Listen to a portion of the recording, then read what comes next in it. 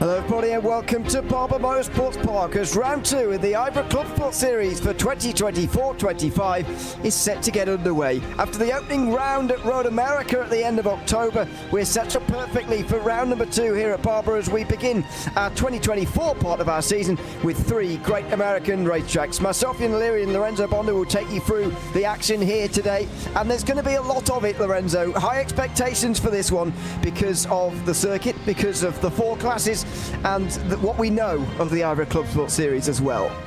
Yeah, absolutely.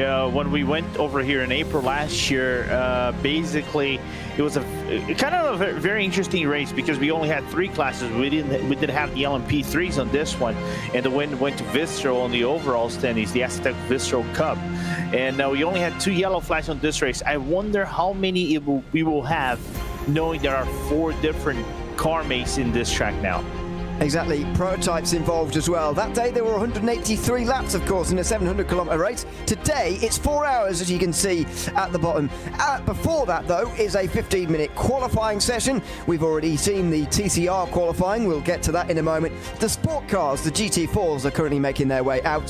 15 minutes later, the Porsche Cup cars, who previously were the fastest class in this series, will be next, followed by the LMP3s in the final part of qualifying. That warm-up session may be a bit shorter than that, but stay with us. Green flag should be around an hour away. These are the classes ready for this round. As I say, the LMP3 is now the top class in this series. It's a 1-make class as well, as is the Cup class, although Sport has got 5 options these days: Aston Martin, BMW, McLaren, Mercedes and Porsche, with TCR and its 4 options down at the bottom: 2 Hyundais, 1 Honda and 1 Audi as well. They've already been out onto the circuit, though, as I mentioned before. At Road America, it was RaceSport who took the race win after coming second at the halfway stage. They took the win in the end. Well, they've got off to the perfect possible start here as well. We're currently riding on board with Sven Winter, who currently took that pole position in GTR a couple of moments ago. Took him 8 laps or so to get this lap in eventually, and he will start from the front, just less than a minute and a half around this circuit for the TCRs, by the way. And this is how he did it, Lorenzo. A decent circuit for TCRs, I find, especially in the first sector, but things getting a little bit more tricky in high speed towards the end here, which maybe the TCRs won't enjoy quite so much. Yeah, right here, I would say after this inverted corkscrew, right, that it can get a little bit tricky because you have a little bit of a mix of fast corners with elevation changes going to this final 3 corners off this racetrack. This can get a little bit dicey with traffic when we see it in a little bit. But Sven Winter, you know, trying to have a really good qualifying over here, he actually had that and giving some more momentum towards the Scherer Esports team that is actually leading the TCR standings and won the first race. Yep, exactly. 130 points already to their name. No points for getting pole position, but it's a nice place to start. Into the final couple of corners, there you go. This is turn 14, the never-ending, then 15, the left-hander, where you need to make sure you don't run too out wide. If you do, you could spin yourself to the inside wall very easily indeed. Meanwhile, on live pictures, we will go to the sport qualifying now, because GT4 has just gotten underway. You haven't really missed very much. The first lap times are just coming through. This is the biggest class, though, in the entire field. At Road America, we had 19 cars get to the finish and were classified at the end of the day. Only Zenith Esports retired in the first half of the race of the 20 entries that we had on that day. At the moment, we have only got a few times in, so it's difficult to tell how many we've got in the session, but it looks like we've got 20 again. This is Ruben Bonga in the new BMW, making his way now down in towards this sort of corkscrew thing at turn 7 and 8. Yeah, absolutely, and it's a Turner team, BS Turner team, that is looking to bounce back after having a 6th place in the standings so far.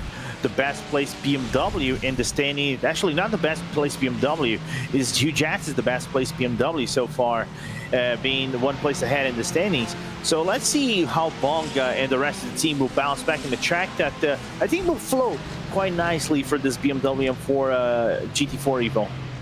Delta Sport make their way up to the top while we're watching this, but this could be a good lap time from Ruben Bonga. He's looking to get up into that sort of mid 126 range if he can in this new BMW. He's even going to get a bit of a toe to the line as well.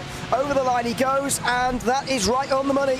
Ruben Bonga is going to take the pole position by the looks of things, and yes, he does. On board, meanwhile, with Ryan Huff in the Porsche Cayman. This is the 474 SRN Motorsports car, one of only 2 teams not to have set a time yet. That's not representative for him. He will improve from there. There is Simos sees Kieran Harrison, currently in 2nd place, although a 10th and a half behind Bonga. That feels like a long way round here, that 10th and a half. Yeah, absolutely, but I think you can kind of cash down 1/10 and a half because this is not the longest track of by any nature. I think this is the shortest track of the season. I was just taking a quick look in this on our calendar. Only 3.83 kilometers for the Barber Motorsports Park here in Virtual, Alabama. So it's going to be probably the quickest lap, but also the most convoluted lap in my opinion. Whenever we have traffic, Ewan, and over here it demands precision. Every corner demands precision, especially in the braking and corner entry and carrying the speed throughout the apex of the corners, because there is no run off area. Is mainly grass and the wall looking for you on the outside. You are correct, by the way. It is the shortest circuit on this calendar by a good half kilometre, so 600 metres or so. So a very, very short way round here, but it's fairly low average speed as well, which just pushed the lap time up to about 1:30 in these cars, although in the LMP2s, I'm not sure, LMP3s, excuse me, I'm not sure they'll be going much over 1:10, to be honest, in a lap time. We'll wait and see on that front. Altitude Esports, meanwhile, get up to the top. It's really changing very quickly in this session. Mike Dam goes over the line. He will go to the midfield there for him. Ryan Huff, has he still not got a lap in here? Now finally, yeah, now he does get one. 17th place for him. There's Otto Pustinen in the 455 Glacier Racing. They certainly know a thing or two about endurance racing on iRacing, that's for sure. Currently 9th place in this session, but not that far off pole. Currently held by James Burmay in the 401. They are not the reigning champions, of course, but they've got the 401 regardless. They are ahead of Grid and Go and then BS Turner, who are improving at the moment, though. Not really sure. It looks like fiercely forward. Pinker going okay. Otto Pustinen is improving as well. We're following him into the final sector right now. But as you mentioned earlier, it is so tight margins around here, and it's such a short circuit that these gaps can come down very quickly indeed, and you can really jump over someone very quickly in this qualified session. And not only that, this also being a very short track of sorts enables maybe those strategies like we've seen in Road America, right? You do one fast lap, come into the pit stop, change tires, put a little bit of downfield, come back into the track. This you can kind of overstretch a little bit, maybe do 3-4 fast laps and get this, because this is, you're changing elevations and braking, and there's no too much places for you to kind of cool down the tires a little bit, that the tires kind of like builds up the heat quite eventually. So it's just maintenance of sorts. So this is why it's going to be interesting to see guys like doing 2 to 3, 4 fast laps, and mainly the second or the third lap rather would be the fastest lap instead of the first one. Ganoso Tastelin looks like he's setting up for another lap here, to be honest. He didn't look like he was pushing through the final sector anymore, even if he was earlier in the lap. Or am I being mistaken here? Well, we're still quite quick, actually. Just only half a second away from his previous best, although that is a fairly long way around here. James Burmay, meanwhile, on board with him in the McLaren. Currently, it's Mercedes, McLaren, Porsche, BMW in the top 4. The first Aston Martin, I'm afraid, is down in 11th place. It's not been the most popular car this season, and I feel like in IVRA it seldom has been, actually, in the years that it has been added. Just the 2 Aston Martins this season, at least entered at the moment, anyway, in the Clubsport series. As Tastelin makes his way out of the first sector now in the Cayman Grid and Go car now, in towards turn 7 and 8, jumping over that curb, and then making that right-hand turn right at the sort of eastern end of the circuit, if you like, before heading back to the high-speed section again and looking to find those, well, 1/10 basically that would get him to pole position. Yeah, which is very close. And now Bart Holston going to the top for Delta Sport. And it's nice to see this variation of cars like we saw at Road America, because Road America is more of a draft racetrack, and it's kind of like a shootout style lap than a more consistent average paces. You're going to see Ganoso Tastelin coming to the pit lane. you're probably going to have a better variation of cars. They're probably not going to be an overpowered car. Like we saw at Road America, normally potentially the McLaren being the faster car or the Porsche kind of like performing a little bit better. But that's not quite the occasion over here because this is more of a truncated track we've been talking about. I think it brings the parity between the cars in a more equal level, I think. It's good to see the variety we've got here at the top of the standings. Kieran Harrison looking to make it 2 Porsches in the top 4 here. Oh, he's a bit wide there though, down at turn number 12. Is that one of those real quick switchbacks there through 11 and 12? And there's someone, well, not really on the racing line there, but you do sort of need all the racetrack down there at turn 14. And Kieran Harrison didn't get the luxury of the full racetrack there. Out of the final corner he comes now. And over the line, is that going to be an improvement? No, not by the looks of things. He stays 5th. James Beaumay has been, as you said earlier, pushed off the top by Bart Huston for Deutsche Sport a couple of moments ago, but he is improving here, Beaumay, and improving better than anybody else so far in the session. Out of the final corner, has Beaumay got something to give here right at the very end? Doesn't look like it. 27.4. We're reaching a bit of a ceiling here, it feels like, where drivers not quite able to improve and get up the order compared to earlier where things were very changeable indeed. I still think there is room for improvement, maybe not get within the 25s. I think that I would say the ceiling for these cars or for the conditions that we have on the track might be a 26.1 or at like the very top if you nail every single sector in this racetrack. But yeah, I think teams are finally reaching a plateau that after that you kind of need to nail the perfect lap, in my opinion. It looks like it. They are not improving quite as quickly anyway at the moment. The top 2 look to be up on their previous laps, but as we mentioned earlier, James Beaumay was up on his lap last time we watched him over the line and he didn't improve, so let's see whether things can change this time round. Further down, Otto Pustinen is also improving. Those are the only 3 inside the top 10 from what I can see. There is Pustinen through the turns 9 and 10. The fast chicane at the back straight. Looks like he's backing off now though. Yeah, I think he got an off track. Yeah, maybe. Of course, that will invalidate your lap time in iRacing if you do run that little bit wide. There is Beaumay over the line. Huston's not going to improve here either from the very top of the session. So what about James Beaumay? Doesn't improve either. It's another low 27. In fact, I don't think that counted again. We're getting towards the end of the session now and really very few improvements. Ruben Bonga comes into pit lane. That might be his session over with now.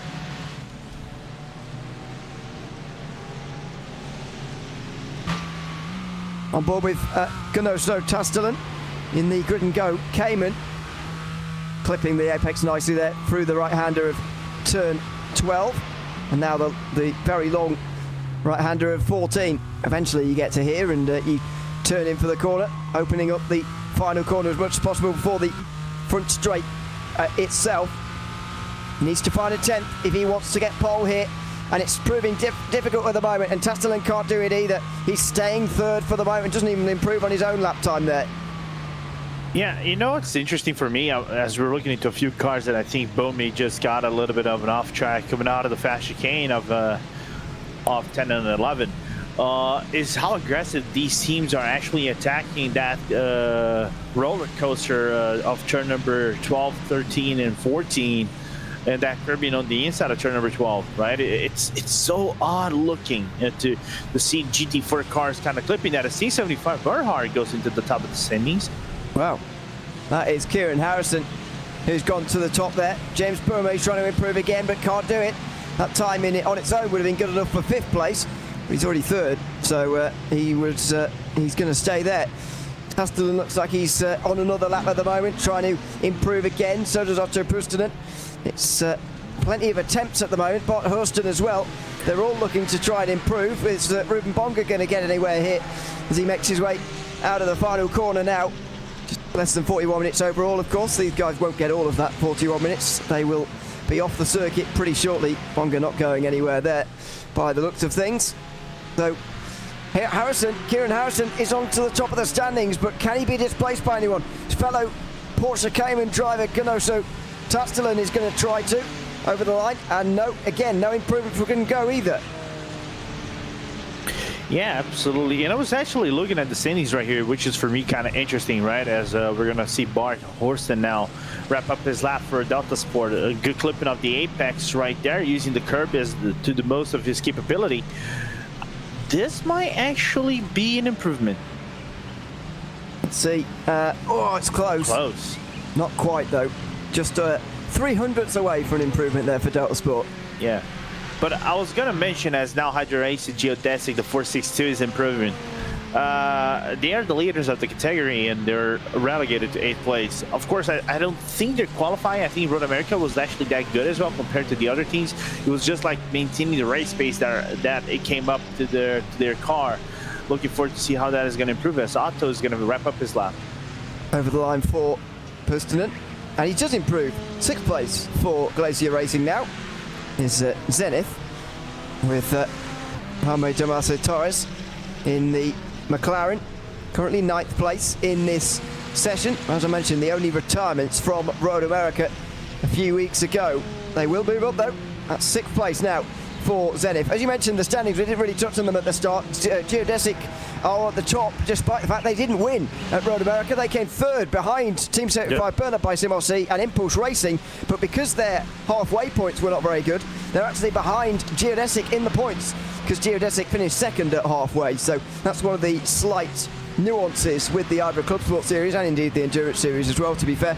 It means that it's not quite so simple to work out who's on top of the standings, but it's extremely close. I mean, in sport, that's the only category really where the race winner didn't have a very good finish at halfway. It's the only category indeed where the race winner is not the championship leader going out of the opening round. We'll get back to that in a couple of moments' time, because it looks like the sport qualifying is pretty much over with here. We've got a few more still out on the circuit, but I'm not sure they're going to improve. And so Team 75 Bernard by SimRC should take pole position ahead of Delta Sport in 2nd. It is the first of the McLarens in 3rd, with Altitude Esports. Grid and Go Esports are in 4th, ahead of the first of the BMWs. That's Ruben Bonga, who set that time and then didn't really move. It was Zenith Esports on their last lap time. They're getting up to 6th, ahead of Glacier Racing, who also improved to 7th on their last lap time. WSO Esports, Bookkeeper, Hydro Race, Geodesic Racing, the championship leaders, and Impulse Racing round out the top 10. In 11th, it was Victor Nikolai for Zekrural Esports, Orbit Drop Bear, and Jack Stiles, who warned us that the traffic's going to be mental, as if anyone needed telling that twice. At the start of the day, he's qualified 12th there, ahead of Frederick Schwartz and Fiercely Forward. That's first the Aston Martins. Orion Race Team are 14th, better Talk Freak Racing, with Rusty Spatulars and Satellite Racing next, followed by SRM Motorsports and Dora Academy, with a non-qualifier as well of Hugh Jass and Giovanni Romano, who decided not to make their way back out onto the circuit. We have also got an investigation going on at the moment from Race Control. That is between the Rusty Spatulas number 441 and the number 481. That is Talk Freak Racing.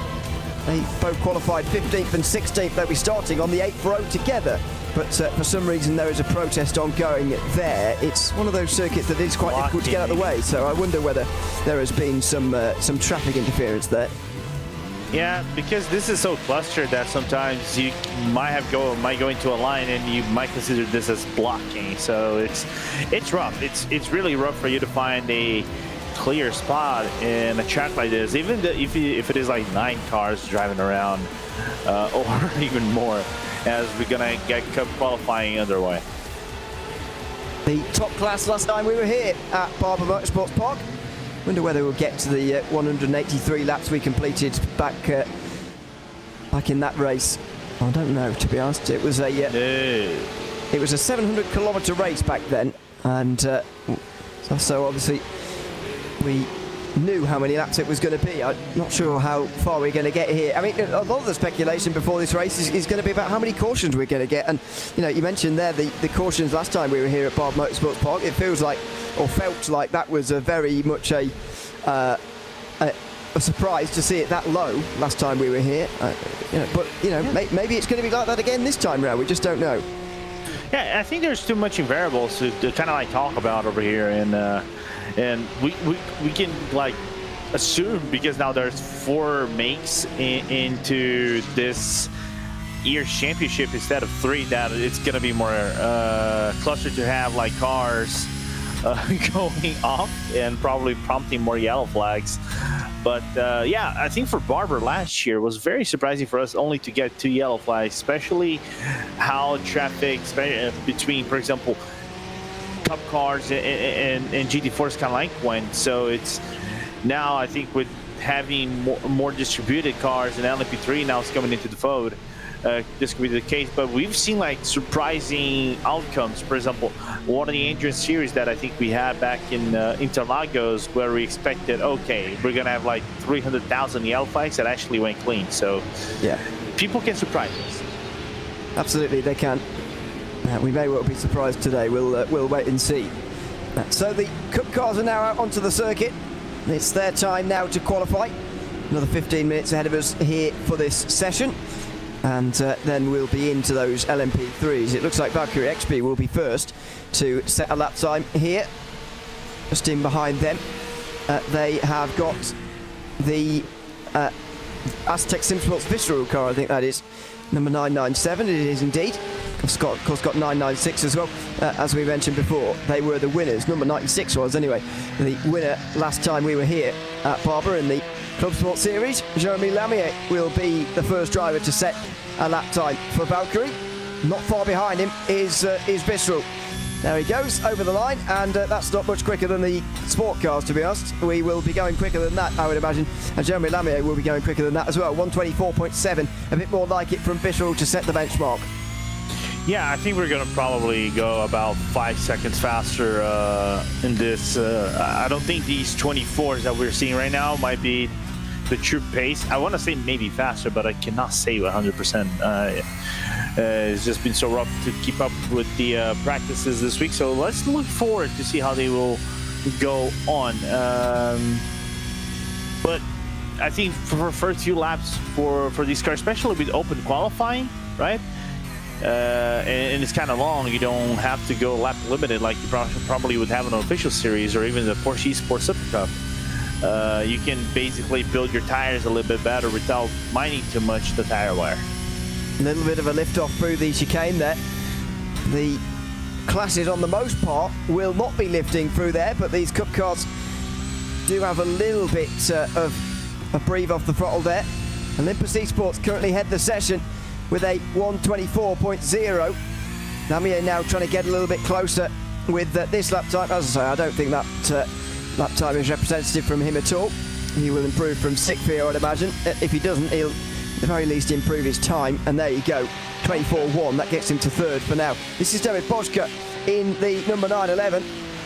He hasn't set a time yet in this car. This is for Walk Racing Esports, of course. Currently on top of the Cup standings after a win at Road America into the final corner. He now goes, but this is the first lap time, as we've seen from cars gone past. Might well not be the best lap of his session, although it's pretty on the money for a first lap time. That's 2nd place immediately for David Boschke. His lap got aborted because of an off track. Ah, okay, so it would have been 2nd. Yeah, he would have been 2nd. But we're finally seeing the true pace coming out of the Cup cars. Like, I think this is going to be the true average. Like, maybe 22.5 is going to be maybe the true plateau, or 22 lows, the true plateau to these cars. Good afternoon, by the way, to everyone who is watching from wherever you're watching from, or indeed good morning. And if you're on that side of the world, great to see plenty of you joining us, even for qualifying here of this race. Of course, it's the 4 hours of Barber Motorsport Park, round 2 of the IVRA Clubsport Series in 2024 and 2025. 6 rounds to come this season. Again, we'll be back again in mid-December for our final IVRA race before the Christmas break. And that will be 4 hours at Sebring to round out the American circuits of this calendar this time round. Thomas Cope into the final couple of corners was top of the session after a lap time or so, but has been since displaced by quite a few. And he's now down to 8 actually, as the second of the Visceral cars gets ahead of him. He improves a little bit there, but that's only going to gain him a place. And he goes up to 8th, does Thomas Cope. Boschke now finally might be able to get a time on the board. Will he? Yes, does just about, but that's a bit slower than I'd imagine he can go. Just looking to get a time on the board at least, and no, it doesn't count again. Yeah, I wonder if he actually took a little bit of an off track again to try to get a cool down on his lap. But what surprises me is it shows the class of like a guy that already competed on the tag where he's Porsche Esports Super Cup in Pascal Costa, right? Like the readiness of a guy that knows the way around the car. I think the setup for his Impulse 915 is just well trimmed for qualifying. Looking forward to see if we can actually improve that and kind of put some pressure on everybody else for the remainder of this Cup qualifying. As an off-track for Gregory Hofstad, who will not be improving any further. Number 901 is fiercely forward, and Dalton Zavadil, former SimCity Racing driver, not sure if he's just on loan or whether he is full-time at fiercely forward now, but full-time. Either way, go on. He's full-time. Okay, with a bit of a transfer over the line for Zavadil, and it is very close to pole, and it is pole for now. Pascal Costa displaced, and Zavadil gets this fiercely forward 901 to the front for now.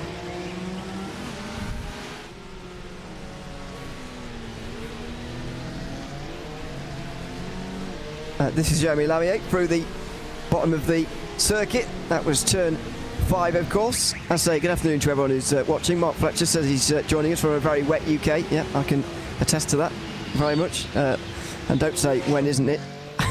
I was going to say that. You told the words right out of my mouth. I just knew you were going to say that, so I just thought I'd clear the air. It's we've had snow instead of rain this week, so nice to have a change in the weather, but no less miserable.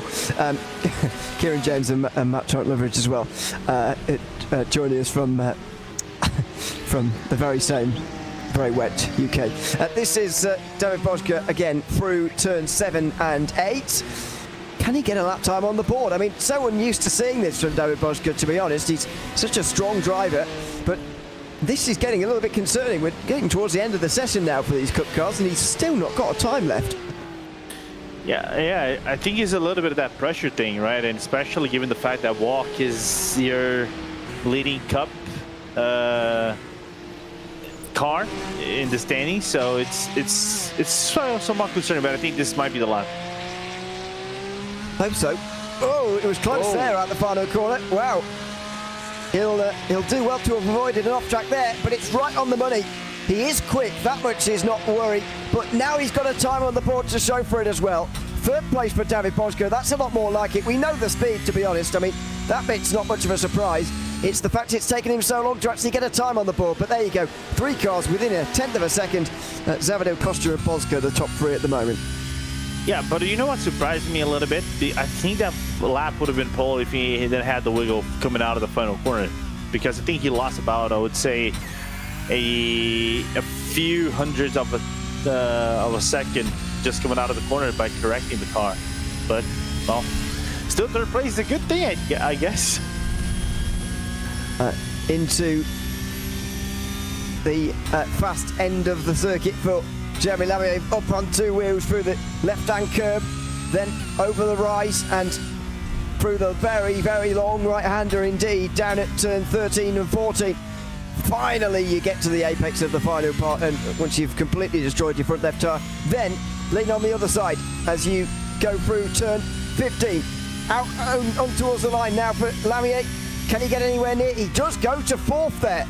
If it counts, it's 4th, and it is. Valkyrie X-Plane moving right up, but there's a noticeable gap still remaining there between 3rd and 4th. Yeah, absolutely. There is like a mountain between Walk and Valkyrie. It's kind of like 3/10 of a second that kind of separates them, which is crazy to think about. 3/10 of a second separating 3rd and 4th place in a category, one-make category. Let's see if Pascal Costa lap is going to be an improvement. Looks like it's going to be good improvement. Don't know if it's going to be for lead though.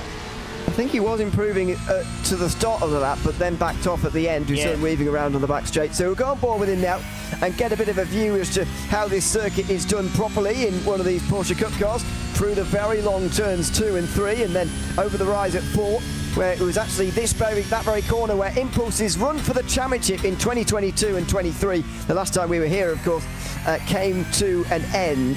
That was well, it was already slipping away from them, to be honest, but a spin guaranteed that it wasn't going to be a championship finale. and instead Visceral were able to celebrate the round victory, or the championship victory, a race early. Pascal Costa now jumping down the hill and making his way through the right-hander. 5th place, of course, in the Road America round, the opening round of this season. Looking to improve on that, and so far is in this qualifying session, really pushing now on this lap. And what is important for me right now was just coming out of the chicane right here, clipping high that curb, and managed to maintain the traction out of the car. Both locations, coming out of the fast chicane and coming out of the loop right here, kind of like made the car look like really stable. I think that can save his lap to maybe put him right at the top.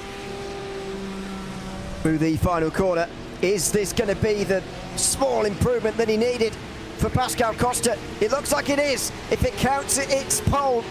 But no. Oh, no, it does count. Finally. Thought it wasn't going to count. Impulse Racing do go to the top. Fantastic from Pascal Costa. That might well be him done for the session now. Is he going to go back out again? I'm not sure. Gregory Hofson's going pretty quickly at the moment as well, by the way. I've seen him knocking on the door of a pretty big improvement in the last couple of moments. At the very least, he might be able to jump up to the second row of the grid. There you go. There you just saw the last lap time popping through there. I believe that, well, I don't know if that data was correct or not, but it said at 22.7. That would get you right up towards the top of the session, but he's got a bit of traffic on this lap as well. Not quite in his way yet, but just a small distraction now through the final corner. Not sure the final sector has been quite on the money as it maybe needed to be. The top 2 rows, though, are definitely open, especially 4th place, and he does go to 4th. If it counts again, it will be 4th, and it is for Delta Sport. That's a good improvement, finally, from Gregory Hofson. Yeah, but I think there was a few places right there he actually made a little bit of a mistake and probably lost a 10th overall in the whole scape of things. Sinteri Marti kind of looks like to be improving his lap, but it's not going to be enough to put him inside the top 5. I don't know what's going on with Visceral at the moment. When is the last time we were here? 7th and 8th currently in this qualifying session, and more than half a second away from pole position as well. Yeah, but I think, in my point of view, we can kind of count it as a competition in the Cup category being a little bit more close, right? I think it has been just as, if not stronger than 22-23, it's just as strong, you know? So he cannot, I think this might be like, I cannot relax. I got to improve every single lap that I go on, because now I got real competition. As Kazuki Fujita has an issue. That's into the wall at turn 13 there, or 12, I should say.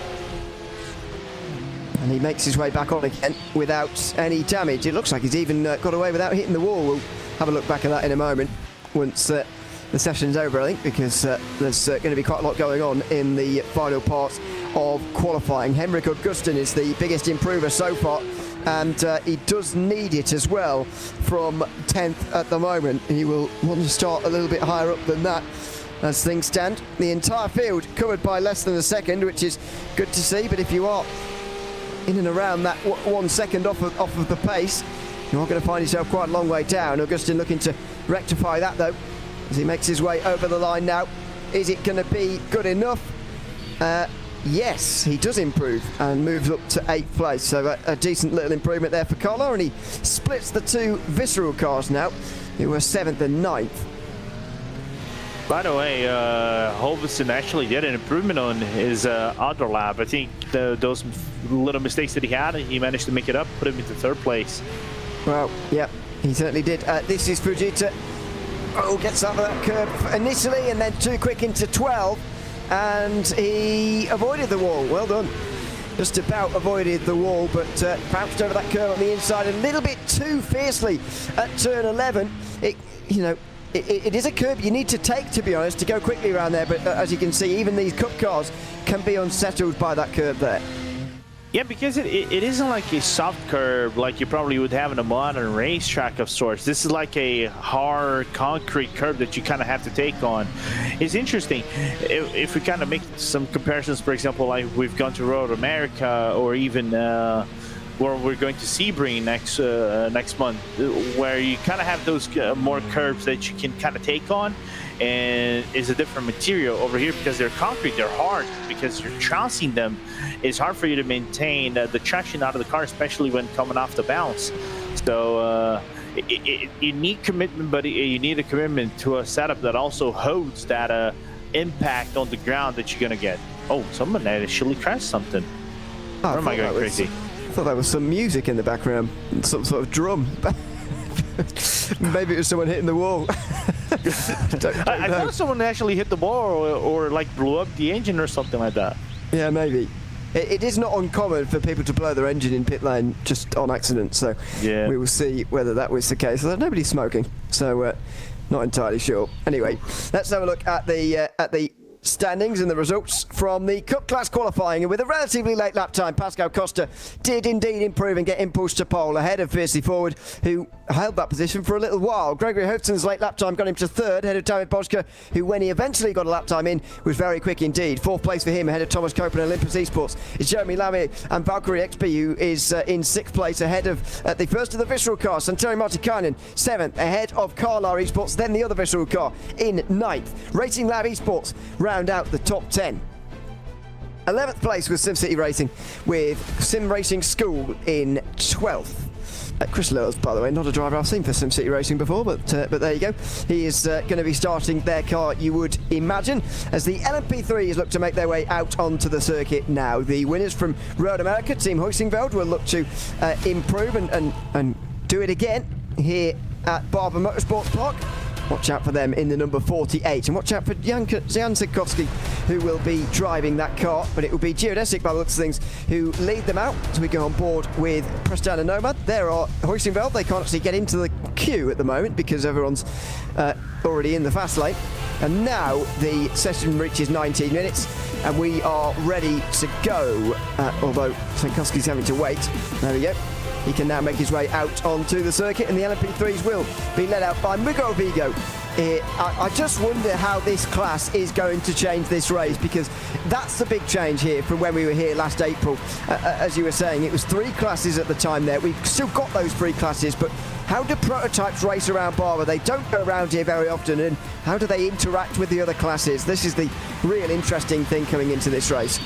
Yeah, I'm trying to think, have we ever commentated a race in all of our year with LMP3s around Barber? As far as I can remember, we haven't. Have we had an LMP3 at Barber, you say? Yeah, have we commentated a race with LMP3s around Barber? I haven't personally. I think. Yeah, same. I think the IMSA Prototype Challenge has been here at some point, though. I mean, feel free to correct me if I'm wrong, anyone who knows, but I think it has been raced here in the past. But the thing for me, it just doesn't seem like much of a prototype circuit to me. It seems like it really suits the bottom 3 classes really well, and that they race pretty well around here, even if it is slightly difficult to overtake. But I don't associate prototype racing very much with this track. That's all. Same. It's because also I think we've been stuck so much associated with the fact that this has been so tied nowadays with Indy cars, that also we kind of lost track of the history of the track itself. So it's kind of crazy for us to think about that. Let me just check real quick. We were talking about IMSA. Actually, not quite. Yeah, you're quite correct. It came around 2017 and 18 as a prototype challenge. Obviously, iRacing World Champion Hugo Luis telling us that they did F1 round here in 2011. Yeah, I remember.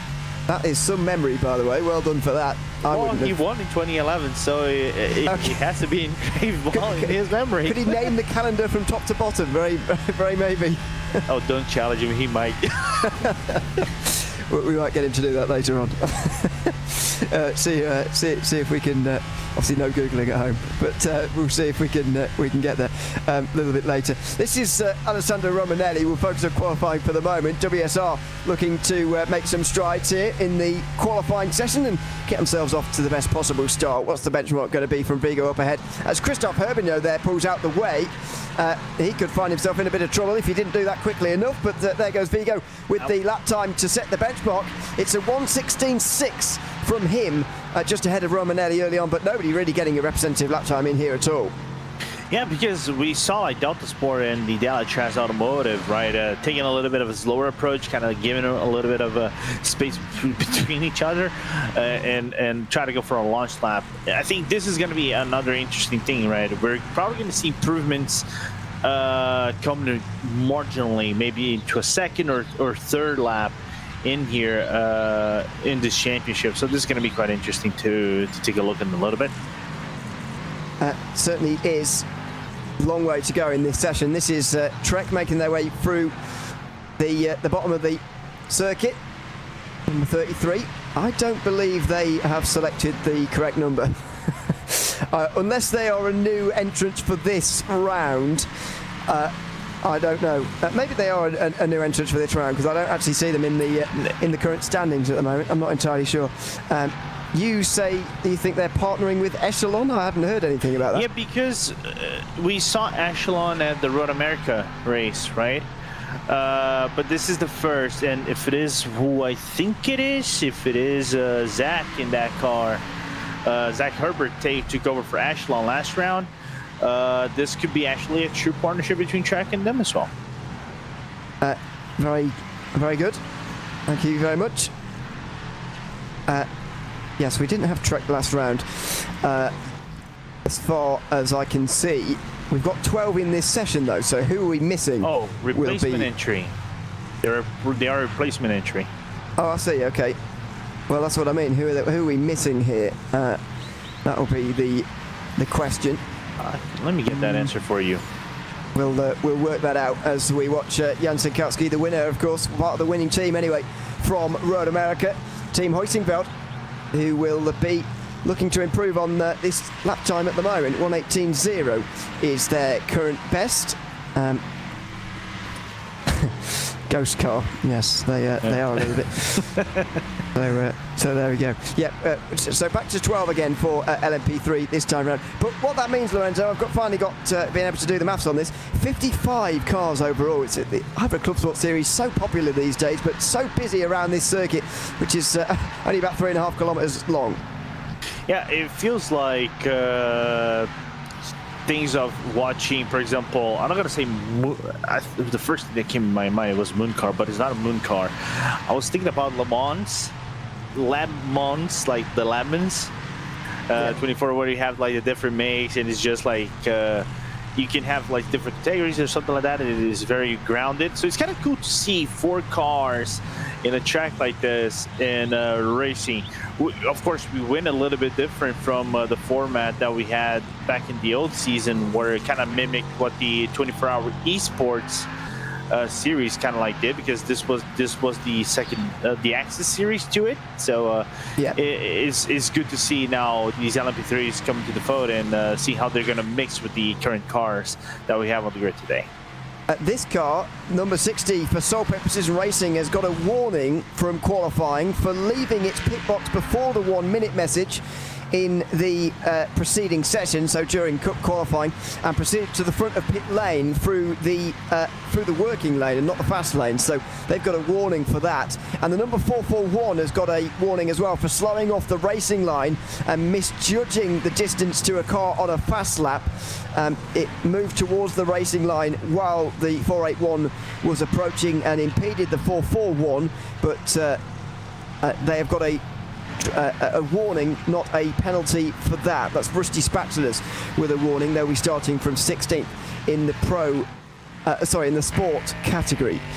On board we go with Mike Palas, who makes his way down in towards turn number 5, and Core Sim Racing currently holding that 3rd place. We've sorry for the confusion about the 12 who make up our grid here today. It's Echelon who are not here, as well noticed by a few. So Trek are here instead. But you know, they're not exactly a new team to IVRA by any stretch of the imagination. Trek they're still in the endurance series. We're in the GTP category, top prototype category, for the opening round at Motegi the other week, and so there'll be no surprises for them, I wouldn't have thought, in this Clubsport series, but making their debut this season.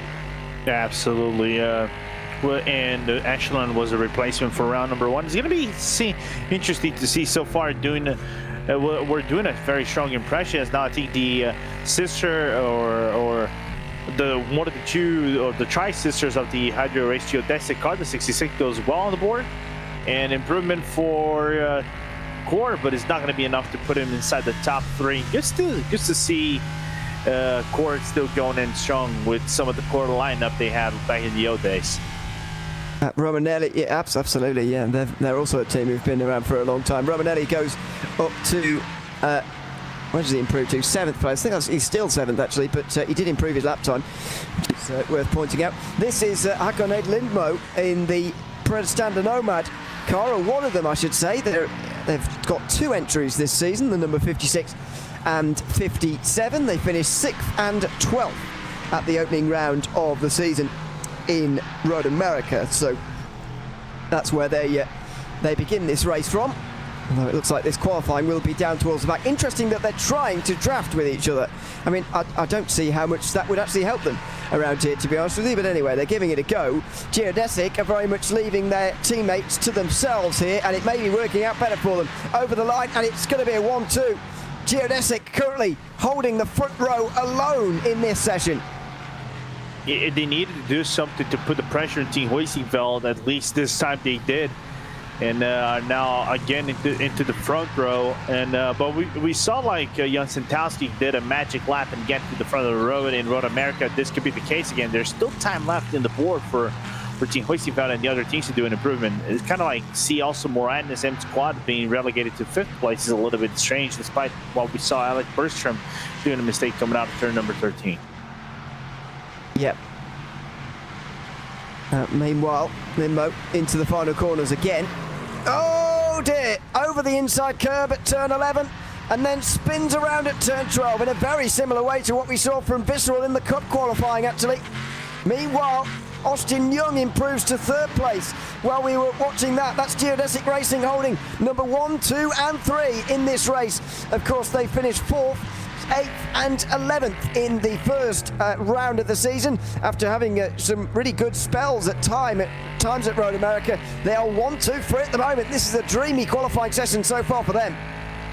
And puts Jan Santowski on a very uncomfortable position trying to overtake 2 of the main cars in this championship. So far, the best place the Hydra Racing Geodesic car is Chris McGrath 66. Well, of course, there were promises of like Miguel Vigo's and Austin Young's car to do really well on round number 1, but they got into a few situations that put them in the back of the field, so they got relegated to that. Let's see if round 2, where I think I've said this last time by when we went here in 22-23, this would be one of the primary races in the championship that you need to make up really good points over here for you to think in the long run. Yeah, it's not a long season, of course, as always in the IVRA Clubsport series. No drop rounds. You can't afford to have bad rounds in this series. Over the line for Austin Young. That's very quick. Oh my goodness. 1:15.7, excuse me. Exceptional lap time there from Austin Young. Miguel Vigo improved, by the way, himself there to a 16.0 while we were on board with him. But Austin Young now goes to the top. What a lap time. Geodesic tightening their hold on this session at the moment. The next closest team are Team Hoisingveld, and they are nearly half a second behind Austin Young. Yeah. I didn't think we probably would have seen a blistering 15 mid-highs in the books, but hey, I'll take that. Someone asking whether there's a Turner BMW in this. There certainly is. They're in the sport class, of course. The only class in which BMW is represented, and they qualified in 5th place a few moments ago, about half an hour ago. Over the line for Miguel Vigo. Now he's in the low 16s as well. This session is only getting quicker. Unlike the other sessions where we sort of hit a bit of a plateau, we hit a bit of a ceiling in terms of these lap times. We're not doing that here so far. We are getting quicker lap times all the while. Alec Bergstrom for Moradness has just moved up to 4th place. Great improvement from him. Timo Klaus also improves.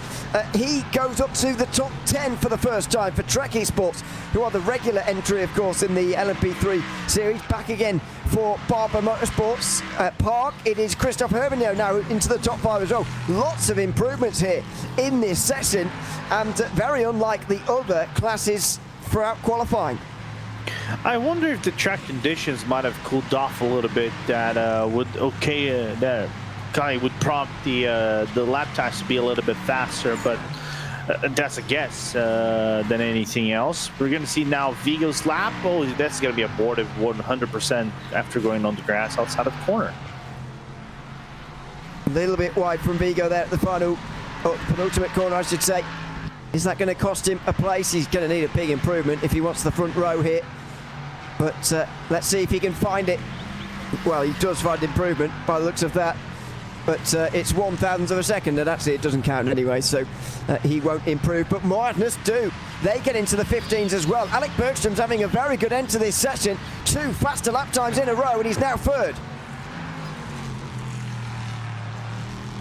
Well, we kind of expected to see Moradness M squad going up a few spots, but what concerns me is Jensen Towski so far not a single improvement on his lap and time is running out. Time certainly is running out here on board with Jensen Towski, who was, as I've mentioned, the winner from Road America into the final corner. Final couple of corners, I should say, over the crest of the hill just after 12, then through 13, clip that apex, then run out a bit wider. Waiting for the late one here, turn 14. Then pulling out here onto the front straight. Oh, hello, bit of a slide. And up towards the line now for Jan Sikowski. That was a little bit out of shape through the final corner, but it's okay. He should be 5th. Good improvement from him, and he should get ahead of Deltros Automotive, and does. There you go, into the top 5 for hoisting. I think they'll be okay with that. Top half in the top 5, and it's a decent place to be, not a disaster at all. And meanwhile, Chris McGrath goes back into the top with a lap that is about 34 hundredths of a second faster than the 64. This is the final seconds of qualifying, by the way. So no time to respond for Austin Young because he's in pit lane. Alec Bergstrom's the only other driver in the top 3 out on the circuit at the moment. Christoph Herbigno is as well in the Deltros Automotive LMP3, and he does get a 15. He's up into 3rd place, up ahead of Moradness as well. Hoisingveld also out there on the circuit right now. Jan Sikowski, he's improving as well. Can he maybe get into the 15s as well? Laps looks clean. He just can't miss with those 2 corners. He gotta nail those to get within a really good lap. Checkered flag is out, by the way, so this is the last chance for everybody. Oh, so close. Nearly into the grass there for Sikowski. Can he improve here? He does get a 15. He does get there, and he's on the 2nd row of the grid. A very exciting end to this qualifying session. It's not over yet. Alex Bergstrom, though, will end it, though, in the pit lane for Moradness. I think he was permitted to end his lap time there. I think he did cross the line in time, but he decides not to. Romanelli now, the only driver inside the top 10, still going.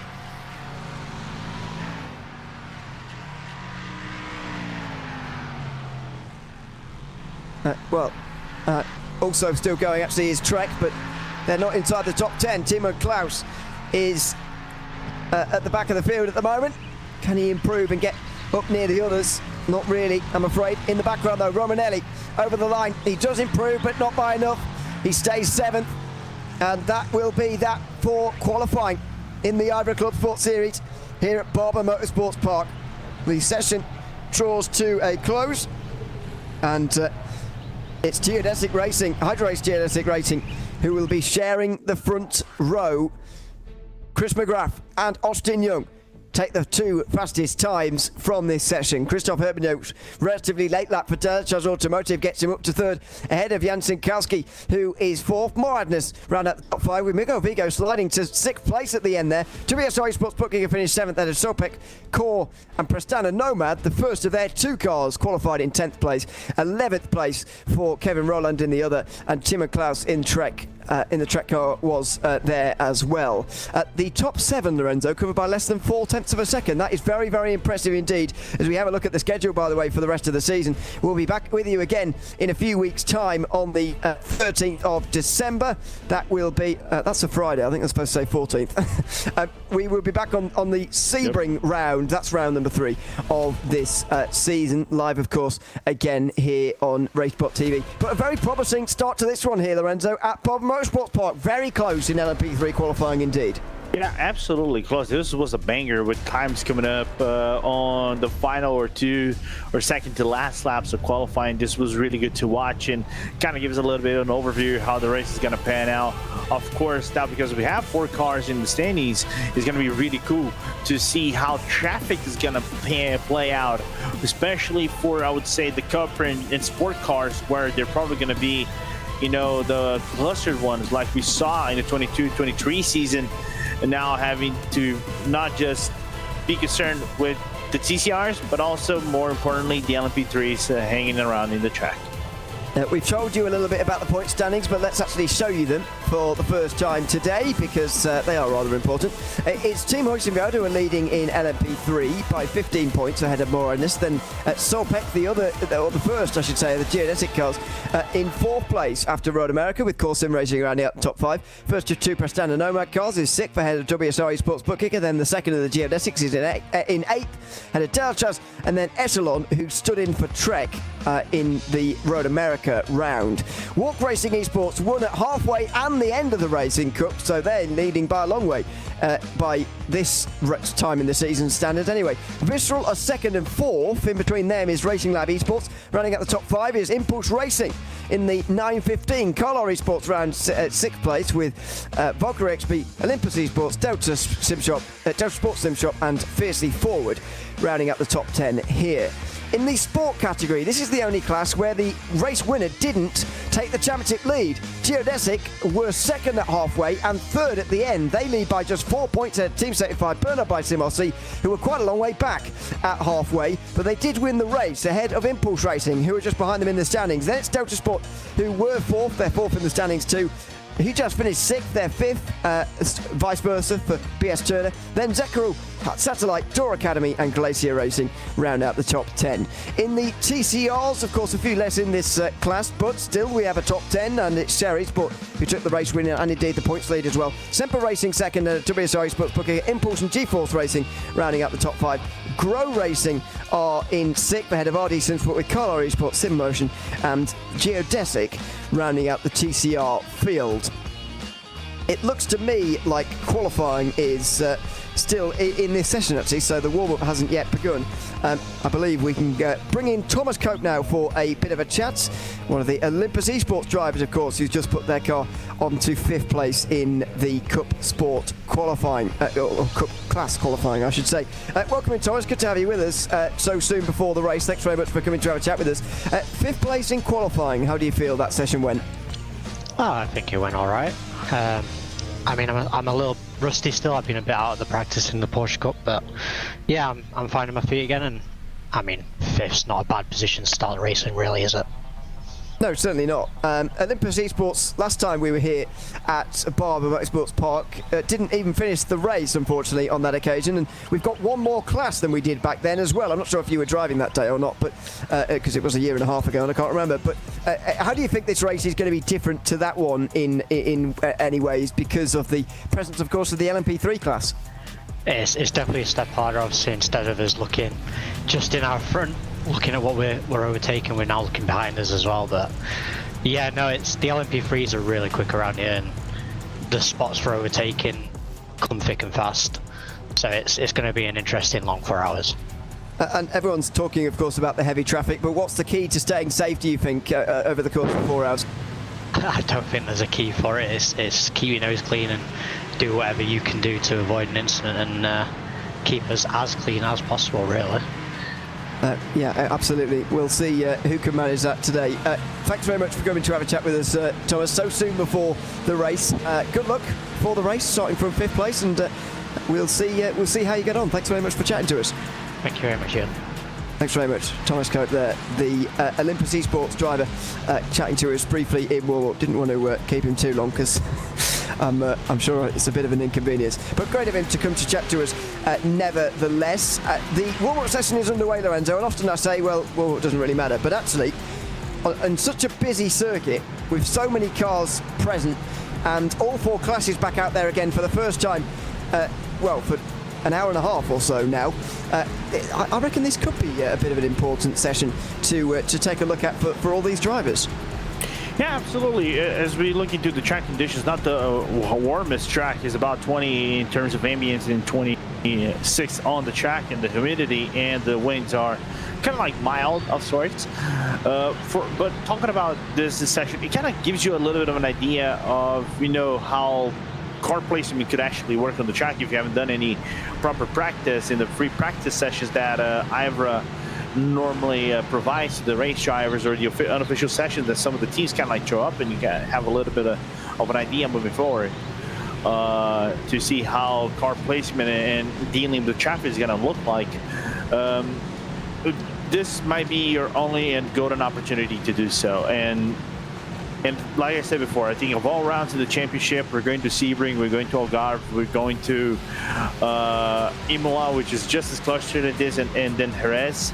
I think this might be the round where, for some of the teams, especially if you're fighting at the front, like Hydro Race Geodesic, Team Hoisingveld, the Aztecs Viscerals, the Walkie Sports, this might be the round you need to make up some points, or you need to be finishing consistently. Otherwise, the whole rest of your championship can crumble. Absolutely. Look at how busy it is. I mean, it's quite remarkable. It is. And of course, I think this is a slightly false look at what the race might look like, to be honest, because I don't think, obviously in warm-up everyone just goes out onto the circuit sort of willy-nilly. In the race, it does come in sort of patterns, if you like, the traffic a little bit more. But even so, I mean, this is extremely busy. 55 cars over a circuit that is just 3.83 kilometres in length. I don't know how many meters that gives each car, but certainly less than 100. It's so busy. It's not much. It's literally not much. You know what? If we kind of think about it, kind of draw a comparison to, you know, the events that we have in iRacing, special events. I think this comes close to driving in like the Petit Le Mans of sorts, because you have GTPs, LMP2s, and GT3s around. But of course, Road Atlanta is a little bit of a larger track. You can kind of navigate a little bit better, but still, it's heavily clustered. Every single lap you might face something, because the speed difference is so big between the top tier category and the bottom tier category, which is a light difference of 20 seconds. So it's quite a lot. It's quite considerable. So it can get really confusing. And look at what we just saw in the background on that corkscrew. This is going to be frequent when we go into racing, whenever we get into traffic moments. So buckle your seatbelts. This is going to get bumpy, and it's going to be a bumpy ride for everybody. Certainly is. On board we go with one of the Porsche Cup cars here, just in behind SimCity Racing. Patience is going to be so key here in the race. I mean, look at this. It's hard to wrap your head around, to be honest, just how busy this circuit is going to be. As I say, I don't think the traffic's ever going to quite look like this, because everyone's gone out on the circuit sort of at once, and they're all sort of mixed up together. But goodness me, some of these first run through traffic especially are going to be very interesting indeed. And we'll see how clean this race stays. I mean, it was a clean race after all last April. I think it was good to see in that sense, because we were really fearing the worst. Hopefully we get some sort of similarity to that again here this time around, and we get a clean race as well, as I'm sure we're going to get an exciting one too. Yeah, hands up in the sky. We got to lift some prayers or something, see if everything's going to look fine so far. Of course, they were briefed about this quite heavily, not just in the driver's briefing when they got the document, but also when they get a little bit of a driver's briefing pre-race. So this was heavily approached by the stewards. There were even talks about after the endurance, which might actually happen over here because of the driver standards and everything, and especially post-race stuff. So this is going to be very important for drivers to take a look at. So I'm very curious to see, for example, a guy like in the Hydro Race Geodesic that we're looking here. How do you go around traffic like this? Because it's gonna, like, I wouldn't want to be a TCR or GT4 right now in this race. No, it's going to be exceptionally busy for them. You're going to have to have your head swiveling around like an owl over the course of 4 hours, I would imagine, today, as we go back to one of those TCRs, sort of grouping together. This would probably be a bit more what it looks like, battle between the cars in the same classes, of course, and some faster ones coming up from behind and trying to lap them all at once and so on. But this is the round, as I say, that everyone will have recircled at the beginning of the season. I don't think any of the circuits still to come are quite like this one. Although Imola, I suppose, in the other side of the new year is going to be pretty heads up as well. Difficult to compare this circuit really to any of the others. Yeah, I think the one thing they might be appreciative of sorts is the fact they are not racing the Laguna Seca like they had to do in the pre-qualifying. That's one thing that is a given, right? And Laguna Seca is actually shorter than this. Laguna Seca, if you're considering the whole calendar, pre-qualifying included, is actually the shortest track. It's a 3.6 kilometer track. And here it's the second shortest in the whole calendar. It is the shortest of the regular season, though. So it's just as clustered as Laguna Seca kind of is. So it's interesting. I think they got a somewhat of readiness level because of those who did qualify in Laguna Seca and the aggressiveness level that this race can kind of provide. But we'll never know how this is going to go for 4 hours. It's kind of like those, those feelings of like you're driven for 4 hours, but you feel like you're driven for about 8 hours or something, or even more. It's going to be like this. Yeah, certainly. Going to feel like a very long drive indeed for these drivers today. And we'll see how many drivers that each team actually uses today. Could be quite interesting to see. Should be right on board now with one of these GT4s in one of those places that really might be of difficulty. Oh, and there's LMP3s coming through as well. That's exactly the kind of thing you're talking about. That's exactly why you don't really want to be a GT4 or TCR around this circuit, because you just have to, especially GT4 I find, you've got to pass quite a lot of TCRs, but also you've got to let quite a lot of fast traffic through as well. Yeah, and for TCRs, normally we would say you got to keep the train together for you to actually kind of go on at the field. This one actually might be a little bit more interesting for me, because I think the first passing of the cars is going to be vital for these cars, especially if you are in the front. If you're like Scherer, who else? I got it on my books right here. Hold up, give me a sec. Like Semper, WSR. I think Voracious might need a really good round. The Argentines need a really good round in here. They had promise around Road America. They have pace. They have strong drivers in the lineup as well. This might be their golden opportunity. So let's see how this one will go forward, because the first passing of the cars will be the nail biter for them and can separate the entire group depending on where these faster cars, the LMP3 specifically, will catch them on the track. There's another one the BMWs we didn't see in the qualifying session itself.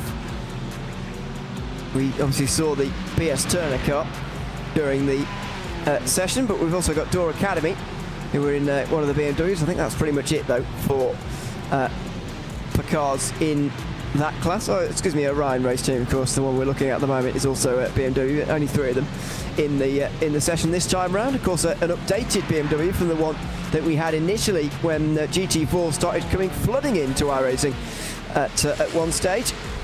They are a little bit updated now, or the GT4 BMW is. Anyway, there is the Moradness LMP3, driven by Alec Bergstrom, qualified up there in the first couple of rows.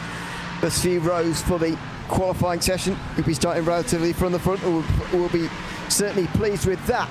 Looking to build on the round at Road America, where they finished second. As we've just seen, they are second in the standings as well. Here's a look back on board at some more traffic. Again, that's going to be the big talking point throughout this race. In case you've just joined us, we've just had our qualifying session and we're into warm-up now as well. Still nearly 10 minutes left of warm as things stand. I'm not sure whether that will be jumped forward or not, but we normally do jump forward at some stage through the warm-up session and get into the race itself. There was look at this. Yeah, it's going to be like this all day. Oh, and one of the TCRs got just floor it. Oh no, he's spun through turn 12. There you go, on the racing line in one of the Hondas, I think. But rejoining again. There is some investigating going on at the moment, from what I can see as things stand. Christophe Herbigno has got a warning in the number 8 for contact from the 8 invalidate. So Herbigno hit the number 60, that's Saltpit Precision Racing, and invalidated their lap time, but it's been added to another row, and that's just a warning, by the way, nothing no penalties. But there's been another row added just below that. I wonder whether we're waiting for everything to have been investigated during qualifying. But anyway, while we are waiting, we'll have a look at the grid in its entirety. Of course, it's a geodesic 1-2 and a front row shared by them in LMP3 and overall as well. Christoph Herbigno and Jan Sitkowski are going to share row 2 and start from there. It's the top 5 for Alec Bergstrom and Magnus, followed by the last of the geodesic cars in 6th place. WSR Esports, Bookkicker and Solpec Precision Racing are on the first 4 rows with Core Sim Racing Team and Prestana Nomad's first car in 10th, followed by their second 11th, and then Trek, who are 12th, making their first race of the season. Of course, in the Cup class, Pascal Costa took pole position by just less than a tenth of a second at a fiercely forward, with Delta Sports Sim Shop in 3rd place at a Walk Racing Esports number 911. Then it is Olympus Esports, Thomas Cope, who we just heard from, looking forward to getting his race underway from 5th. It's Valkyrie XP, who are 6th, just behind them.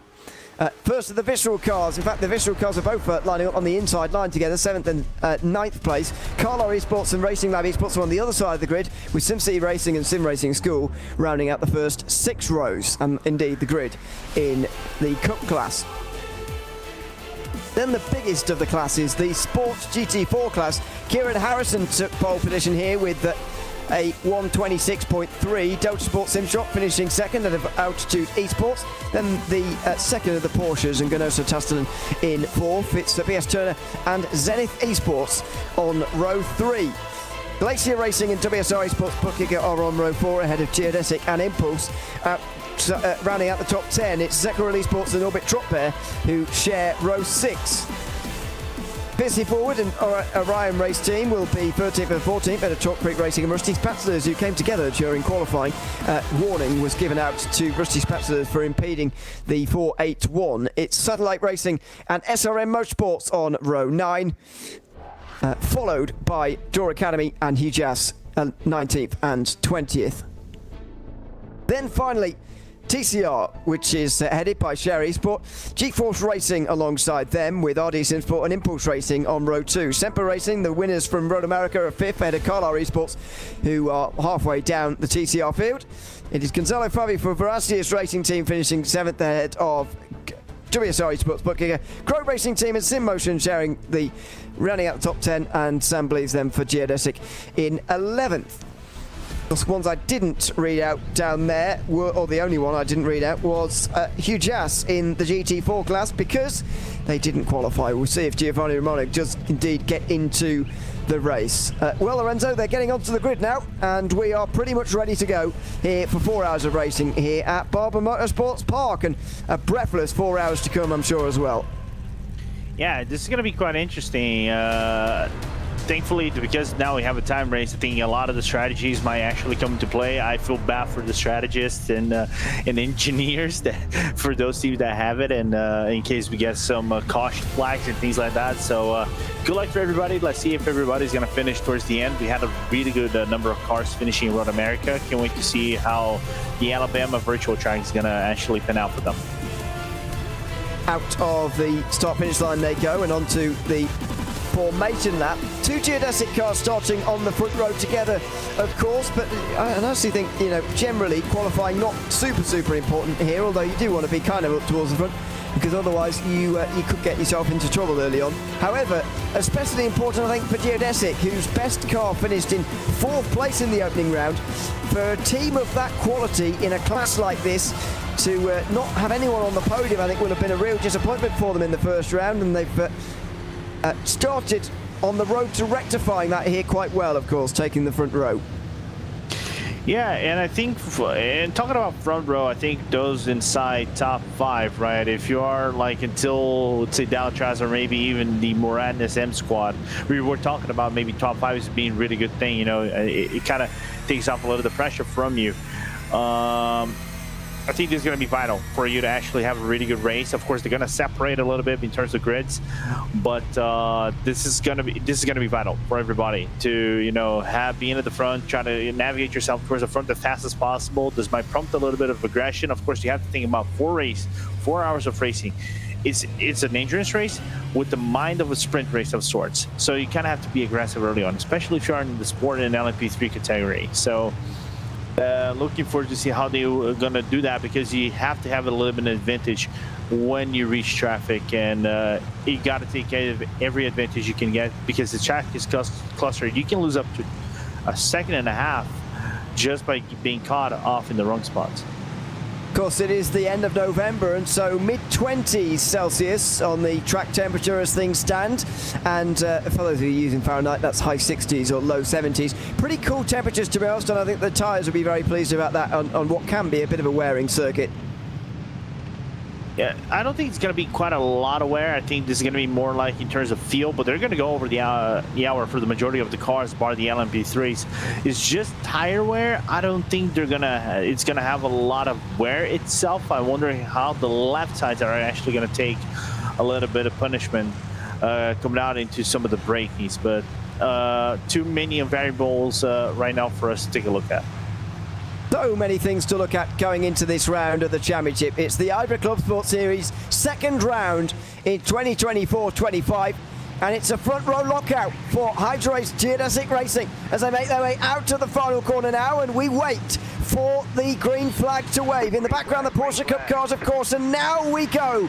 Chris McGrath on the front, of course, taking that pole position for Geodesic, and behind, Dennis Josh trying to take the position in towards turn number 1, but can't do it. They'll be third, just ahead of Hoisingveld and Moradness, who fight for fourth side by side through the opening corner. Then it's Porsche Cup cars off, and Zoltan Zaradil for the fiercely forward team has gone off the road. He's rejoining. He's going to have to wait for the GT4s all to go past here, because they're all tearing in towards turn 1 at the same time now. Zaradil finally gets into the circuit again as the GT4s have all passed him. It's Team Terrified Burner by CLC still leading there, with Sven Winter converting pole position in Scherer Esport TCR land as well. But a disastrous start for Fiercely Forward, the only spinners on the opening corner of the circuit.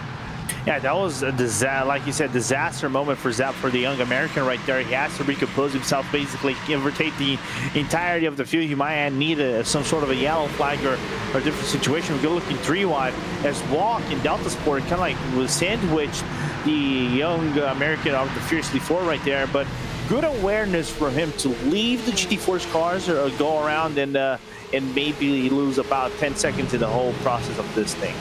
We've had another spinner, I'm afraid. SRN Motorsports and Grid and Go are both dropping down the field as well. There you go. Gnasso Tastanen drops down the field. Excuse me, not SRN Motorsports. That's in error. It was just Grid and Go who have spun around, and they are back out onto the circuit again, but a long way down. That's real disappointment for them, because they qualified pretty well up inside the top 5. Now they're down in last and have got a lot of work to do to recover from there.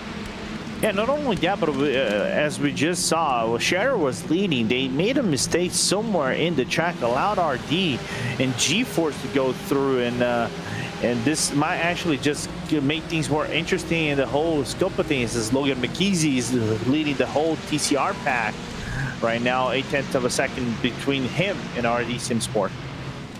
Yeah, so I think that came at turn 5 for Scherer Esport.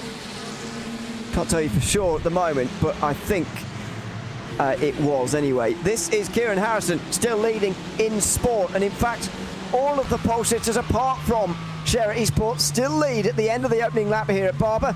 With look at that, the look from behind. Delta Sport really applying the pressure to Harrison here. Yeah, but I don't think there will be any attempts of overtakes right now for these top 5 in the GT4s until maybe the first passing of the faster cars come around.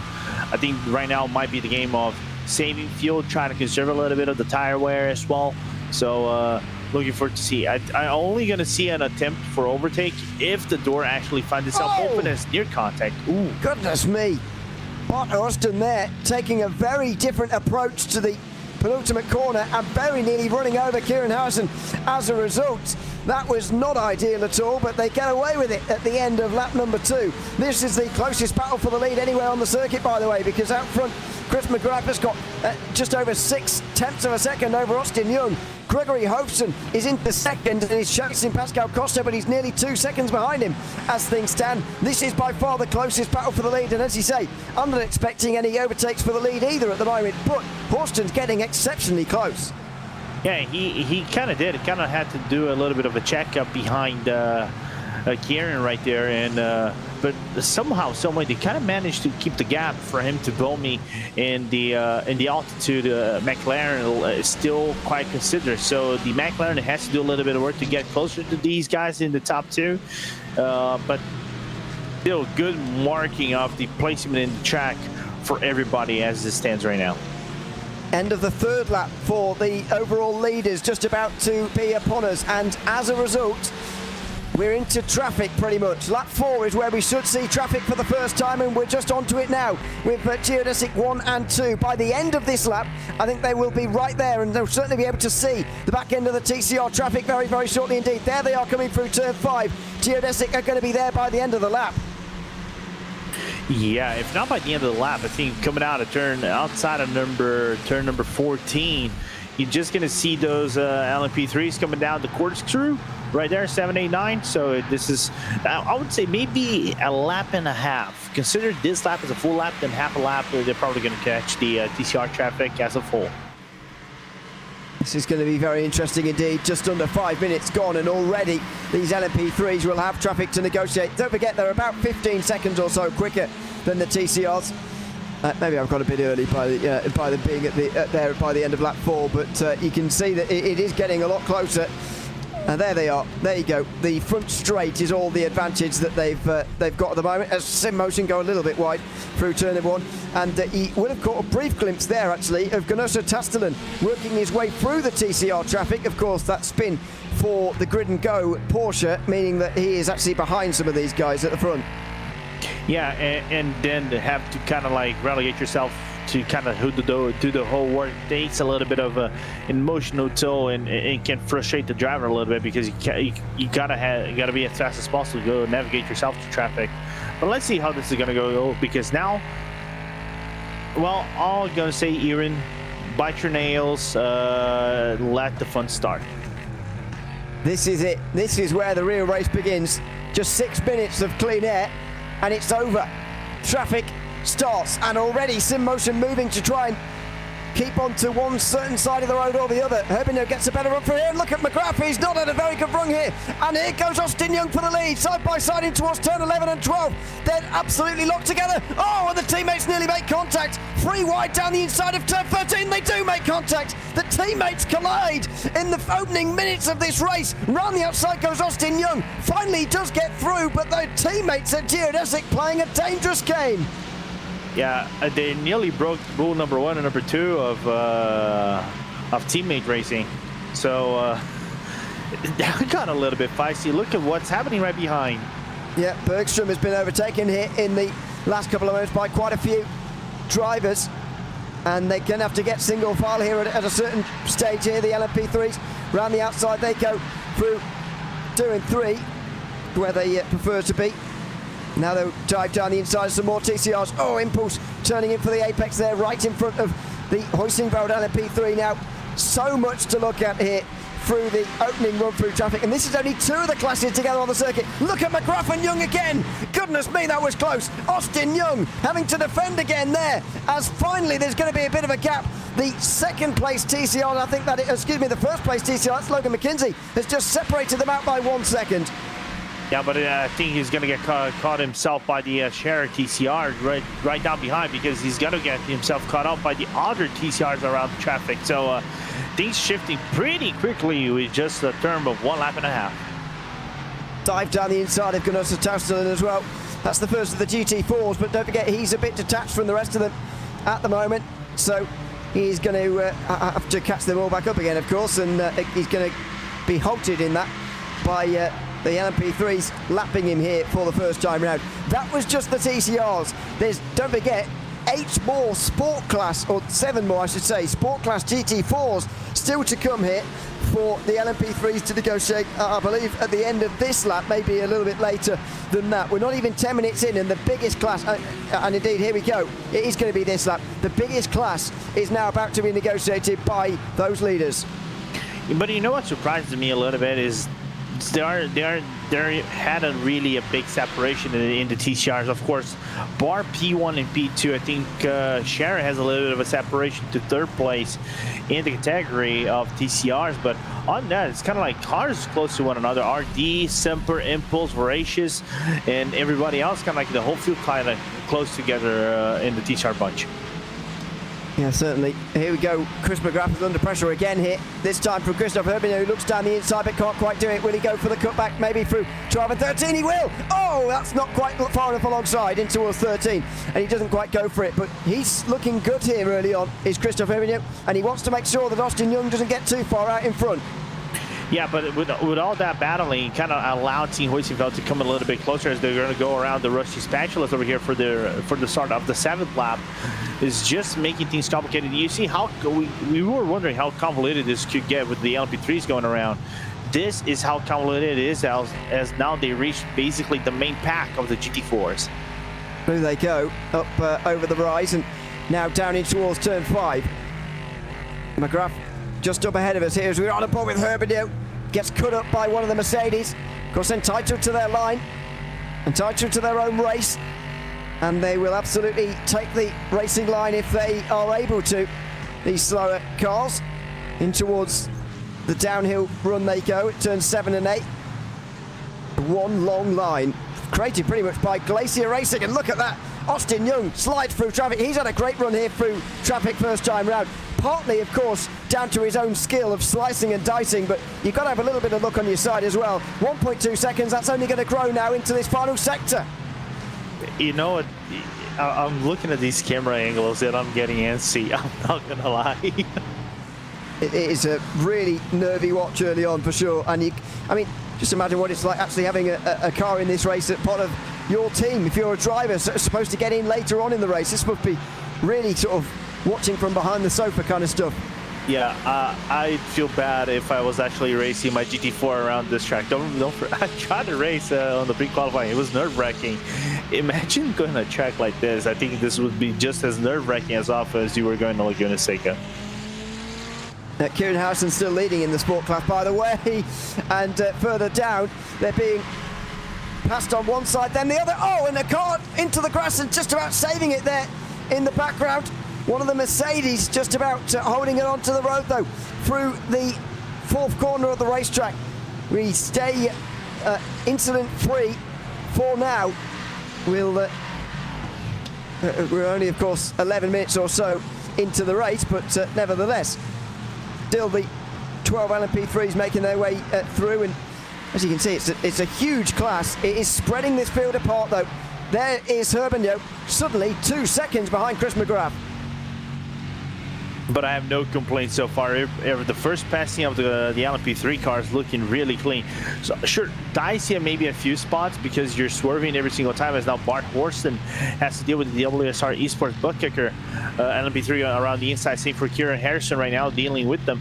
But looks to be nerve-wracking but clean so far between all the passing of the overlaps. Oh, side by side between WSR and Geodesic there. That's for 5th place. And Geodesic looking to get all 3 of their cars into the top 5 for the first time by the looks of things here, and they've not quite been able to do it on this occasion. I also believe, by the way, that the Porsche Cup cars are into TCR traffic for the first time, unless I'm mistaken. So that's going to be a moment where 3 classes could be on circuit together in a few moments, where Cup, TCR and LMP3 all get together. But from here on in, Lorenzo, there's not going to be very many laps anymore where there is no traffic anymore. I mean, I don't think there was a full lap in between the TCR and Sport traffic for those LMP3s. There won't be many laps until they're either into the TCRs for the second time, or indeed they're into the Cup class for the first time. No, we have not yet. I think if we're going to think about that, yeah, it might take, what, give or take, about 10-15 more minutes? I don't know. Maybe they are going to get to the Cup class first. I just think the TCRs, because they're the slowest class, I think they're going to be caught again relatively quickly. Don't forget, they are about 15 seconds slower than the LMP3s. That's once every 5 laps they should be getting to them. They started lapping them first time round on lap 5. We're on lap 11 now, just about to start lap, sorry, no, we just have started lap 11, so we can't be too far away from TCR traffic again, and indeed for the first time for the Cup class. Oh, absolutely. They're not far off. I think the first cars that we saw overtake was basically Dalton Salvador's Fiercely 40 car around turn number 1. This is the Corkscrew 789. They're not far behind. I would say they were going to be like outside of turn number 5. So give it what, 2-3 more laps before they are caught in full. Maybe. Let's see. As you just saw in the background there, the top end of the sport class actually making their way up the hill out of turn number 5. It's such a small facility in a sense of the actual area that it covers. It really switches back on itself very often, and so the actual area of the facility here at Barber Motorsports Park is pretty small indeed. Out of the final corner for Geodesic now, and there is the Cup class traffic just up in front. But what a great start from Austin Young, I think it's worth saying here in the first 15 minutes. He's sliced his way through traffic really well, and it hasn't really made an error apart from tipping 2 wheels onto the grass there. Yeah, absolutely.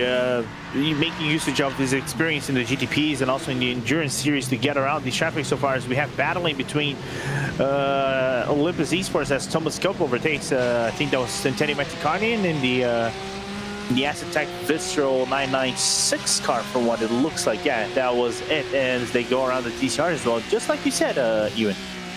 The winners last time we were here at Barber, of course, in the Clubsport Series. I wouldn't imagine they'll be doing that again. Certainly not overall. Good start for them, though. They're into the top 5 in the Cup class after qualifying outside of it. And now, indeed, we do get 3 classes on the circuit at the same time. So 36 of the 54 starters are currently lapping one another, and there you go. Either side of it, TCR, Austin Young's lead is going to be slashed, but it will go back out again as Chris McGrath then has to slow down through 12 and 13.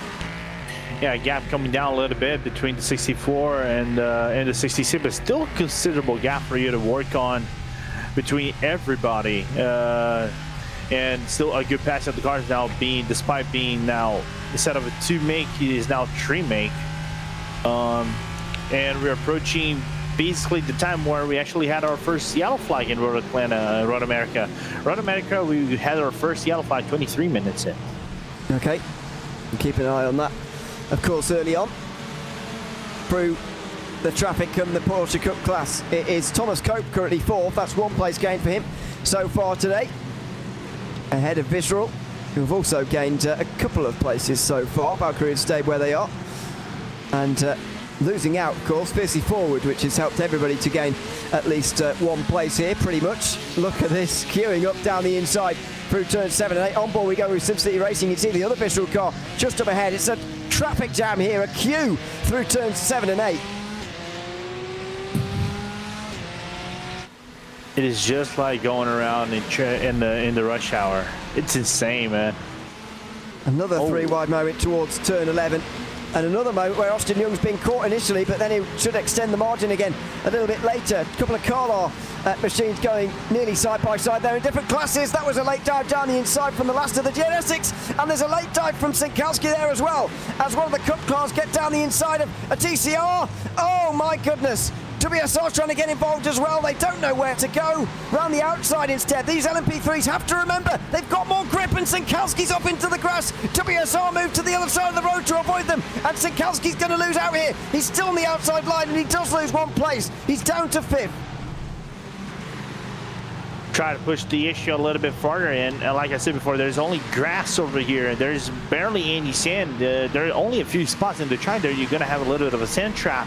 But look at the insanity passing around the cars like this, as now, like you said before, WSR taking advantage of the opportunity that Sinkowski made a mistake. This is Mike Pulich of Core Sim Racing on board with him, just in behind Solpek, looks like, for 8th place here. And they're going to have to wait through here, I would imagine. Turn 7 and 8. Oh, careful. Side by side with RD Simsport down the hill there. And they're going to get away with it, Solpek. And Pulich pulls through on the inside line, just sneaks through. And up he goes, 1 place, at least track position-wise anyway. Oh, hello. As Sinkowski and Vigo. Sinkowski not having a good run through traffic this time round, and Miguel Vigo putting the pressure on. He's only going to make him feel more uncomfortable here as they fight through the final sector. And Bergstrom not far behind, trying to get a little bit into the back wing of both cars right there and try to attempt an overtake. And there was a little bit of an opportunity. Oh! Dim City Racing and Visceral both off the road down at the final corners here. And it's going to be very difficult to rejoin again as well, of course. We'll have a look back at that in a few moments' time. But first proper incident, really, other than the one from Fiercely Forward, I suppose, but first traffic incident of the day. I mean, you say that, but we actually have penalties as we look on the replay. Oh! The City just got unlucky right there. They got hit by an LMP3, and then, yeah, in trying to get past the Visceral car that was spun round by an LMP3, they just got clipped. It was Core Sim Racing, was that, I think? Yeah, it was Core. Yeah, who tipped Visceral around. And this is what SimCity Racing saw. Well, not a lot because of the smoke. Then they got past it, then they just got clipped. Yeah, I think that was Kazuki just lifting off the brake a little bit and allowing the car to roll a little bit forward. I don't think there's any blame. Oh! At all. Denkowski's off the road, and so is Derek Boschke. Boschke's off in the fast chicane as well there. So after a clean opening 20 minutes, we've got a couple of moments in traffic where it has sent a couple of cars around. It was, Senkowski had to judge that better, in my opinion, there.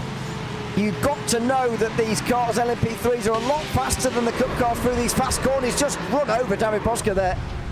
Yeah, you know what's most impressive? Both got lucky and avoided the wall, which is, for me, that's insane. We're going to look on the replay from Senkowski's perspective. I think he got a little bit unlucky with the fact that Boschke clipped the first curb of the chicane right there and lost a little bit of speed, because you could see he kind of lifted off the accelerator a little bit to try to give a little bit of space. Well, GT4 getting very close again here. This is now clear of traffic, of course. They have been for a little while everyone else has been falling over each other. This is the battle for 6th place, as far as I can make out here. It is indeed. WSR are at the head of the train, but Glacier starting to lose a bit of time to them because of all the pressure being put onto them by Cesar Engelsey, Antonio Reja, and Victor Nicolai as well. Involved is Frederick Schwartz in 11th too, at the very back of the train. These are one of the nightmare groups, if you like, if you are one of those faster classes. Yeah, but still providing a really good battle, this train of GT4s of sorts. You can even see Impulse try to have a little bit of an overtake attempt on the Glacier car, but didn't find any openings to go around. As we have 2 penalties. Yeah, it sounds a little bit crazy, Ewan, but we have 2 penalties for David Boschke. They're 2 separate. And that's not for the incident we just saw, just to clarify there. First one, for 20 seconds penalty. The 911 has an overlap at the start line and carries an advantage. The 901 was slightly late to react to the leader, but this was not enough to justify the 911 attempting to overtake before the line. So 20-second penalty for overtaking before the start-finish line at the very beginning of this race, and then a 10-second penalty for turning down on the 901, that's Fiercely Forward, in a 3-wide scenario from the outside, causing a collision. Sounds to me like they didn't quite account for the fact there were 2 cars down there inside, not 3. Oh, sorry. Yeah, absolutely. Or something. I said that wrong, but you get what I mean. Yeah. Potato. It's kind of like potato. Everybody's gonna understand this at the end of things. But yeah, that start was a little bit aggressive to my like. As now Geodesic McLaren might have a way to overtake, even though there's the sister bigger car right behind. Always one of those interesting moments when a teammate comes through in a faster class. Things can get a bit awkward, but no such problems this time round. As on board we go with Victor Nicolai and Zekrul Esports. He's part of this group, of course. The battle and the bottom end of the top 10 here in the sport class. There's the dive from WSR, making their way through. That's Alessandro Romanelli, who's up 4 places so far and onto the podium. Great start from him to stay out of trouble and indeed make overtakes where he needed to as well. Yeah, absolutely. And what I'm also glad, it makes me glad a little bit, is also looking at Zekrul here in Victor Nicolai's car and see the Romanian team basically feature inside the top 10. They're in the bottom half of the standing so far, sitting in 7th place so far. Yeah, good start. Still a long way to go. Over 3.5 hours remaining here at Barber Motorsports Park. This is in the Cup class for third place. Olympus Esports and Visceral Esports are now third and fourth, because the number 911, of course, had that spin. Walk Racing Esports now down to sixth place. So these two promoted to a battle for third. And this has been quite some pressure, soaked up now by Thomas Cope. He's gained 2 places so far, but he spent most of his time looking behind him and holding off the Visceral Cup car behind. No, it's not far behind. As turn 1, there's contact between Bergstrom and... no! Bergstrom and the Latin Vigo as well. Oh, he was so close to being hit there, Alex Bergstrom. Let's hope everybody avoids him. He's in such a precarious place. And now he gets out of the way. Goodness me. He sort of almost couldn't afford to move there because he was in the middle of the road. People were passing him on his left and on his right. And eventually he gets back going. He's down to 12th, though, after contact with Miguel Vigo. How did we not get a collateral contact in this? Well, here's the initial contact. How the stewards are going to view that one, really. Oh, that's on Bergstrom, 100%. Okay. Yeah, I guess he is on the inside curve. Is he pushed onto the inside curve, or has he found himself there anyway? And there you go. There's the aerial view. That is an impossible situation for Bergstrom. Now finally he gets himself out of the way, but he could not do anything about that. That was pretty unbelievable that everybody avoided. Fair play to everyone to be... Oh, this is the camera angle I was fearing. This is down the inside. It's up on the inside curve, then into Vigo, and then have a look at this. You can't even see who's coming. Oh my goodness, this is scary. Oh Lord, And, oh Lord, oh Lord, oh Lord, I'm safe. Gets away with it. That is, well, we got away with one there, put it that way. I mean, you can kind of force a little bit on the inside. We're going to look what happened to Zekro. Oh, no. Well, that's our first bit of contact with the barrier. Zekro Esports and Geodesic in that big battle in the bottom end of the top 10 in the sport class. As we were watching those replays, it's all got a bit wrong there. Geodesic with a not very good run here. Firing through goes one of the LMP3s as well. Zekro on the outside. And didn't look like Geodesic from that camera did anything wrong, really. Yeah, I think it was just an innocent bystander of sorts of all the traffic that was going on around the track. Oh, goodness me. Well, from that angle, to be fair, Zekro didn't look like they did much wrong either. Maybe it's just one of those racing incidents. Very difficult to know. I think Young Fialo just put very mildly, just Barber things. Absolutely. There's another view. Look at it. Very, very difficult for this. I wouldn't like to be a steward at this. I mean, I'd say this most races, but wouldn't like to be a steward at the moment. No. So, Dion Fialo, by the way, disagreeing with you. That's on Bergstrom. He says that Vigo forced him onto the curb, and that's where the contact was made. I mean, he kind of forced him. He forced him into the curb because he kind of had a little bit of an early turn in. But I think you kind of are able to commit. I don't know if going on the curb right there would kind of always would throw you off track, as now because Dowland's going to move one spot. Might be a pass for position, and there you go, 16th place now. So that's 3 places gained since his spin. Yeah, but back to my point. I think there was a way for Bergstrom to go around and still make that side-by-side and avoid the contact. Of course, he would have been on his quarter panel like it happened on that contact, but again, it's so hard to judge from a situation like that. And it's my opinion. People can have different opinions, and I know when I can make a mistake. Of course, this could be wrong on my end as well. Absolutely. I think that's a really hard one to call, by the way. I think a lot of people are going to have different opinions on that one. We'll see, of course, the opinions that matter, the stewards have to say about it. 5 seconds penalty for the number 80. That is the Core Sim Racing Mike Palash driven LMP3. Pretty bad. We've got another spin down here for Talk Freak Racing. In a awkward moment down at turn number 8 and at 7 and 8. That's a rash dive down the inside. I think the Delta Sport Cup car just got a little bit impatient right there. Yeah, so just to go back to that, Pellish getting a penalty, 5 seconds for misjudging the space to the Visceral number 997 and causing a collision. Then Kazuki Fujita, seconds later, gets a 20-second penalty of his own for lifting from braking at the end of their spin and then going into the path of another Cup car oncoming. So 20 seconds penalty for not holding the brakes there. The steward's currently investigating 5 incidents. We'll, of course, bring you the results of all of them in a few moments' time. Never. Oh, Solpec, yeah. Solpec Precision Racing in the wall, down at turn left, and they're a long way off. That's a strange place to find yourself. Yeah, I did hear like the sound of a car skidding and going into the barrier, so. Let's see how it happens. They were just ahead of Sim Racing in a big battle for 5th, and they're very lucky that that is one of the few places on this circuit where the barrier is actually quite a long way away. Yeah. That curve right there, man. I've raced so many times in Indy cars around Barber, and I know enough that I hate that curve with a hateful passion. It is not good if you've got a very low car like a prototype or an Indy car. Yeah, that's for sure.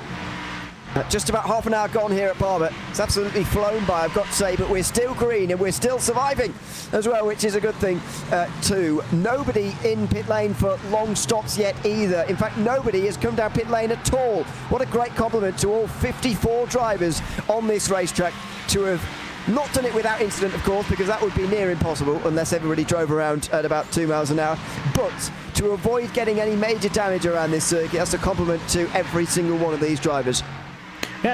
Yeah, not only that, but I think I got to give props to race control and the organizers as well to enforce, you know, clean racing and mind the spacing and everything. Of course, a few occasions here and there, race stuff. Of course, it is Barber, but everybody keeping it clean for this first half hour of racing.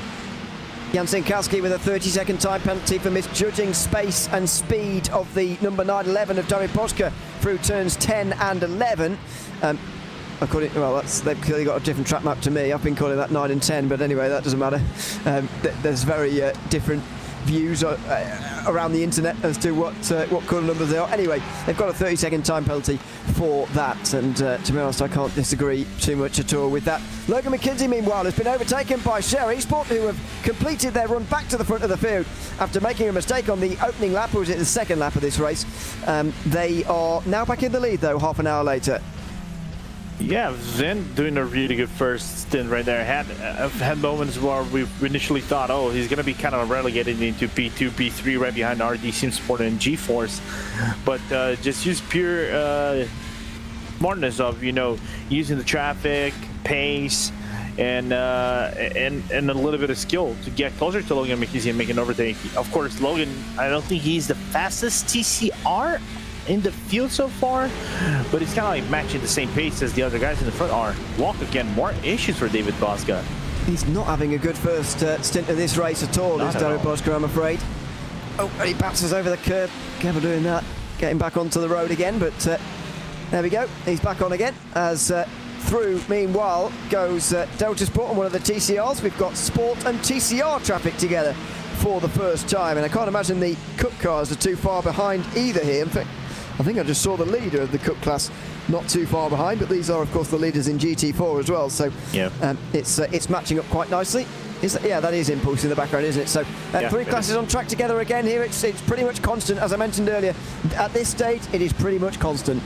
No, it is non-stop, and this is going to be the way the race is going to go on.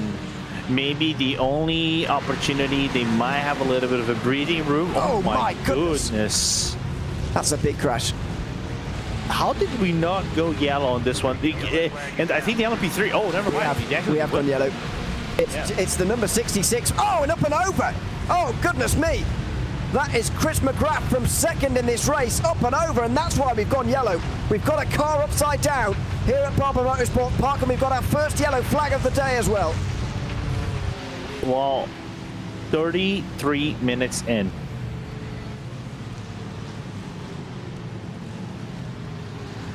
I mean, we did well to get 33 minutes or so into this race, I think, but that's a big crash, and thankfully it's obviously only sim racing, but Chris McGrath there goes back to pit lane, and Torque Freak Racing couldn't get back to pit lane either.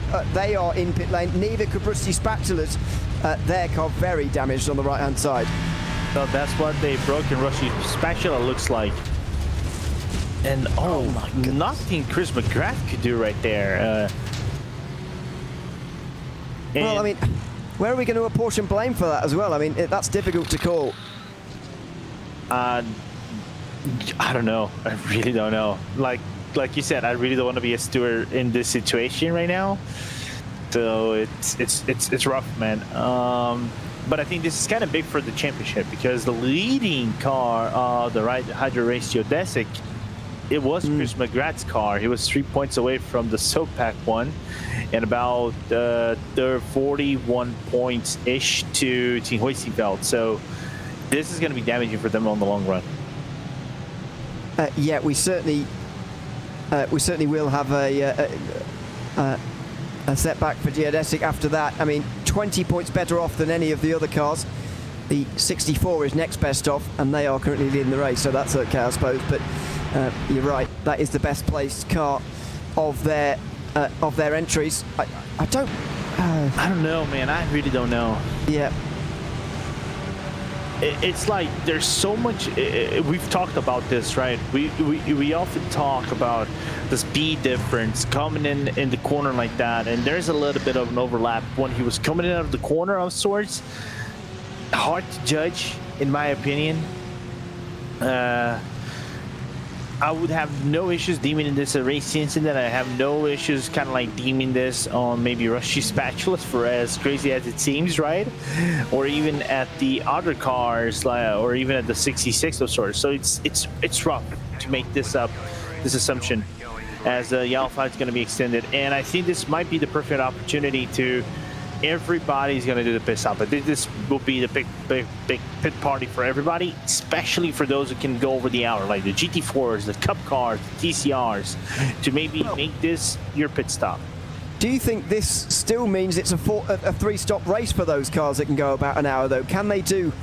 because when we go back green again, there's short yellow laps around here, to be honest. We've just done a 2.5 minute lap time. You know, it's a short circuit, and so it's short laps as well. Surely that means that these guys might... we're going to be going green with, at least I'd say, over 3 hours 10. Does that still mean they can make it home on 3 stops? I'm not sure.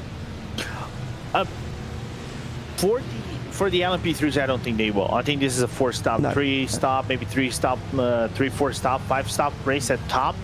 For the rest of it, they can make it on 3 pit stops, or 2, or you can even say 2 pit stops and a half, right? If you want to call it the third pit stop, a more of a splash and dash like pit stop right now. So it's going to be an interesting one. But I'll keep on that 3 pit stop means for everybody. The first wave around is complete, and in case you've not been with IVRA competition before, I will just let you know how that works in the simplest way possible. If you're caught between your class leader and the overall leader, then you effectively lose a lap through no fault of your own, really. And so to rectify that before the pit stop cycle, and indeed after it, you are allowed to pass the field and make your way back around again. That means that we just have to obviously be people overtaking under yellow, and I know that looks a bit strange.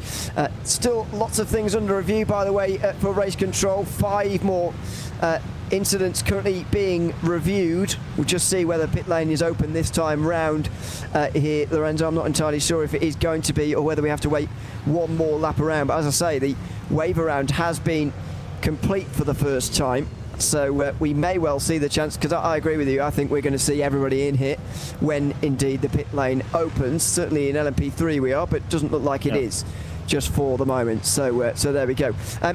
We are just about 40 minutes into this one. We're under the first yellow. Lorenzo, what's your reading of the opening run of this race?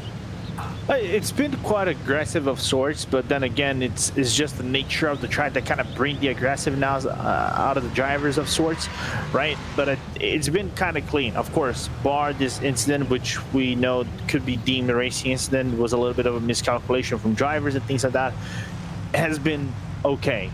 of course, we had the incident at turn number 1 between the Cup cars that threw Dalton Zavadil away on the fiercely forward and prompted the race of walk to be a little bit of a walk towards hell of sorts. But let's see how this is going to pan out. I'm really interested. I was actually looking at our lifetime in of sorts. We had 183 laps on the first race, didn't we? Even yeah, we had something of similar. Of course, this might be shortened a little bit now once we go green flag, but we might actually have something about 183 laps, maybe 178 laps of sorts whenever we get to green. Yeah, I think there's a couple of reasons actually why we are probably not going to get to 183 laps like we did last time around. First of all, that race in itself took, I think, over 5 hours. I know it was Porsche Cup classes at the front of it, but I think from memory that race took over 5 hours. I certainly remember being the broadcast itself with qualifying being over 6, so the race must have been about 5 hours, if not a little bit longer. So obviously with only 4 hours here, I can't see the LMP3s making up an hour, if you like, in terms of speed. But also that there is, I think, more chance for yellows, but there we go. We will see how that goes. Lorenzo, thanks for joining me for the first couple of hours of this race. It's been a fun opening 40 minutes and a long way to go, of course, but very exciting. 3 hours 20 still to go. Absolutely, it's been a pleasure. Can't wait to see now. Now we have Ryan to come in and give his inputs, and can't wait to see what this next hour will look like. Exactly. Yeah, thanks very much, Lorenzo. That was Lorenzo Bondo for the first couple of hours of this broadcast. Joining me for the next hour is Ryan Walker. Ryan, it's been a chaotic start to this one, no less than what we expected, but first yellow of the day, and indeed first pit stops of the day might be coming up right now. Yeah, it was a decent start to the race. Everyone was being relatively sensible, and then all of a sudden, before probably the last 20 minutes or 30 minutes before I came on air, it just all kicked off, and there's been some incidents from time to time, some unnecessary, some and other incidents just plain unlucky. The pace car is going to feel rather lonely now because everyone's in, as far as we can tell at the moment. There you go. You can see the top of them anyway. Some GT4s staying out, interestingly, to begin with here. But how many are going to stay out overall, I wonder? Well, it's Sim RC who have stayed out, along with Delta Sport, as far as I can see, at the front of GT4 as the pit stops do begin now. Geodesic pulling right to the end of pit lane, of course, where they are because of qualifying on the front. Everybody's in here pretty much. Olympus have stayed out in the Cup class. They are one of the only teams to have done that there as well, though. In fact, they are the only Cup car to have stayed out so far, though Walk Racing Esports and Fiercely Forward may well have stayed out too. The Geodesic 66 has obviously stayed out, and stopping to the end of the pit lane. Oh, this could get awkward now as the pit exit's not quite open yet. Not everyone's come through. This is going to get very awkward. And Delatraz get ahead of WSR. I think they overtook them in the pit lane there. We'll see how that's rectified. Look at this. They've all got to filter out into the fast lane as one, and there's a traffic jam at the end of pit lane here.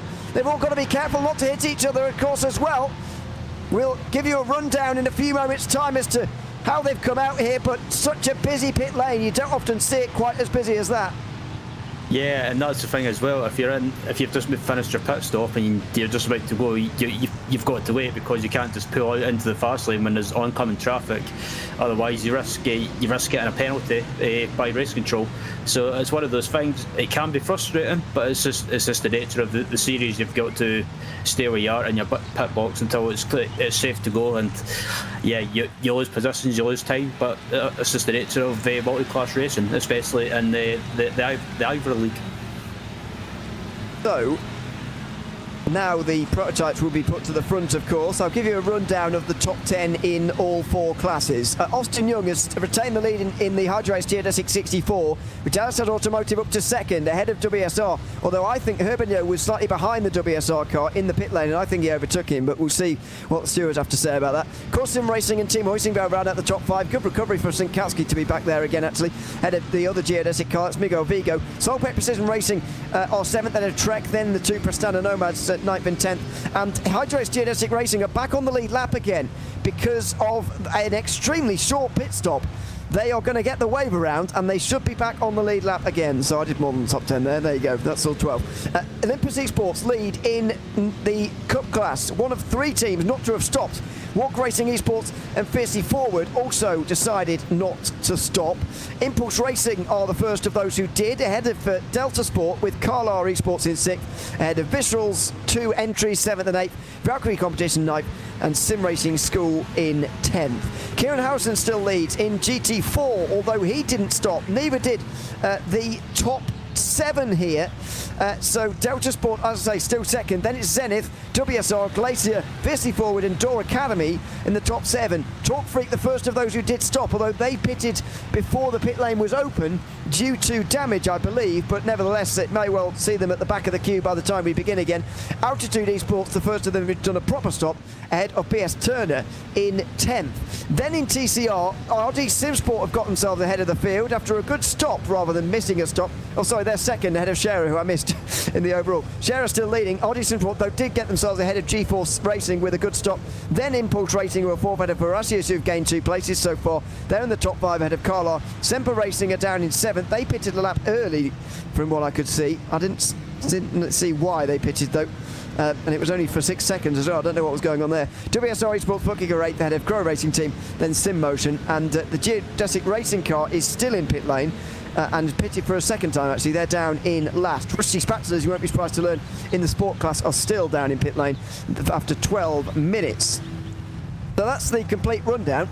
We've got 12 back on the lead lap again at the very front of the race. We've got the prototypes towards the front again, and a big restart to come as well, but a very, very busy pit lane just there, my goodness.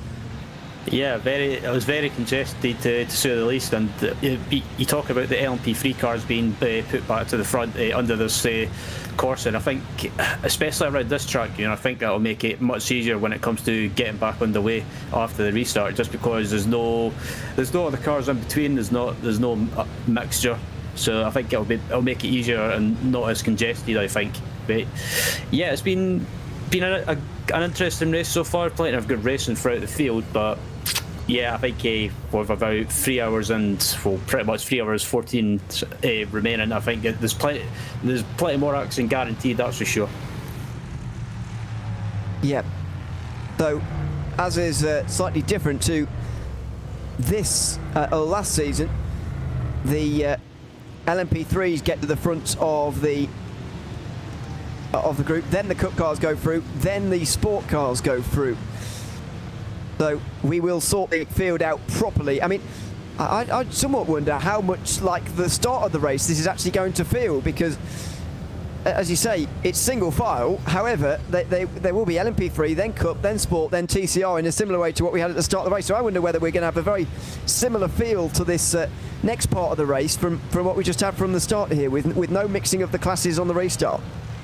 Yeah, I was thinking as well, I think it'll probably be similar to the very start of the race like you mentioned, but I think, yeah, I just hope that or hope most of these drivers rather should be sensible after the restart, because the start of the race was a little bit hectic. There was some drivers trying to go free wide, especially in the Cup class, and unfortunately, with that incident in the Cup class in turn 1, Fiercely Forward was the unfortunate victim that got spun around and they ended up dropping back. But I think with this caution as well, it's definitely helped them get back up to the front, as after the pit stop. They're back up to, I'm checking at the moment, they're back up to second at the moment, just behind Olympus Esports. But Olympus Esports obviously have stayed out, so at the moment they've got track position. Yes, they have. But I mean, how can you see that working out for them? I personally think that was a golden opportunity for every class to come in, because they're just not going to get another chance like that, in my opinion. I mean, they are 45 minutes into this race, 40 minutes it was at the time, I suppose, but it was a golden opportunity to come in my opinion. They just haven't taken it, and surely that means that before the next yellow comes out, they're going to have to be making a pit stop under green, which is going to set them miles back. Yeah, honestly, if I was at Olympus Esports, I would have basically dived into the pits. From my experience, the last season of racing, and I think it was a sport class I was racing with satellite racing, we done something similar. We stayed out, and on the one hand, it gives you track position up at the front for the restart, but on the other hand, you're kind of biting yourself in the foot, because like you say, you're going to have to make a pit stop under green flag conditions possibly, and that's just going to set you way back. Especially around here, where you might even lose a lap under green flag Absolutely. stops. And that can really damage you in IVRA competition, of course. Semper Racing are being put to the back, by the way. I think the classes are in the right places, but they just need to give end-of-line penalties to anyone who needs them at this stage. Also, there's some, I don't want to say complicated rules about how you can serve penalties under yellow, but you certainly can't serve it as a time penalty in the normal fashion that you normally would, obviously, under yellow, because otherwise it wouldn't really be much of a penalty. So there may be some people being put to the end of the line for various things at the moment. So while we wait for them to do that, we'll continue chatting about the opening part of the race. Just under 50 minutes gone here at Barber Motorsports Park in the second round of the IVRA Clubsport Series for 2024-25. As I was saying to Lorenzo beforehand, I mean, it's a great compliment to the drivers that we even got so long without having a yellow, or indeed anyone hitting the wall, really. But that first big crash really did bring out a yellow very, very quickly indeed. For Rusty Spatzers, unfortunately, we're still way down and will remain way down after that incident. And, of course, Geodesic, who ended up on their roof, but they're back on the lead lap again. Yeah, I was quite surprised when I saw that they were back on the lead lap after having that big incident. So, yeah, somehow they're back in the lead lap, but credit to them, and hopefully they can try and get back, basically try and get a good result, or try and keep out the trouble for the rest of the race. But with the Barber being such a tight track, and in most places, especially through that little tiny downhill chicane, it's pretty much easy to get caught up in an incident. But yeah, I think hopefully we can, well, fingers crossed anyway, we can get some more green flag racing and not have any more big incidents. But yeah, I think yeah, you know what it's like around Barber with the tight nature, anything can happen. The lights are off on top of the pace car here, and the cars are starting to weave around because they know that they'll need some tyre temperature now for this restart. 3 hours 10 still to go, and a big restart to come for Austin Young, who leads the field, of course, in the geodesic number 64.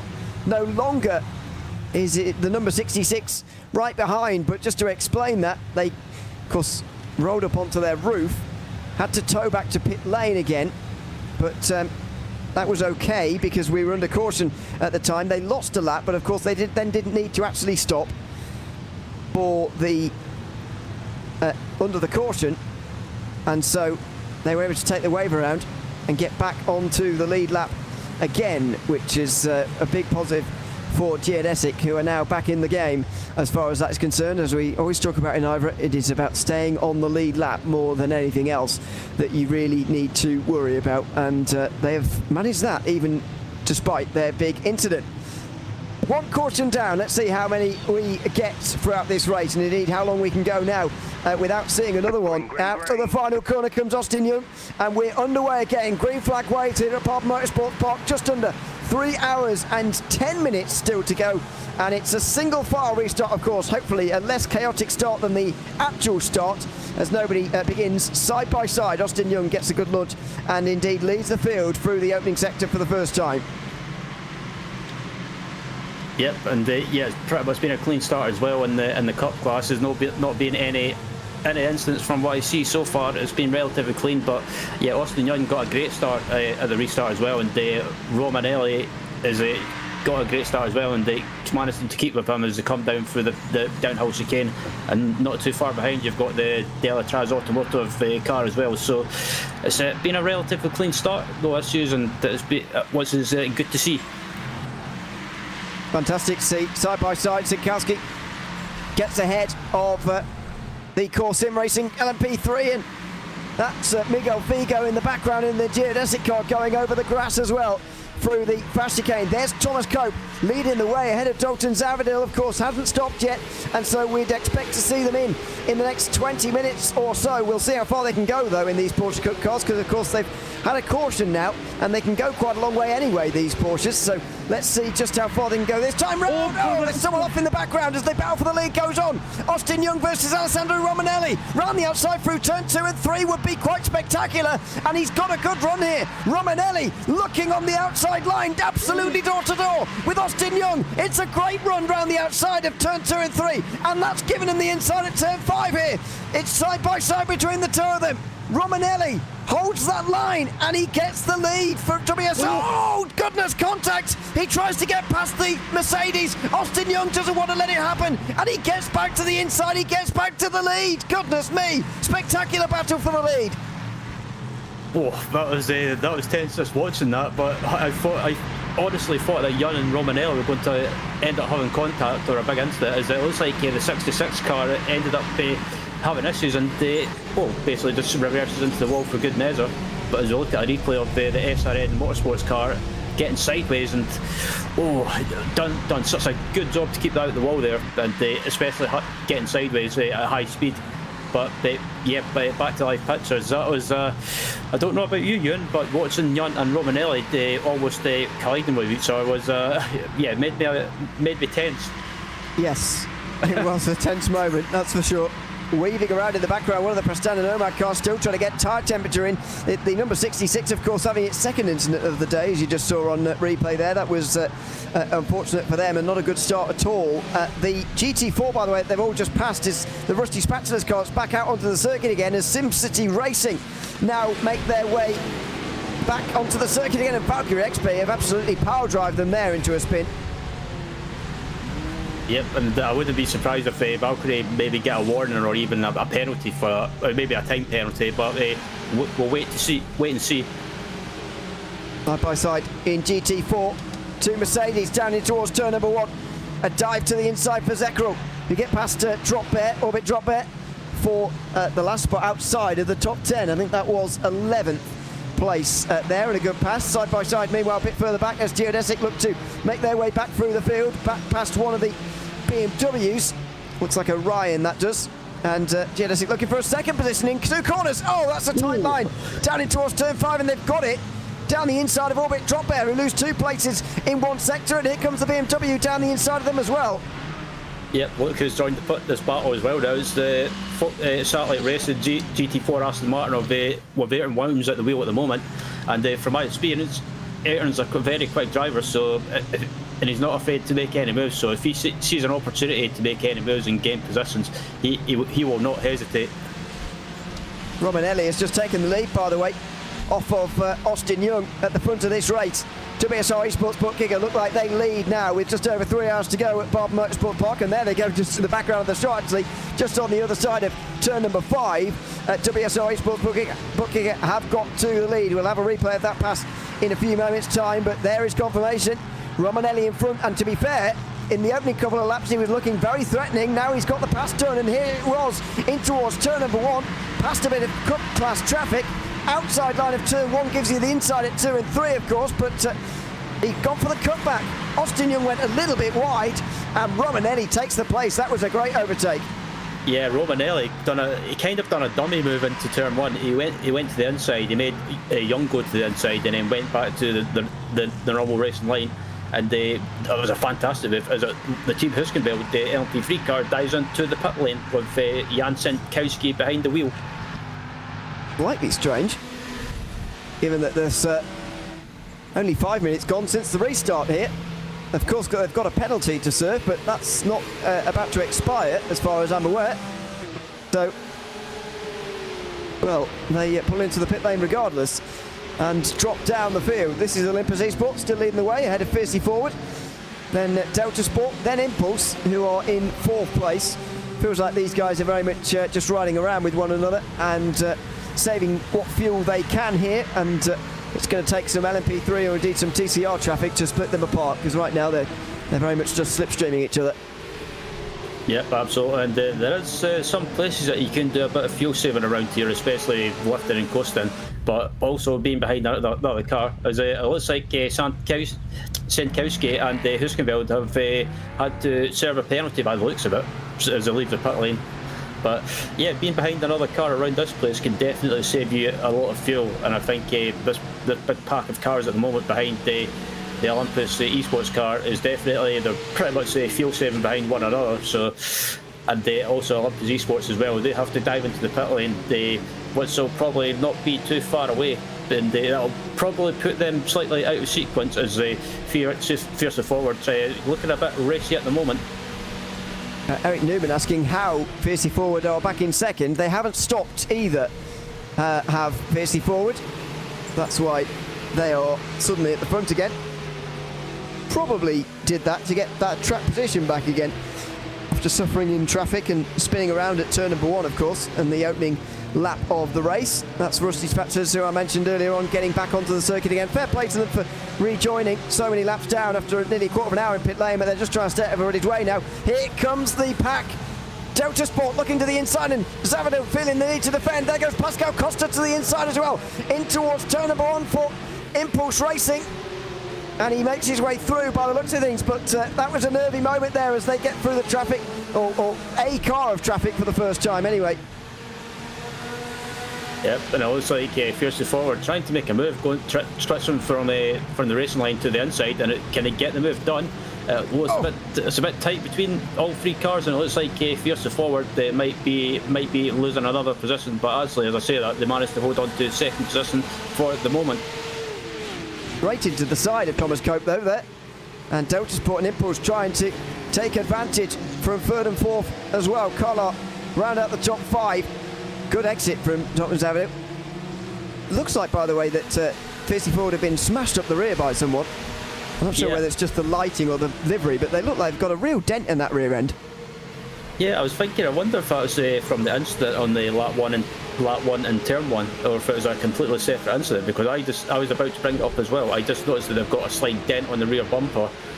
But yeah, that might cost them maybe a few seconds when they make their pit stop with getting some optional repairs. But you never, if the car feels okay, they might not need to take those repairs. Yeah, 3 hours to go, by the way. The first hour officially ticked by. Reminded me of the opening round of the Clubsport series, actually, where everyone had a dent in the rear end because they all hit each other on a race start.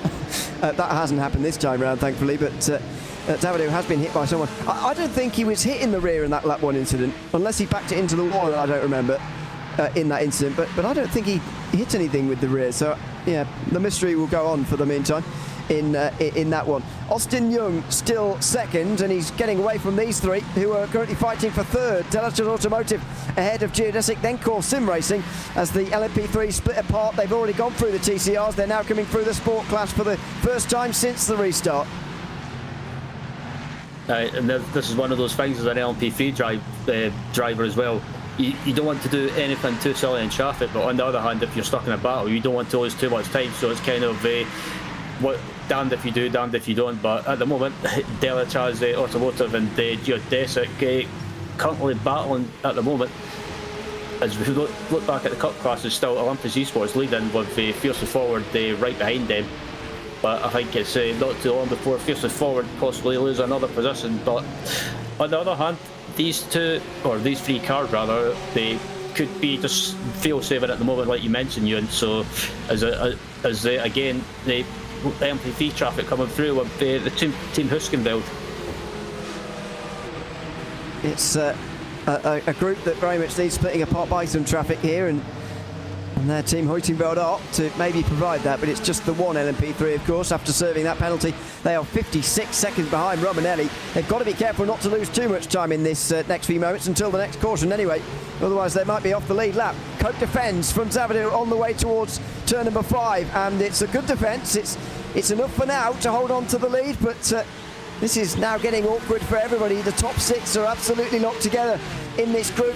They're about to be split apart with Senkowski down the inside, but this is very, very close indeed, and everyone is climbing all over the back of Thomas Cope, who's still leading this race for Olympus Esports. Yep, doing a good job. Oh, I thought there was going to be contact there as a. But yeah, that was close to being contacted. But thankfully, Cope saw the Huskenveld LMP3 car coming through there. That could have ended up being another incident. But yeah, Cope's been doing a good job. He's coping with the pressure really well, and it's one of those things as well.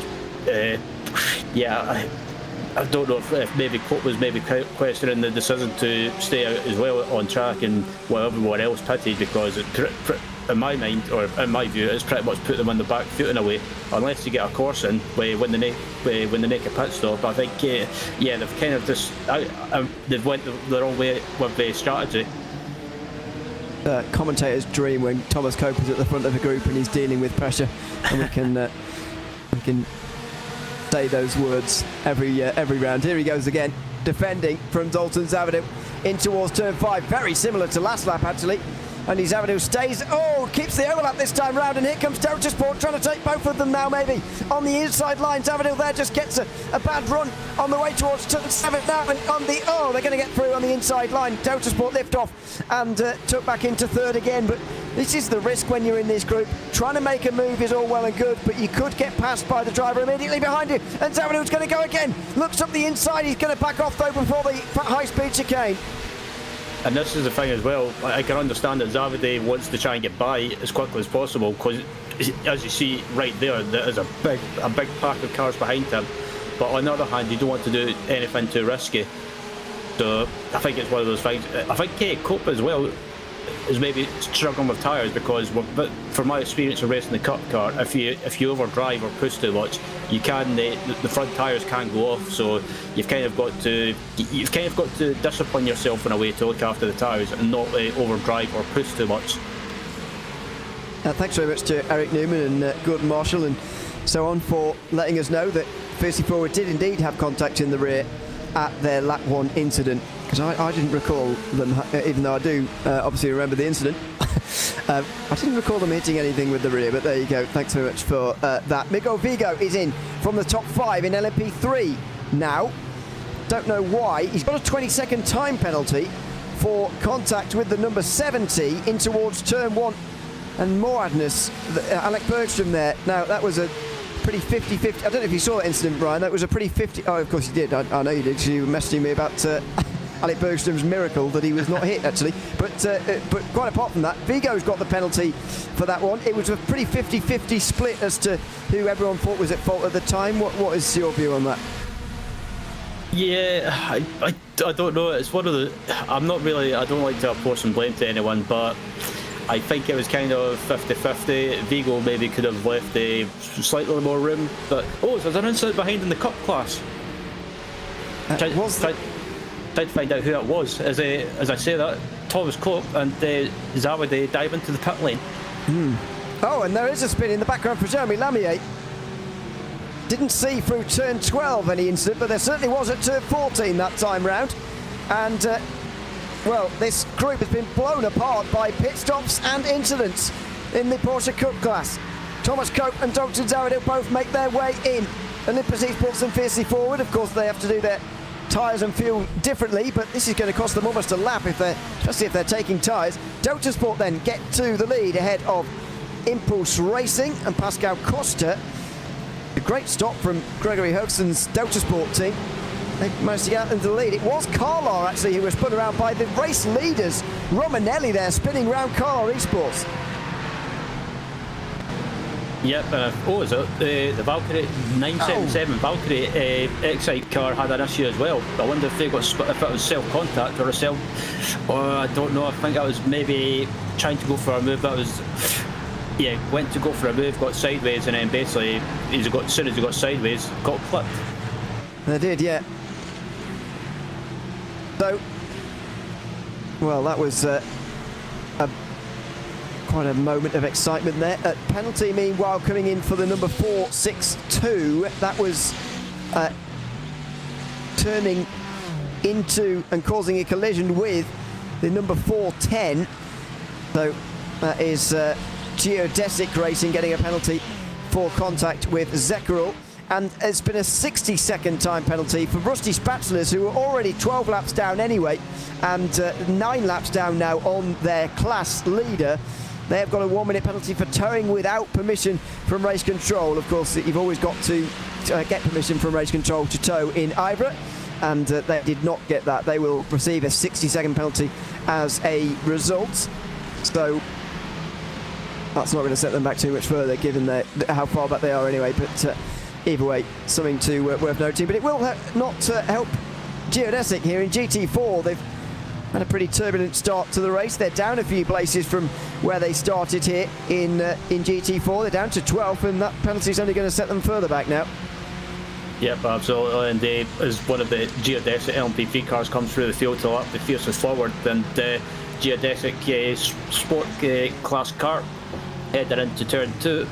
But yeah, going back to your question about the Bergstrom and Vigo incident, I think it was about 50-50. Bergstrom went for, in my mind, an optimistic move, but on the other hand, Vigo could have left slightly more room for them to make it through. But it's one of those things, people will have different views, different opinions, and that's just the way it goes. LMP3 Cup and TCR class all in the same picture here. As Solpek and Moradness work your way through the screen, they are battling over positions in LMP3. We're following the Cup class, working their way through the traffic as well. This is Visceral Esports applying the pressure to Sim Racing School in 4th. Sim Racing School have actually got Visceral cars ahead of them and behind them as things stand. It's 3 wide over the top at turn 4, and Visceral go wide. In anything other than the LMP3 class, it's a pretty difficult corner, turn 4, if you're going side by side with somebody already. And as much is shown by that just there. Out of turn 5 they go, and the traffic is very much returned. It feels like we've settled back in now to the chaos of traffic. Yep. And as you see there, the 3 Cup cars and the LMP3 coming up to the chicane. Oh, that was that was a bit ambitious. Yeah, overly ambitious from one of the Geodesic cars. Now, that was that second placed. No, it wasn't. Sorry, that was the 10th place car, already with issues today. Number 66, Chris McGrath, going for a spin there, and like you say, that was probably ambitious. I mean, well within his rights, I think, to go down the inside of Valkyrie there, making it 2 wide, but making it 3 wide with Carlo and Visceral was a bit ambitious. Or not Carlo, sorry, but somebody else. Anyway, making it 3 wide was probably too much. Yeah, I think getting up the inside of the Valkyrie car, you could have went up the inside, but like you say, trying to make it 3 wide and trying to get by another car in the middle of that chicane where there's only basically one line you can get through. It was never ever going to work. But as we look at the Maradness and the core cars going at it as well, just in front of them, it looks like one of the other LMP3 cars. It's the Solopek car by the looks of it. Yep, Solopek just up ahead. This is the battle for 5th place. Solpek, Moradness, then Core Sim Racing, who have lost a couple of places since the restart here, unfortunately for Core. 20-second time penalty, meanwhile, to the race leaders in the Porsche Cup class. Gregory Hobson for being not in the position to overtake into turn 7 and attempting a move regardless, causing a collision with one of the GT4s. So that is a costly error. Gregory Hobson in the lead of that class, but as things stand in the Porsche Cup class, it's so close that a 20-second time penalty, if it were to be applied right now, that would drop them down to 9th place. That's really damaging for them. Yeah, that's not something you want, especially around a track such as Barber, because some people might think, yeah, Barber's a long track, but not really. When you look at basically how quickly you can catch up to the TCRs and the Cup cars and the GT4 cars, basically it's not something that you want. It looks like Valkyrie getting shoved off the track there. Oh dear. Jeremy Lamier is having a turbulent restart. He's off into the grass again, and at least stays pointing the right way this time round. He's still in 9th behind Carlock. This, meanwhile, is why SimCity Racing are no longer with them and involved. Nearly 4 wide into that chicane there. Oh, I don't know if there was contact with that LMP3, but he was certainly forced onto a tighter line than he really wanted to be, and he was spun around. Yeah, and if you get on a tighter line, you can go over that curb, which can unsettle that car, as we've seen earlier on in the race. as fiercely forward, they dive into the pit lane in the sport class. That is off sequence as far as I can work out. But maybe it's not. Don't know. Just over an hour and 12 gone in this race. Of course, we're coming up to 1/3 distance now, and the reason I point that out is because if anyone's not stopped yet, then that might be ideal for someone to do a 2-stop race, but that's not going to be possible by the looks of things. Very difficult to do that anyway. Things and cautions have got to really align very well, I think, for you to manage that, and so it will be later on, or in another race maybe not at all, where we see that out of turn 5 for Solpek and Moradnes in the battle for 5th. Boris Angelovando continuing on and putting cars between himself and Moradnes now.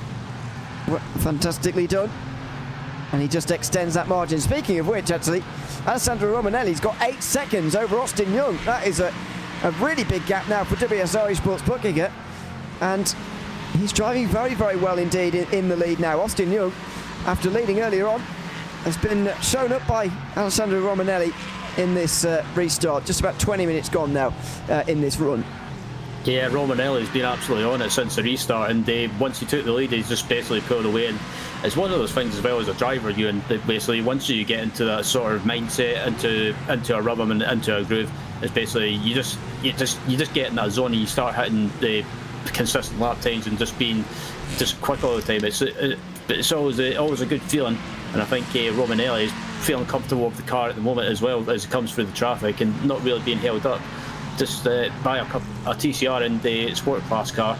But yeah, just right there in front of him, he's got a bit of clear track for a slight moment. So yeah, he's just been absolutely on it, and the Austin Young has just not had an answer to him. Not so far. Fantastic driving from Romanelli, who flashes the lights briefly there to go down the inside of one of the TCRs and through. 2 hours 45 still to go. Let's go back to GT4 and the sport class, of course, where Altitude Esports are now leading the way because of the stops for those who were at the front and hadn't made their stops yet, like Kieran Harrison, for example, who stopped 2 laps ago. PS Turner second behind them, followed by Grid and Go. A great job from Ganosa Tastelen to work his way back from 19th place, spinning on the opening laps of this race. Now he is in 3rd, looking at the 2 leaders. Yeah, absolutely. He's done a great job to get back through the field and right up there at the moment, challenging the BS Turner, and it looks like the Altitude Esports McLaren as well. So yeah, done a great job to get back up through the field, and currently catching the 2 cars in front of him.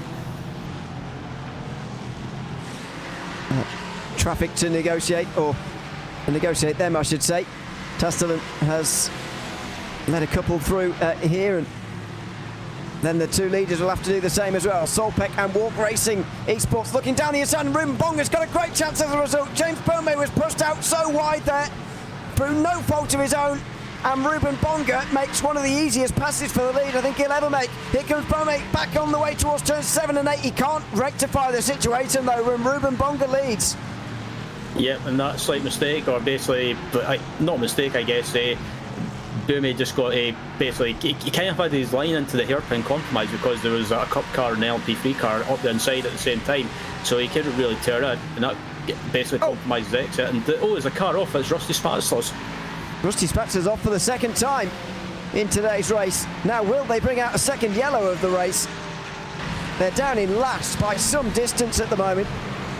Yeah, just lost it. On their own as well. Yeah, they just lost it mid-corner as well. And it's such an easy thing to do. We have got a caution, so that if anyone's thinking about pitting, this might be the perfect opportunity. He's stuck in the wall, is Jan Zilikus at the moment. Zilikus. And in pit lane comes Trek, Corsim Racing and Prestana Nomad. I'm not sure they made it in time though. They will have seen the car in the wall, thought there might be a caution coming here, so I better pit in. But they're in now. I don't think they came in early enough. Corsim Racing just drive through as if to rectify the error. Trek do the stop anyway. Now, that is interesting. I'm not sure this is going to be allowed to stand, and maybe they will have to restart from the end of the line.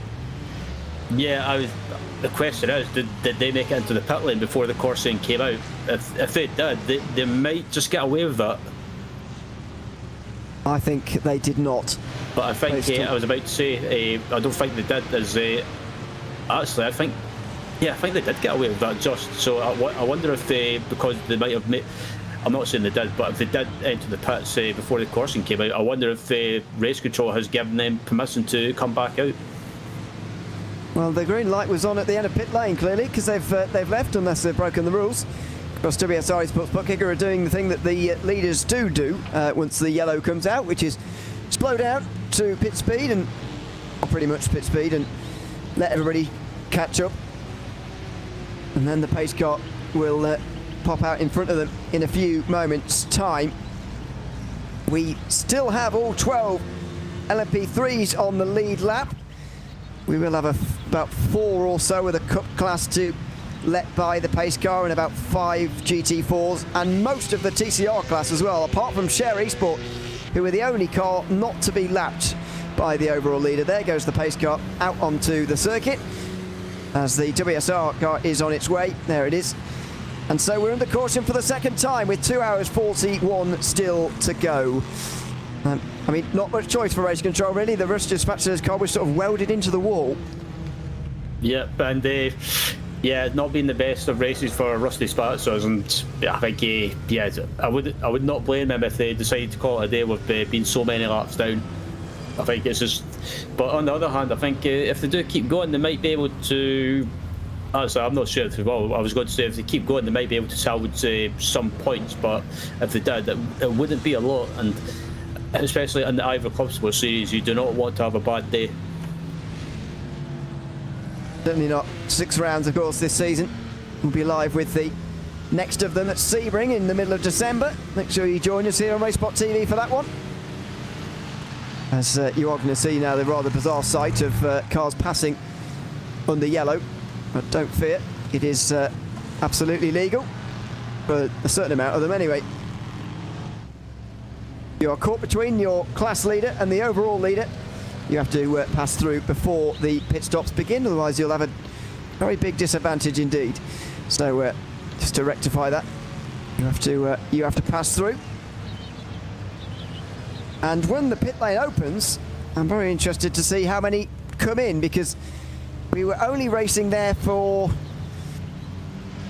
how long was it? About half an hour, maybe less than that. Less than half an hour, wasn't it? So not actually that long since we've stopped previously. I would say it was round about the 20, roughly round about the 20-minute-ish mark. Okay. And maybe 25, yeah, but not quite half an hour. Either way, not very long is the point. I wonder if there'll be more people staying out this time.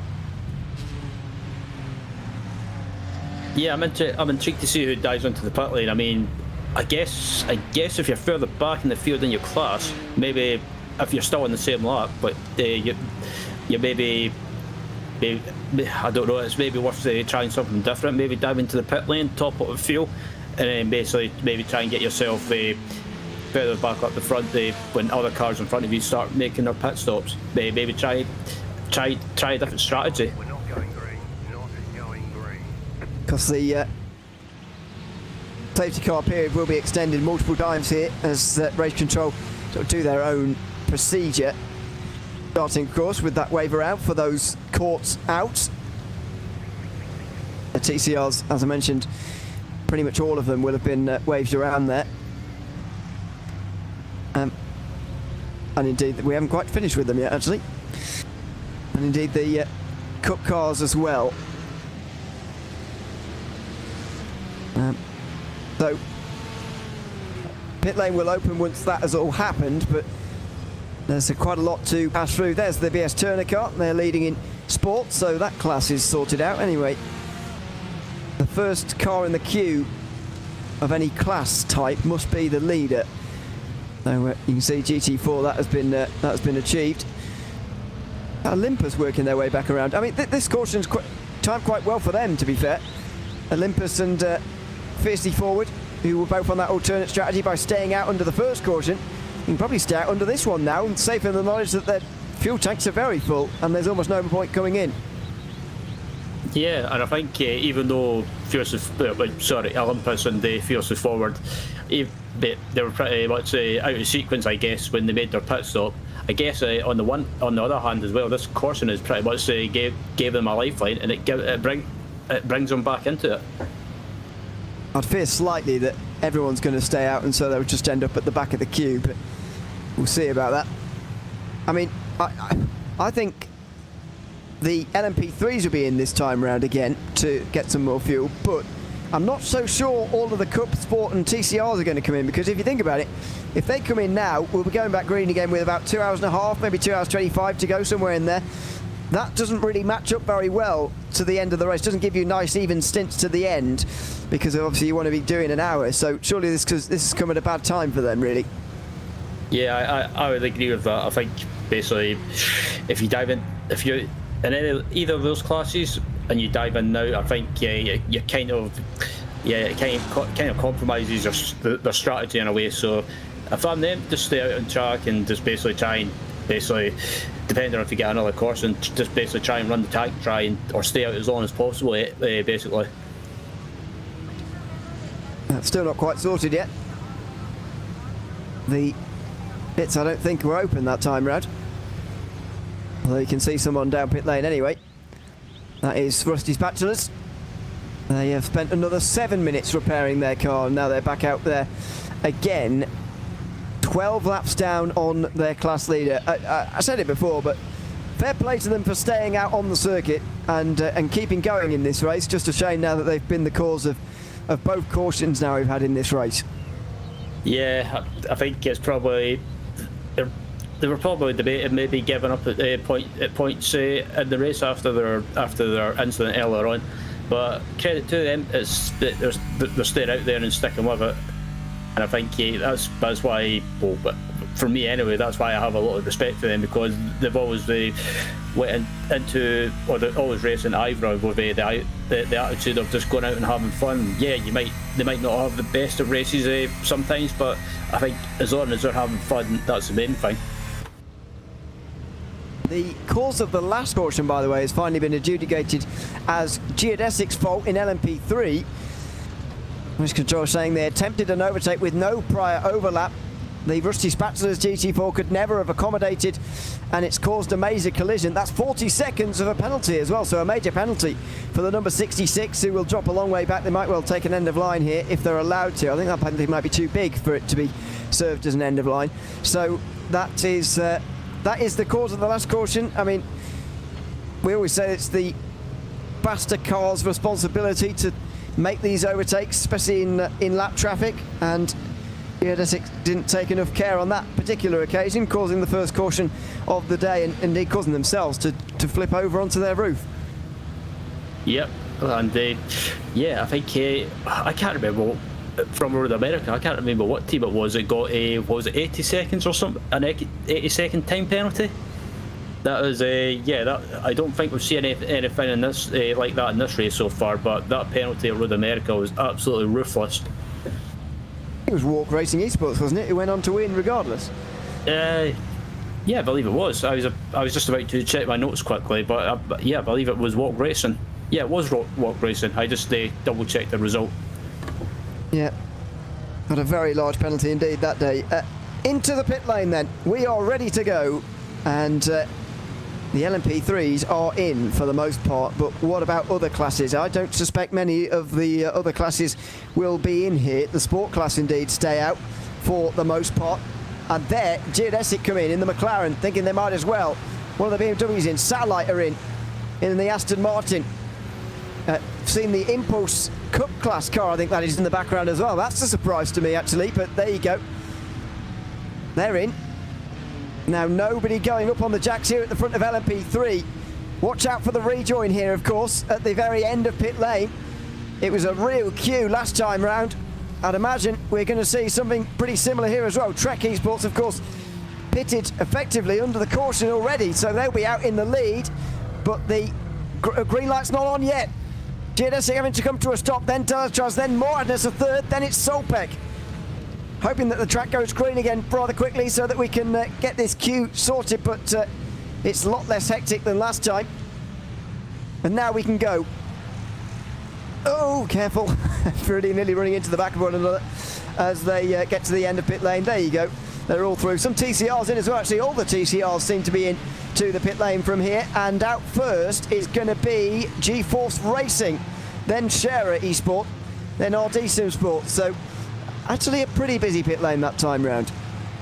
Yeah, I thought there was going to be some close calls in the pit lane there. Yeah, I thought there was going to be some stack-ups, but thankfully everyone managed to get going as soon as the pit lane opened. So yeah, it was less congested. But yeah, I think one of the geodesic LMP3 cars, they made a driver change as well. After going up on the jacks. 23 stayed out. 20. What was that leave? About 30 odd in the pit lane, so about half that time round. Let's give you a rundown of who is where in the classes then, with that pit stop now complete. Trek are leading the way with Niels van Handel at the front of the race after not stopping that time round. They'd already pitted, of course, under this caution. We'll wait to see whether that will stand or not. Geodesic's Austin Young is now back ahead in the class. They are ahead of Delatras, Moradness and Solpecker. Then it's WSR Sports Buckiger. Alessandro Lau has gotten into the car there, and it was a longer stop, which has meant they're down to 6th place. Prestana Nomad is 7th, then a Geodesics 62, then Team Hoisingveld, then the other Prestana Nomad car rounding out the top 10. Delta Sport are still in the lead of the Cup class, and here the top 4 have not come in. Visceral Esports number 96 is still out, so is Sim Racing School, then Olympus Esports with Impulse Racing rounding out the top 5. Visceral is 6th ahead of Walk Racing Esports, Carlar Esports, Racing Lab Esports and Fiercely Forward rounding out the top 10 in the Cup class. As oh dear, there's been a crash in the background in live pictures. Under caution here. I'll get back to the sport class running order in a couple of moments time, but I've just seen somebody crash on the front straight. I don't know if you saw that. They were blinking in and out as well, but someone just crashed on the front straight. Yeah, I was looking throughout the field, and I just basically went back, and I caught it was a whiff of smoke, but because there was so much blinking, I wasn't sure what car it was. No, we'll try and get to the bottom of that while I continue this rundown. In the sport class, BS Turner are now leading the way, and all of the top 10 here stayed out. In fact, the top 11 all stayed out. Altitude are next, ahead of Grid and Go, then Impulse and Decker running out the top 5. Is SRN Motorsports up 12 to be up in 6th place now, at Delta Sports in 7th place. It is WSR Sports Buckiger in 8th, ahead of Semi Sports, then Fiercely Forward Pink. Satellite Racing are the first of those who pitted last time around. Then, in TCR, G-Force Racing are at the front of the field. Their pit stop was a bit shorter than Share Esports, so they vaulted over them. Veracious are third, ahead, 4 places up though, head of 4th place RD Simsport. Then it is Hydro's Geodesic Racing who are 5th, head of Grow Racing Team, Carlar Esports, WSR Esports, Impulse Racing and Sim Motion running out the top 10 there. So, this is what happened. The number 96 Cup class car just turned into the wall there. That looked like a technical failure. I wonder if it was a wheel failure, or maybe a wheel failure, or PC crashing possibly. Yeah, maybe. Well, that looked like a technical failure for sure. I was just guessing by the blinking and then coming back. I was wondering if that was maybe a PC crash, or maybe even depending if they use VR. I know VR sometimes some people have had basically the VR go black, and they've lost control. Yeah, that can happen as well. So we'll get to the bottom of what happened there, but very disappointing for, of course, the overall race winners. Last time we were here at Barber Motorsports Park, completing 183 laps on that day. We've not even got a third of that distance so far. In fact, if this was a 700-kilometre race, we would be struggling a little bit to make it, as things stand, to the line before 6 hours, which of course was the time limit for that length of race back when we used to run it. These days though, in this series anyway, this year it is just 4-hour races in the Clubsport series. So as normal, LMP3 will be put ahead of Cup, then Sport, then TCR, and hopefully we are as clean a restart as we did last time around, and maybe a bit of a longer green flag run as well. We've got about 35 minutes at most so far. Yep, indeed. There's, yeah, I think the LMP3 cars being up at the front will probably make this this restart easier. So, yeah, fingers crossed we can get a longer green flag run. I mean, yeah, but it is possible. But as we've seen so far around this Barber track, there's been loads and loads of incidents. But yeah, hopefully we can get some, basically more, like I say, a longer green flag run. Surely that's going to be very difficult to do here. I mean, as the longer this race goes on as well, the more likely I think it is that we do continue to have shorter green flag runs, because there's an hour and a half less remaining than there was at the start of the race, when even then things were pretty difficult for everybody. There's no less cars in the race than there were back then either. All of those facts really are pointing towards only a shortening, or if not just a maintenance of the previous green flag runs that we've had. Yeah, that's a good point. I mean, yeah, we've still got about the 2 hours 26 remaining, so yeah, there's a high possibility of more courses happening. Just basically, it depends if we have any more big incidents where maybe people need to get permission to escape from the track. But still, as some of the cars weaving around, warming the tyres up, and to take the restart up in the LMP3 class, it's going to be the 33 Trek Q car up at the front, with the 64 Hydro geodesic racing car right behind, and the ever feisty Delatraz automotive car not in the background as well. Clearly, Trek have been allowed to keep the lead then, and they did make it in before the caution in that case.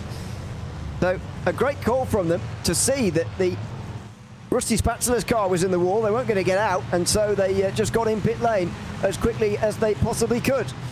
So they lead the field going to green, and they don't wait long either. The pace car pulls in, and as they're going round the penultimate corner, Niels van Handel gets us underway, but it wasn't a good final corner, I'm afraid.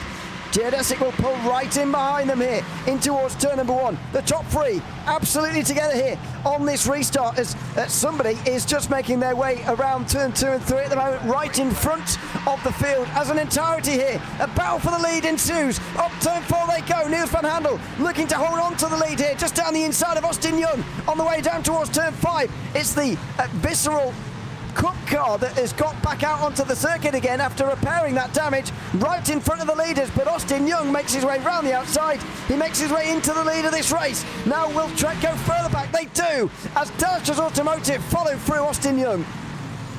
Yeah, it was like Austin Young did not waste any time in retaking the lead, and the Delatraz Automotive by Majors guys wasted no time in taking the position and moving up into second place as well now. So it looks like the 33 Trek Q car is just maybe struggling slightly. But as I say that, it looks like one of the visceral Porsches is basically, like you say, came out the pits. It looks like that was the 996. Yeah, it was. Preston and Nomad meanwhile overtaken by Team Huizenveld into 8th place, that is, for the number 48 winners from Road America. And don't forget, 25 minutes only from the halfway points now. Important always in the IVRA series to get those points at halfway. Otherwise, you can really lose out in the championship. Meanwhile, Gregory Hoefsen loses the lead in the Cup class, by the way. Grosjean Bubolk is leading the way, and this is why. Hoefsen coming in to serve that penalty. Yep, not the ideal situation for him under green flag conditions, but it looks like the Miranda's LMP3 team under pressure as well. It looks like they might be looking to, or they might be losing another position. But as I say that, it looks like they actually, as I take it back, it looks like they gained the position from the 33 Trek Q car. Yeah, Trek have not got off to a great start here. They are 4th already after restarting in the lead, as through there goes Valkyrie XP on the fiercely forward number 901. So that is a change for 9th down there. Fiercely forward, 8th place. Fiercely forward is down to 9th, I should say, in the Cup class. Delta Sport Sim Shop, of course, dropped to the back of the Cup standings. Visceral, though, are off the lead lap. Mateo Cuenza is now at the wheel of that one. It looks like it's been a driver change. I think technical failure is definitely the one we're going to be looking for there, because They've changed driver as well. Fabian Siegmund, meanwhile, has got them back into the Team Hoisingveld car, and he's looking for a pass to get into 7th here, around the outside of Geodesic. Yep, and in the background as well, and involved in this battle, looks like it's Core Sim Racing as well. Looking to try and make a move on the Siegmund into the hairpin. Siegmund is not giving this position up. You can't hold it on the outside there if you've got good grip. You can hold it on the outside in the exit. So it looks like Siegmund's going to hold the position into the chicane. And they queue up behind some of those left off the back of the train after the restart. So this is where it's slightly different, of course, to the actual starts of the race. Sometimes there's a bit of detached lap traffic off the back of it, and you have to pass it relatively early on here in these restarts, whereas that's not obviously the case in the actual start of the race. There is Gregory Hoefson being overtaken in the Porsche Cup Class. Of course, he's already been into pit lane to serve his penalty. That's why he's dropped so far back and is already in the way of these LMP3s. But it is slightly different to the overall start. A bit of a wake-up call in these restarts for the LMP3s to have to negotiate traffic so early on. That's 2 GT4s and a Cup car now they've already passed. Yep, and I think that's why Austin Young wanted to lead right at the restart, because he knew coming up to the traffic he didn't want to be stuck behind another car, and plus didn't want to lose too much time. But still, it looks like we've got a battle with the WSR eSport Buttkicker car with the Team Huskenveld and one of the Geodesic cars in Core Sim Racing, and it looks like this is a battle for let me check, a battle for one of the top 5 positions. Yep. Fabian Siegmund is 7th at the moment, so that is what, WSR 6th and then Solpec 5th just up ahead. More lock up down the hill there. They make their way round the right-hander of turn number 8, and then the fast back straight, fastest chicane first of all, and then the trickier one, I would argue, a big curve on the inside line, and a potential to spin to the outside as well, up over the rise afterwards too. Elevation change, a fixture on this circuit. As look at the inside there from Siegmund. Oh, it's a dive. That was very close indeed. If that had gone wrong, the WSR car would have gone round for sure.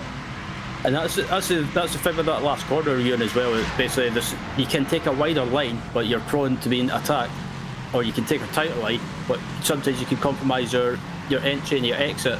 As it looks like Siegmund's trying to basically try a wide line to try and get a faster exit, and it looks like he might have a good exit heading up to the hairpin, but again it's just not close enough as to go by TCR traffic. Of course, Sim Racing looking up the inside of Geodesic in the background as well, but can't quite do it on this occasion. Siegmund going for the cutback through turn 5. Difficult to make anything happen though, and they get to 7, and he's just going to be stuck in the queue here, as are Solpec. That's a bad placing of traffic for Solpec, who are now going to be brought into this battle now as well. Yep, and they've got a GT4 traffic up ahead as well as Romanelli gets by and manages to get by, and Siegmund gets held up slightly, and he's under pressure now from one of the Geodesic cars in Core Sim Racing now as well, as they come up to the final few corners. And Siegmund, it looked like he was going to gain some positions, but now he's might be losing the 1 or 2 behind him. Geodesic ahead of Delatraz for the lead here as they make their way past TCR traffic for the first time all over again here. As I mentioned before, the classes are always sorted out into order after a restart, and so they get a few laps of respite apart from those who are of course off the back of the main group, and then you get into the proper rhythm of traffic all over again very quickly. This is that battle for about 4th place. Hoisingveld looking to break into the 6th position at the moment, running around the outside there. They're going to have Geodesic for company actually. After passing their TCR, they'll be under pressure from their LMP3 now, although that's not a smart place to put yourself on the outside line there. You could get yourself trapped behind RD, and they almost do. Core Sim Racing look to try and go through on the inside line. They're on the grass almost. It's 3 wide, looking at 4 wide maybe. Core Sim Racing aren't quite going to be able to do it, and Geodesic hang on just about, but that was very close indeed as 3 classes merge again on the circuit. Yeah, and this is one of the most difficult sections of the track to get by slower class cars, like the Cup cars and the TCRs, because just because of the massive speed difference between them. And as the Geodesic and Core Sim Racing get by a couple of the TCR cars and heading up to the final couple of corners. But yeah, this is it's pretty much being held up by traffic. It's just kind of separated this battle a little bit, as it looks like Siegmund's again close back up to the back of Romanelli, heading up to turn 1, and it looks like, can he try and get a move done? I don't think he's going to be fully alongside. Racing Mode stay ahead of GNSC, but behind WSR Esports. Book kick of just for the moment. They've negotiated that TCR traffic. It's time for GT4s again, and all of a sudden Delta Automotive are really applying the pressure for the lead. Here is Thomas Copes off down there at turn 12. He's made contact with the sim racing school car, I think. And he lets them back through again. We'll see what happened, but those were two cars who stayed out under the last caution because they saw the tactical benefit to it, but I'm afraid Copes left himself down the inside there. Sim racing school didn't give them the room, and they both spin round. Yeah, I think if that was me in charge of race control, I think Cope was just going for a gap that was never ever open, and basically was closing at the same time. So yeah, I think Cope kind of just stuck his nose in there, and unfortunately basically it's kind of just they compromised both the races. So I wouldn't be surprised if Cope has a penalty coming his way. Carlisle Esports, by the way, have been given a 20-second time penalty, as have Warp Racing Esports, for contact under the safety car. At Santorio Martikainen as well, 20 seconds time penalty for being for losing positions under the class split and then recovering them again. Under yellow, you're not allowed to do that, so quite complicated, but they've broken one of the rules there pretty obviously. And so they've got a 20-second time penalty as well. So still ahead of WSR here for fifth place in this battle. 5 of them fighting over this in LMP3 as they work their way now past the GT4s again. Yep, and all the scrapping as well is allowing the 33 Trek Q car to pull away and just build a little bit of a gap and pull away as they've got GT4 traffic up ahead with it looks like the Glacier Racing McLaren and the Satellite Racing Aston Martin Vantage GT4. Well, we're just about an hour and 45 into this one now. Ryan, you've been with us for the last hour or so. What's your reading on what we're going to see now for the final 2 hours 15 minutes of this race?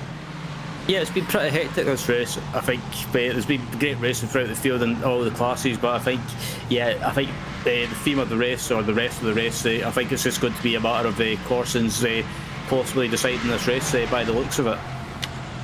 Thanks very much, Ryan, for your contribution in the last hour. It was good to be alongside you again in this round of the IVRA Clubsport Series for 2024 and 25. It remains myself, Ian O'Leary, taking you through to the flag with Darragh Thacker, who now joins me for the final 2 hours and 15 minutes of this race. And you've joined at a great time, Darragh. You've got a yellow flag. Yeah, that's what I do. I arrive and I bring caution. So, yeah, good timing that. We'll have to try and find out how that's happened. I think it's going to be Prestanda Nomad having some kind of incident in the 57 car. But I was just about to say that we're in a kind of state of the race where drivers can make moves, but no more, as that is quite ahead into the wall. That is, and you can see why they can't move anymore from here. The front left tyre is not where it should be. That is out of shape. Now, I'm not sure if you noted down the time we went green again, Darragh, actually, but I'm thinking whether actually maybe we didn't get enough green flag running there for a long yellow. If it's, of course, to remind you of the rules, if it is within 15 minutes of the previous yellow and the restart from the previous yellow, then we do not have the pit lane opening and we have a short yellow procedure. I wonder whether we're going to get one of those. Well, it has been within 15 minutes since we went green, so by that reckoning, we should have that shorter procedure, which is a benefit. You know, we don't like to see too much of the race run under caution conditions, but it really has been a case of trying to make moves effectively between the cautions so far, hasn't it? Drivers not having too much time in the grand scheme of things to make this race work for them, being a little bit stop-start, kind of as we'd expect at a track like Barber, but you know, teams having to do their best in the shorter windows to really benefit themselves further up the order, and we're kind of seeing that with our front runners in all of the classes so far. Bit of a strange way of doing endurance racing, though, isn't it? It's something really different to get your head wrapped around. I always say this about IVRA. It's a fantastic series, fantastic league, and the safety cars really do bring a lot to it, but can make the racing a little bit stop-start. It can make it a little bit less like endurance racing. I mean, for the IVRA Endurance opener the other week, a couple of weekends ago, the Motegi 300 laps around Motegi, which obviously takes quite a long time, comes down to about an hour and a half at the end, where everyone's dashing for the win. 3 cars covered by a second at the very end of that race overall. You know, these are the things that happen in IVRA racing because of these safety cars bringing everyone back together again. And it means that you're never really out of it, doesn't it? So, you know, teams, drivers know that even if something's happened, they may get damaged, they may drop a couple of laps. There's always going to be some chance for them to try and regain their position in the race, even if they lose, 5 positions in a spin somewhere. In longer endurance races where you're not as likely to get any kind of caution, that could disadvantage you a little bit more. But here, I mean, we saw it as well at Road America in the opener for the season in the Clubsport series, that the race really came down to the last 5-10 minutes, and it was decided on a final lap. So it's never really over till it's over, and that's kind of a special aspect of the series. We shouldn't have a very long yellow here. I also agree. I think it was about 12 minutes, that green flag run, so it should be a short yellow. Again, to remind you of the rules, if a yellow comes out within 15 minutes of the previous restart, that is either the start of the race or indeed the last restart because of a caution, then we don't open the pit lane during the next sequence. And the advantage of this one, of course, is that not many people got lapped there, and so only a few cup cars, I think, should be going past the pace car. The only thing that left to sort out after that, of course, is to put the LMP3s at the front, then the cup cars, then the sport cars, then the TCRs, but that'll take a little bit of time. But we might be going back racing again with more than 2 hours to go, and that means we'll have a real dash for the halfway points as well, which could be quite exciting.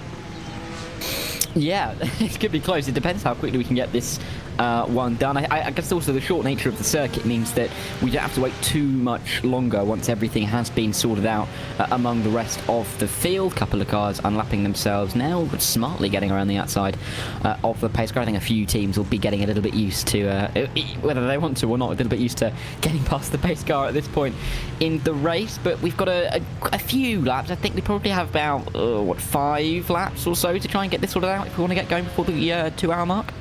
I think we've got 4.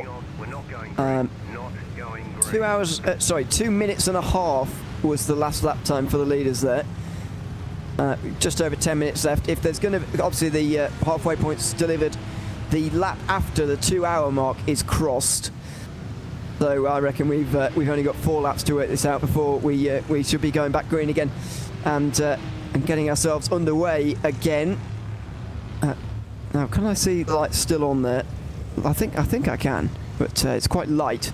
So yes, indeed, there we go. There's a better angle. And by the way, we are just coming up to about 2:30 in sim time as things stand. This is right in the heat of the day, and as you can tell, we're not speaking about temperature very much because it is the end of November in North America, and so it's not very warm at all, not very abrasive for these tyres at all. The race will be ending about 15 minutes before official sunset as well, so it may get a little bit dusky towards the end, but we are going to have nothing like the dark conditions at all, as indeed was the same. We didn't have any dark conditions at Road America either.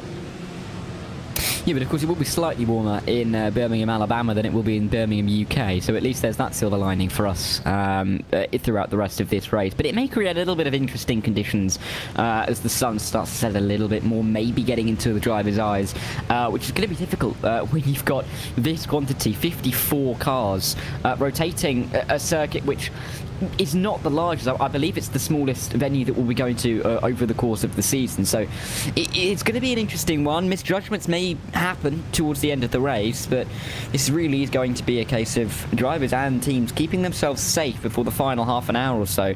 Yeah, we're likely to get another couple of cautions before the end. I don't think there's any question about that, but it's just positioning yourself into the best possible window in preparation for these pace cars, whether we're going to be able to open the pit lane or not, especially. And we only had 3 at Road America. We've already got to 3 in the first half of this race at Barber Motorsports Park. 2 hours and 8 minutes remaining. Now, as they go over the line here, does that mean the lights go off on top of the pace car, or are we not quite ready yet? The lights have gone off, so we are ready to go at the end of this one. What that should mean is about 4 or 5 laps of racing for those halfway points. Could be really important by the end of the season in what's always a close championship here in the Clubsport Series, and so this restart's going to be very exciting indeed. Yeah, and if you're the 64 of the Hydro Race Geodesic Racing, so you've already smashed that name together. Defending, I think, is going to be key into turn 1, but then pulling away, trying to gain a little bit of an advantage with some clean air could be the key to getting some extra points for that number 64 car, of course. Trying to regain a few points, obviously a P8 in the standings coming into this one, and a fair ways behind Huizingfeld, who lead the way, so they wouldn't mind these extra few points, even if it isn't the full complement for the race after 4 hours. So it used to be 50% points for the 50% mark, but that was reduced, I think last season, to 33% points now. So it's 34 for a win. All decimals are rounded up, by the way. Thank goodness we don't have decimals to deal with in this series. Points, fines and stuff. That's really annoying, isn't it? So we don't have any of that. We've just got the round numbers, which is good for the end of the season, especially when we get to the springtime and indeed the final race at the Algarve circuit in Portugal. So it's our American opening round to the season, opening part of the season really. Road America, Barber Motorsports Park and Sebring to start off the opening 3 rounds, and then 3 European circuits, Imola, Jerez and the Algarve to end the season. I would argue that the American circuit, especially the first 2, a little bit tighter and more difficult, although Imola will present its fair amount of challenges, I'd imagine, as well. Oh, absolutely. And to end at Portimao is going to be quite a race to start a championship on. I find it interesting, of course, with 3 in North America and 3 in Europe, how we seem to get closer to the Atlantic in the first 3 races and then in the next 3 races. So that might just be how I see the world, which is very specific. But it's an interesting calendar, and it works quite well, I think. It's nice to be able to look forward to races like Imola and Jerez, which is circuits that, I mean, this kind of racing is going to be quite exciting at. And, you know, we've got a little bit of time to wait, but points on the board now are key for these teams.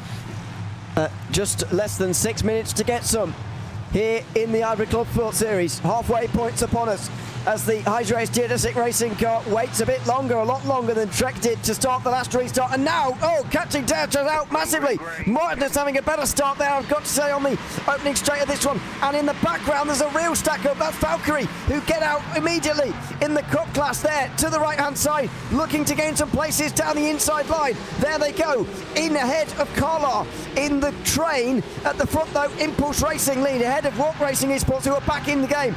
BS Turner lead. Meanwhile, in the Sport class, head of Grid and Go. And then it is, who is that? It's Altitude, who are just up ahead. And then Impulse in 4th. Visceral off again, the 996 off on the restart. Yeah, poor start for them, as we're going to see a couple of little sends to the inside down at the hairpin. Good place, if any, this circuit to make moves. Nothing really happening, though, back here towards the rear end of the field. But it's been a pretty calm start for our leaders. Good lead in the TCR as well for GeForce Racing. They've got a full second ahead of Share Sport in that class. It's a little bit closer in the other 3, but coming down the hill. Oh, a little bit of side-by-side action in the background as they make their way towards turn number 8. But they just about sort themselves out as they get into this really fast-flowing part of the circuit. Very fast back straight, of course. It was Delta Sport versus Visceral, and they, both of them, end in the wall. They were running down at the back, of course. They're 11th and 12th. Well, they certainly are now. They were near there as well beforehand, but that's Delta Sport really trying hard to gain places. I don't think they left Visceral nearly enough room on the outside line there. No, and you know, they'll both argue that it was the other's fault, but clearly that'll be looked at by race control and probably get a bit of a judgment on that in the not too distant future. But you know, both will likely be pointing fingers, but it did seem that way, as you described.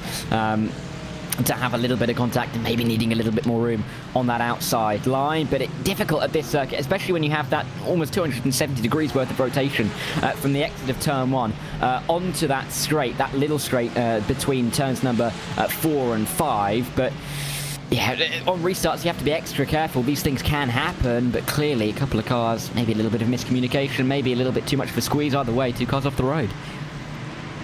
And both down the field. I fear for them in damage terms as well, actually, whether they would have picked anything up, and they're in as well, actually, along with Sim Racing School. So 3 pitters in the Porsche Cup class already here on this restart as a result of clear damage that they picked up. Although I'm not sure where Sim Racing School have managed to pick it up from, because they won't have had the chance to pit in under yellow. The pits didn't open, so any stop would have been punished, and that has left a few people waiting to perhaps come in. Yeah, that Motorsport car is definitely damaged. Sim Racing School, meanwhile, get themselves back out again as Solpek and Huizinga go side by side around turn 2 and 3. Huizinga on the outside line, squeezed a little bit into the grass. If they can stay alongside for turn 5, they'd be okay, but they haven't. And they're back now to the outside line again, braking very late, working their way around the outside very nicely. In fact, it's going to be closed on the exit. They come together almost. But with the inside line on the way towards turn 7 and 8, Huizinga are going to be back in front, back in the game, and through they go again. So the Road America winners picking up a couple of points there right at the very crucial moment with 2 minutes to go.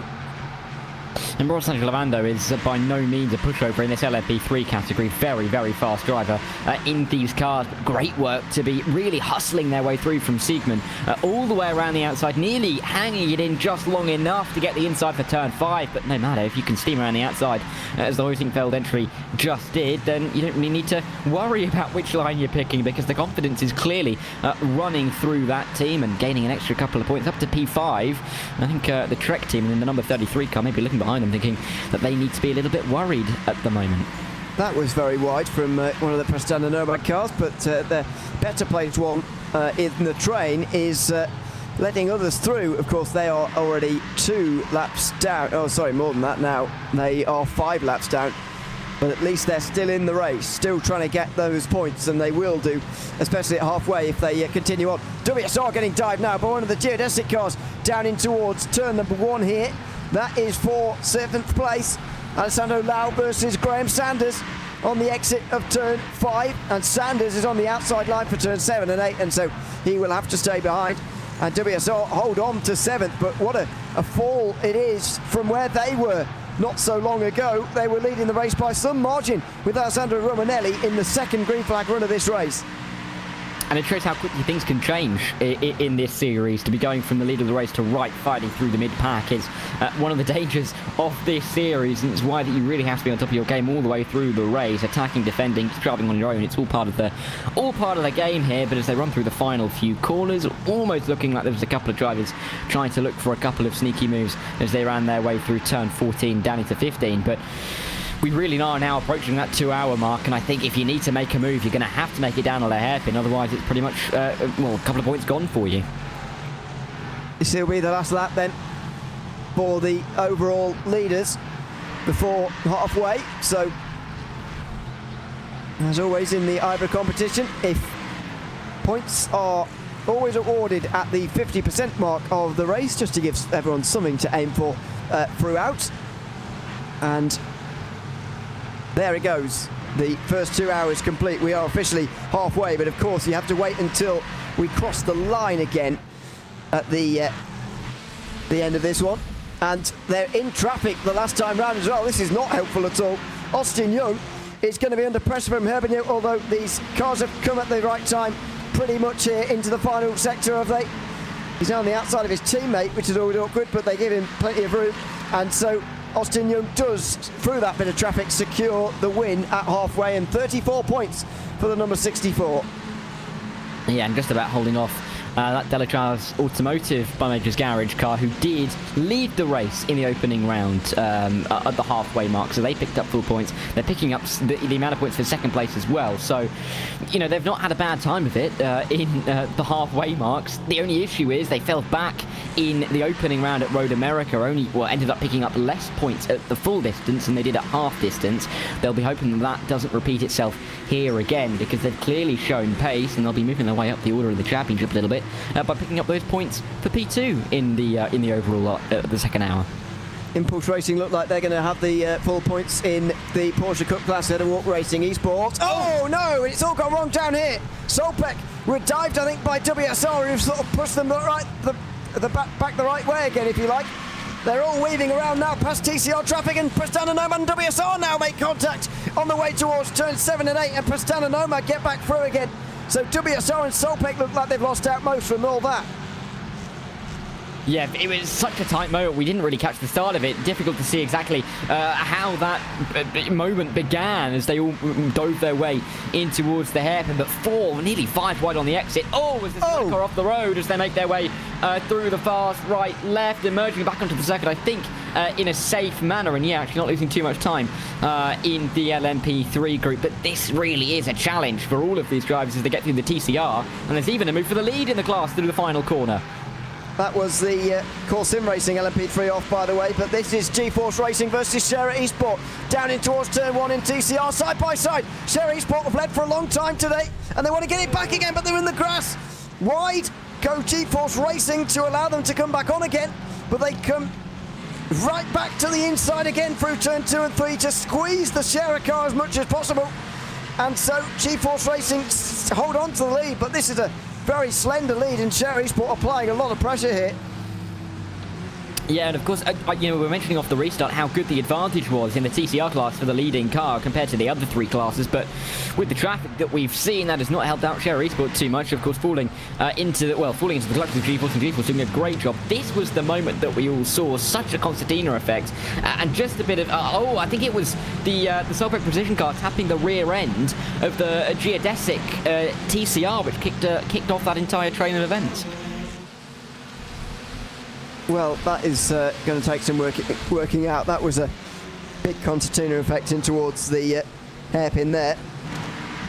The more penalties to go through, by the way, as well. While we've got a moment, I'll let you decide for yourself what was going on between P3 and GT4. We should just watch Zenith here have an incident with Moradness. They look down the inside of Orbit, drop there, and spin themselves around down the inside. And Hoisinveld very nearly spun round at the same time as well. Alessandro Romanelli gets a 10-second time penalty. That's the WSR car, of course, in LMP3 for misjudging the gap to the number 960 Porsche Cup car and getting a penalty for that. That was Carla, and we saw that incident quite a long time ago now, but 10 seconds to WSR for that. A couple of no further actions, and still some more to be looked over here in the stewards room, and so we'll leave them to that for the moment as we go back to TCR lead again. Feels a lot quieter here than what we were just seeing in the LMP3s. Yeah, it's a little bit tamer, less of a downforce nature to these cars, meaning that the LMP3s can duck and dive their way through most of the circuit. TCRs feels a little bit heavy, a little bit slower through the corners, so it feels a little less on the edge. But even so, in these cars, if you're going to be going side by side through any of the high-speed parts, it's really going to feel quite treacherous, as we're seeing more side by side. This is now for P9 as they run their way through turn number 8. That was getting close, and again down that hill, we've seen it time and time again. It's not a place where you really want to be going side by side, otherwise you may be finding yourself going into the wall. That wasn't a very good run, and here on the outside line comes WSR, and through they go just about in towards the fast chicane at the end. That looked like a bit of a slide, but it was okay. That was on Semper Racing, of course, at the very back end of this group for 5th place, being headed by Sam Blees in the geodesic car. Delta Sport and Visceral Esports are still in the pit lane in the Porsche Cup class, by the way, and they're behind the TCRs. A great shame for both of those two teams, who did make it back to the pit lane, by the way, hence why we didn't have a caution, but they have got some repairs to do now as the top 4 in TCR get together again, and in the 2 leaders' case, quite literally get together through turns 2 and 3. Yeah, they separate themselves out though as they run down towards turn 5. It's Sven Winter looking for a move. Look at McKinsey feeling a need to defend that inside line for the lead of the TCR class, and he's going to be able to do so effectively. But now you've got the P3 and P4 cars in the Voracious Racing Team and RD Simsport getting themselves right into this battle as well as they run their way in towards 7 and 8. These 4 though, a long way away from the rest of the pack, nearly a 5-second, in fact over a 5-second gap between 4th and 5th. Yeah, it's a very big gap because of that battle and that group we saw earlier for 5th place going on. So front 4 and then those lot in the background. You can see them with Core Sim Racing just in amongst them at the moment. This is the GT4 mid group, if you like, with SRN Motorsports just ahead of Glacier Racing here. It's the battle for 9th place as things stand. Further up, Ruben Bonga is still leading for BS Turner, and LMP3 traffic will be making their way through on these guys again pretty shortly. It's going getting into that stage of the race all over again here. We have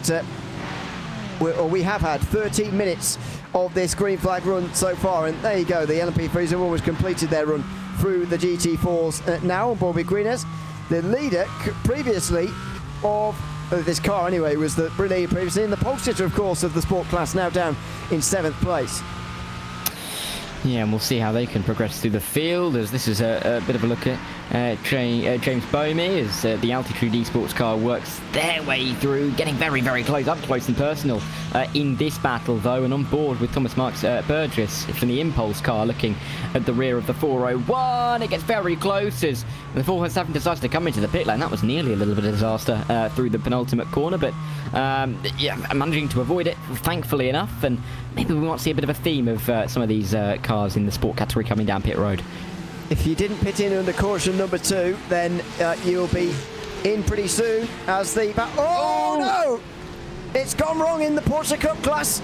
David Boschke holds on to second, but that is a dropping of positions there for Jacob Behrens in the Racing Lab Esports.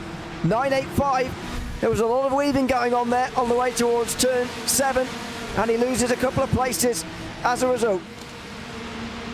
He does, but it very close. I mean, it was good enough for a profile picture, but not really good enough to keep your position in this race. And such a scary moment. It looked technically coming into the corner as this is getting tricky. 3 classes finding themselves on top of each other through the penultimate couple of corners. And this really is where we're going to see a lot of the crossover side by side in the Cup class as we work our way through the final couple of corners. I think this is the battle for P2 and P3 as they work their way down. Jacob Behrens actually trying to get himself up into the top 3 once again. Couple of pitters, but look at this down in towards toe. It's absolute mayhem. That is the Delta Sport recently emerged from pit lane that's just passed him, by the way. Many laps down, but unlapping themselves now. Probably on newer tyres than everybody else, which is no doubt helping them. As we make our way over the top of the hill at turn 4 again. It is just madness on this circuit. 4 classes all out there on the circuit together, all battling at the same time, and more sport pit stops here. It's very much the time for sport pit stops. Maybe that will take a couple of cars off the circuit and quieten the race down a little bit, but there's very few quiet moments and quiet corners on this circuit at the moment. Look at the queue there down the hill through the chicane. It always seems to happen. It's always remarkable. It is also worth pointing out that we have passed the 15-minute mark since the last caution, so if we had a caution now, it'd be a little bit longer, wide from a TCR as they come through this part of the racetrack. This is just chaos as they make their way in towards the final few corners. Not exactly a place where you want to be going side by side. Pick the bones out of all of this as they run their way down into turn 13 and 14 inside line. I believe that is for one of the geodesic racing cars. It could be Austin Young making his way to the inside, but absolute chaos. Do they make it through the final corner? 3 wide, 3 different classes. They just about make it work. That's Cook making our way around the outside, TCR in the middle, and LMP3 down the inside. I'm not sure if they were 4 wide briefly there with Geodesic making their way down the inside. Carlisle had to sort of stop turning in there as someone went very deep indeed. Now looking up the inside, on board we go in this battle in the Cup class. That's Olympus on our outside as things stand. And oh, there they go! It's Thomas Cope we've made contact with, along with Prestana Nomad as well. SimCity Racing, Olympus Esports and Prestana Nomad all go around.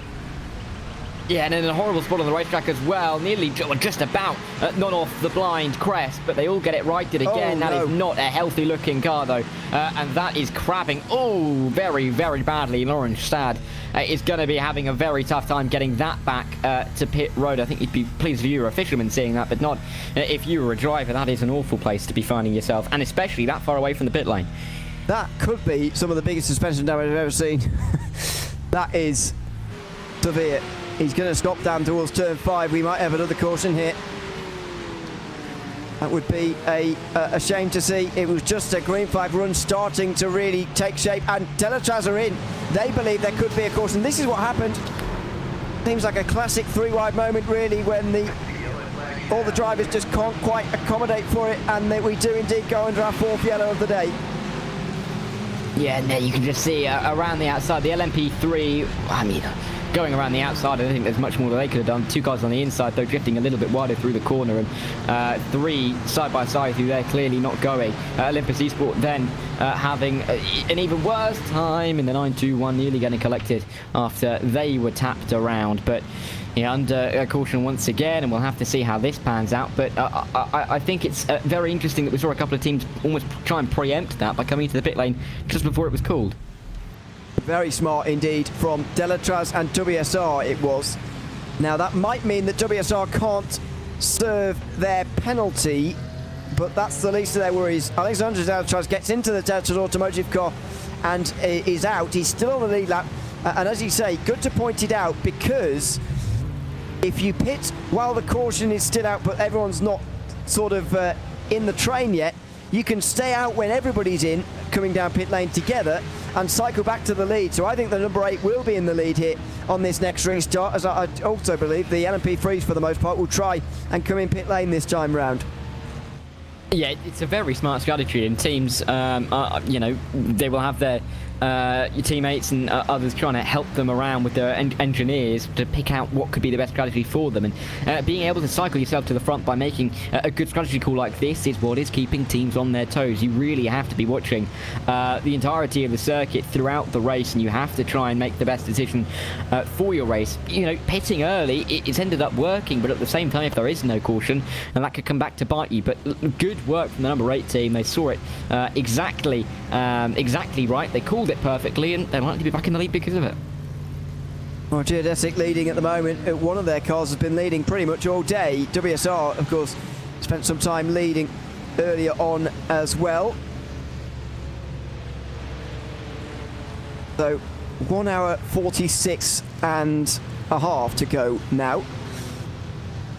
And one of the Porsche cars goes through, so there will be a waiver out before these pit stops come in. It is an advantage that you get plenty of time to actually decide what you're going to do here before the pit lane opens.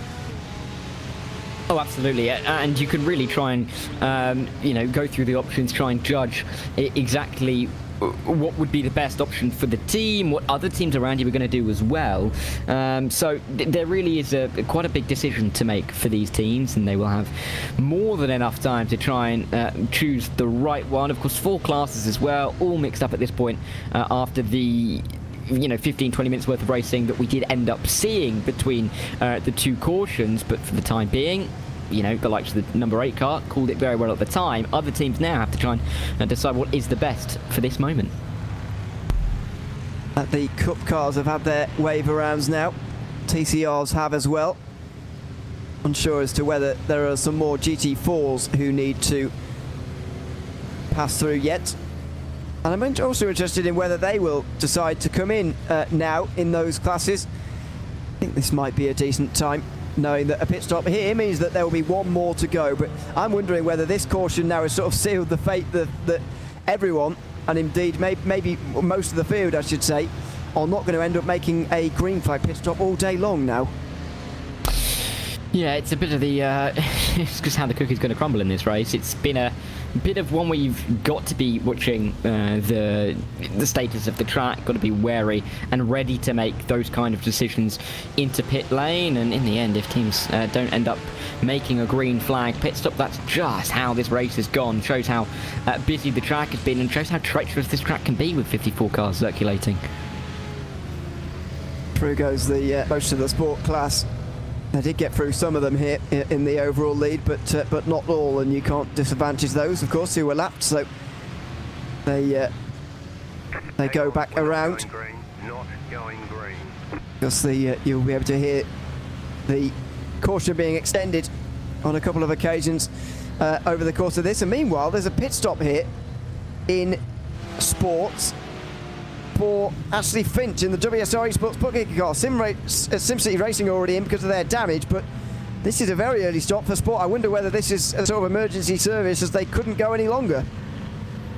Yeah, interesting to see them coming into pit road and up on the tracks as well. We'll see if or how long they have to spend, or maybe they will be trying to maybe fix a little bit of damage and see what happens to them throughout the rest of this race. I don't think it was anything like that, but we'll have to wait and see. But difficult to really judge exactly where drivers and teams are going to go. Like we've said, we think that most of the LMP3s are going to come in this time, or for this caution, not necessarily this lap, depending on when the pit lane is opened to them. But for the time being, Austin Young almost twiddling his thumbs, waiting for that decision to be made for him. I think the pit lane should be open this time round. So we'll see.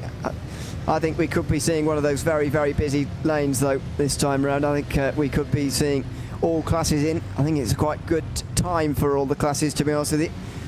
It works rather well. So, will we be seeing a pit stop or a pit lane, I should say, like the first caution of the day, where people were queuing on the exit and all sorts were going on just less than an hour and 43 minutes to go. Unsure as to really whether that means the LMP3s could make it on just one more stop from here, but certainly for the other three classes they definitely can. I think they'd be looking for another caution, maybe a quick caution at some point to help them get there on fuel tanks, but I'd suggest the way this race is going, they could probably do it on one more stop. After this, we'll have to see. It will be a case of watching how the race goes. If it's gone the way it has been so far, with an extra couple of cautions, that helps them try and prevent an extra pit stop. But if we go green towards the end, it's going to be a little bit more touch and go. So we'll have to see. But pit lane is open this time around, and here comes the mass exodus from the track, and in they come to the pit lane. Here comes everybody. Geodesic stay out. They're already a lap down, though, I think. I think they're still a lap down, so they are trying to get a lap back. Carlos stay out in the Cup class, and another driver from Cup staying out too, but they are on the lead lap, so some drivers in the Cup competition deciding to stay out on the circuit legitimately. Into the box they go for pretty much everybody there. Walk Racing, Esports and Delta Sports stay out as well. It's probably easy for me to tell you who stayed out, to be honest, rather than who's come in. Deltraz, of course, I think will stay out, and there they go. Core Sim Racing have stayed out in LMP3 now as well. Some GT4s are going around again. They will stay out on the circuit. Geodesic, Zenith, actually quite a few more staying out. BS Turner, WSR, Impulse, all in GT4 staying out. Same for Grid and Go. We think they'll get out first. Meanwhile, of the LMP3s who've made a stop there ahead of Geodesic, then it will be Madness, and they've got to be careful on the exit. Whoa! They all very nearly hit each other there on the exit, and they're very nearly contacting TCR as well, but they all get themselves out okay, and that was close for a couple of moments. Yeah, not the easiest of pit lanes from everybody throughout that pit stop cycle, but everybody who was tried to make a pit stop on that lead lap has done so now, and everyone will try and work out if they've gained or lost a position. But so many cars down pit road, of course, the stacking required with not quite 54 slots for 55 cars on the circuit, but really has made the face of this race a little bit more interesting, and the number 8 car clearly having done the best strategy over the last 20 minutes or so by getting themselves into the lead of this race. An hour and 40 remaining here at Barber Motorsports Park in the IVRA Clubsport Series. We're going to take a short break in these next couple of minutes while the caution is underway. On the other side, we'll go through the classification, of course, and we'll have the restart in a few moments' time.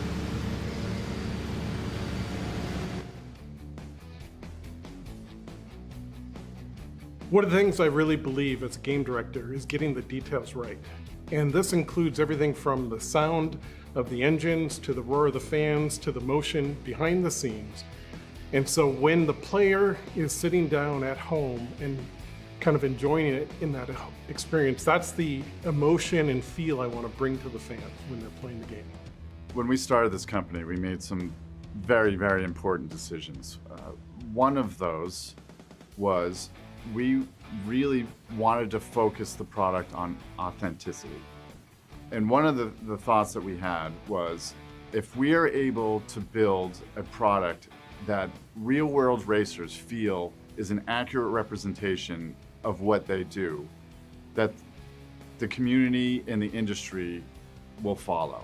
Everyone here at iRacing is super excited about this NASCAR franchise, moving it to console, NASCAR 25 and beyond, and continuing to develop it on PC. NASCAR has been a terrific partner. They understand what we are and how we can bring motor racing to the fan in a way that hasn't been done before. My name is Steve Reese. I've been at iRacing for 8 years, and I am the lead vehicle dynamics engineer for NASCAR 25. So prior to coming to iRacing, I spent roughly a decade working as a race engineer in the NASCAR Cup Series, working for a variety of top-tier drivers, including Joey Logano, Brad Keselowski, Bobby Labonte, and many others. As we approach the console-based vehicle model, we've got a wealth of knowledge and history to draw from with the much more complex iRacing vehicle models. We're looking to provide the user with changes in weights, tire characteristics, horsepower, aerodynamics, all of that to give the user the most immersive experience possible. One of the most exciting things for me on the console side is having access to the laser scan data. If you contrast that to what was done in earlier NASCAR games, they were accurate to a point, but you're building it based on photo reference and CAD drawings and some things that were, in some cases at these tracks, 30, 40 years old from when they were originally built. Laser scans are critical to the foundation of the tracks that we've built in NASCAR 25 and in iRacing. They are streamlined to load straight into our track modeling tools, and we are able to trace geometry, 3D models onto the points that we've captured out in the real world. These points and the geometry will provide you with a surface that is precise to the millimeter. So every little subtlety, every little nuance that is there in the real world, you will feel. Laser scanning technology is critical to the authenticity of NASCAR 25. You will see everything that the real world race car driver sees, and you will feel everything that the real world race car driver feels, whether it's that switch or weld or rivet on the car or bump or crack on the track, we'll have it there for you. They were one of the first ones to put that much effort in how exact a model a racetrack might be, down to the very, the smallest bump or imperfection in the surface of the racetrack. And so they've been doing it that way for a long time. And what that has done is produce the most realistic experience. When you go out on a racetrack and you drive on that track, there's almost a sense of deja vu when you see the real thing. Racing is truly unique in the sports world when it comes to how you can interact with it in a game. If you're the best NBA 2K player in the world, there is no chance you are stepping out onto a basketball court and scoring a basket on LeBron James.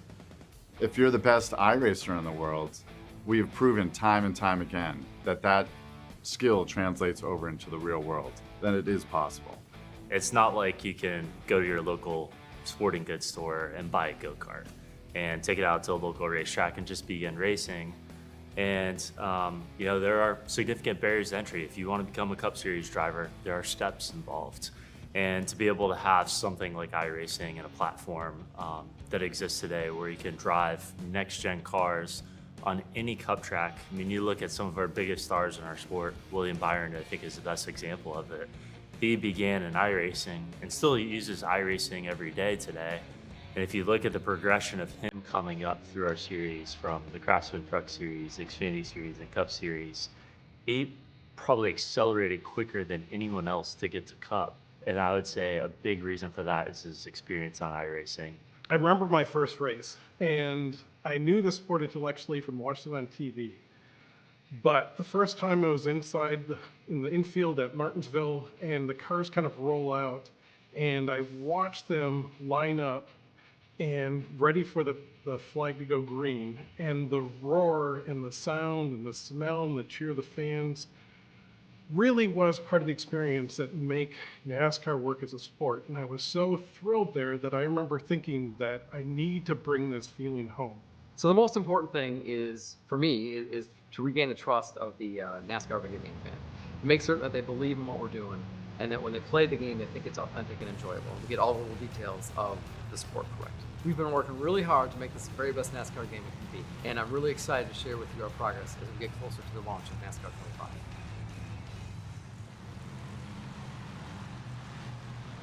Back to the IVRA Clubsport Series. We're about to go green again with an hour and 34 remaining here at Barber Motorsports Park. We started the day with 4 hours on the clock. We're ready to go again with just over 90 minutes remaining. Alexander Delatraz gets us underway for Delatraz Automotive from the front with Pascal Stix and Corsin Racing in second, then Team Hoisingveld in third, and Geodesic back in fourth place, which may well be the lowest position for their best car all day long. Out of turn number 3 they go, and up the hill again. Delatraz immediately under pressure from Pascal Stix, who has a look here down the inside in towards turn number 5.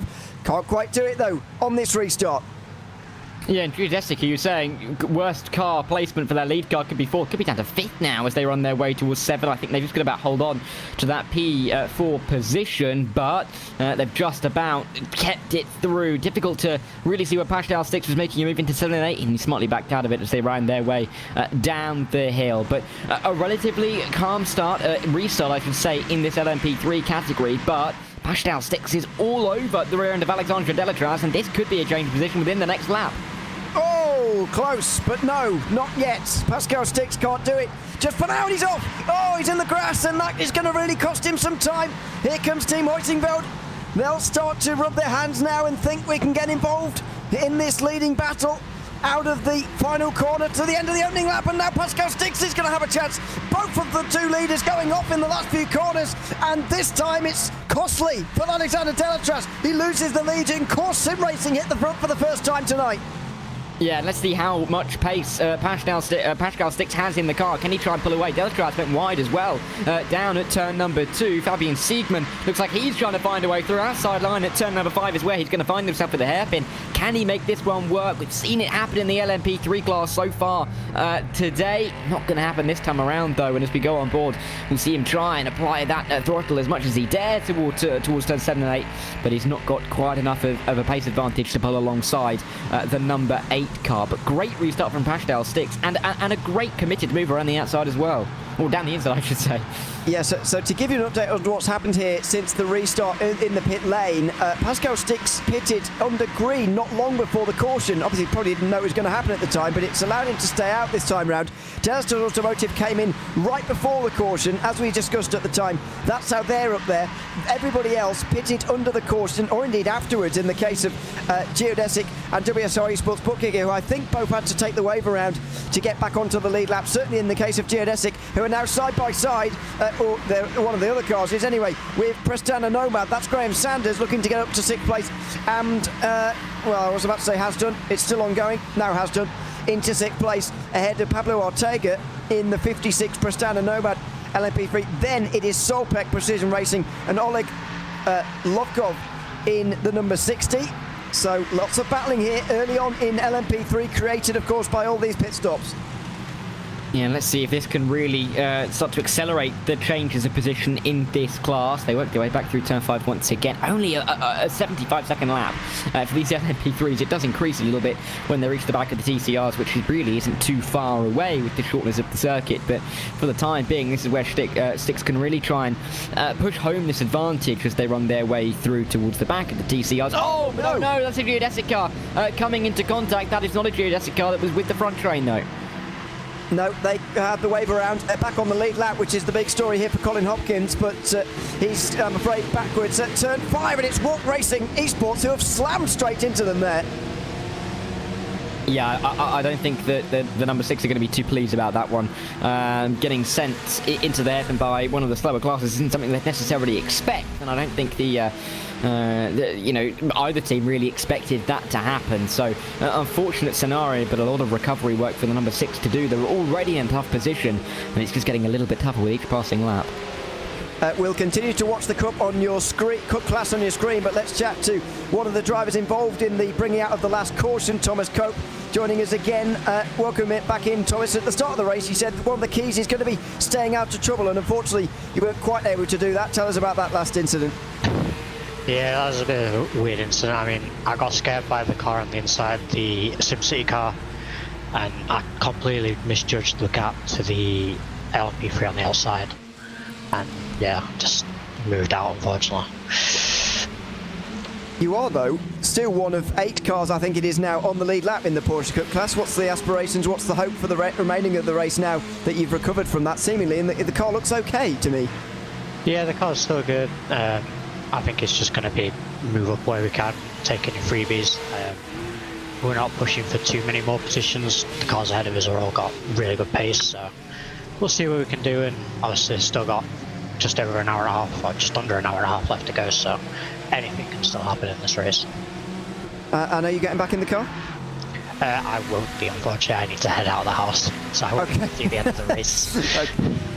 Well, we'll let you do that. Thanks very much for coming to chat to us, Thomas, and good to see you back out there on the circuit again. Good luck for the remainder of the race. Thank you very much, guys. Thanks very much, Thomas Cope there from Olympus Esports, chatting to us again as he did previous to the race as well. And of course, if you are a driver watching this right now and you'd like to come have a chat with us, you're more than welcome to join the RaceSpotTV TeamSpeak. Put yourself in the waiting room for the IVRA Clubsport channel, and we will bring you in. On board with Jacob Behrens we go, with Racing Lab Esports currently sat in 4th place. It is Fiercely Forward who currently lead the way, with Bernardo Ferrer ahead of Impulse Racing, then Visceral in the black, you can just see up ahead of us here, then Racing Lab Esports, who we're on board with. It's Valkyrie Competition and Olympus just in behind us as well. All of these 6 came into pit lane. These are the 6 that matter, really. They're right at the front of the race, and they all pitted under the last caution. It's a level playing field pretty much here, with just less than an hour and a half to go. Yeah, we just see Behrens there trying to almost get into the mirrors of the Asetek Simsport Visceral car as they work their way through. Here come the LMP3, so they've got to be careful.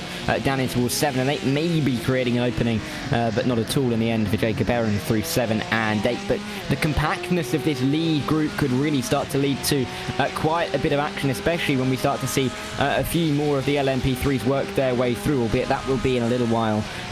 With the Cup car not that much slower than the LMP3, so they've got a little bit of time before that will start happening. So side-by-side action could be ongoing. The only issue for them is they're going to come up to this battle for the lead of the TCRs pretty shortly indeed. This is a replay of G-Force Racing working their way down the inside of Semper Racing, and so they now lead. Let's give you a bit of an update of what's going on in TCR actually, because there has been a lead change there. As I say, Michael Parsek now at the front. Every one of the top 11 have been in, and by top 11 I of course mean the entire class in TCR. It is a level playing field there. G-Force Racing now at the front by just a couple of tenths of a second ahead of Semper Racing, and they're about to be passed now by LMP3 traffic again. Here we go again. Hilsingveld just in ahead of Geodesic, who are getting alongside now on the way down towards turn 11. Here they go side by side, but no. Hilsingveld get up ahead. Now they're on the outside of one of the TCRs. Let's hope they don't wash out too wide. Here comes Geodesic down the inside. They're into turn 13 and they're through. Geodesic through once and then through twice. Here go Hilsingveld back on the outside though, as they try and recover one of those places into the final corner. Right round the outside for 5th. And the number 62's back in the position again. Are they? Yes, they are. They pull in front of Hilsingveld, who lose 2 places in a matter of corners. And Oleg Lovkov in that Solpak precision car we were just on board with, you could see him looking for the position. They were going side by side, trying to pick a way through, but in the end the 2 in front not giving any kind of sniff to Lovkov as they worked their way in towards the opening 10, now rising over the crest at turn 4 towards turn 5. But what a job from the Geodesic Racing duo to get through on Hilsingveld really effectively as well. Not too much time lost by battling, but just picking their way through the traffic with a little bit more ease, and a tenth or 2 is all that they needed to find an inside line and find a position. And Hilsingveld have got it all to do now behind these 2 teammates. They certainly have. The winners from Road America down to 6th in the race, in the class. In the sport class, by the way, I'll try and explain the situation, but it's pretty much all over the place, I've got to be honest with you. Hydrace Geodesic Racing currently leading, although they're quite deep into a stint now, as are Zenith. They are 1 and 2. There are the 2 McLarens at the front of the field. BS Turner weren't in that long ago, but they didn't come in under the caution because they come in a little bit previous to that. Same story for Impulse, Altitude, Grid and Go, and also Fiercely Zechariah Esports, who are down in 8th place as it stands. The rest of the sport class came in under the last caution, and so they're trying to come back through again. Team 75 Bernard by Simon C and Corentin Grunet is trying to lead that charge. He's currently 7th in the 4.75. That's your update, and you're up to speed now with all 4 classes as we go back to the Cup class. Everyone here in in the slipstream of the leader. This is the top 6 overall in the Cup class, the top 6 that really matter on a level playing field strategy-wise, and they're battling it out here as well with an hour and 24 to go on the circuit.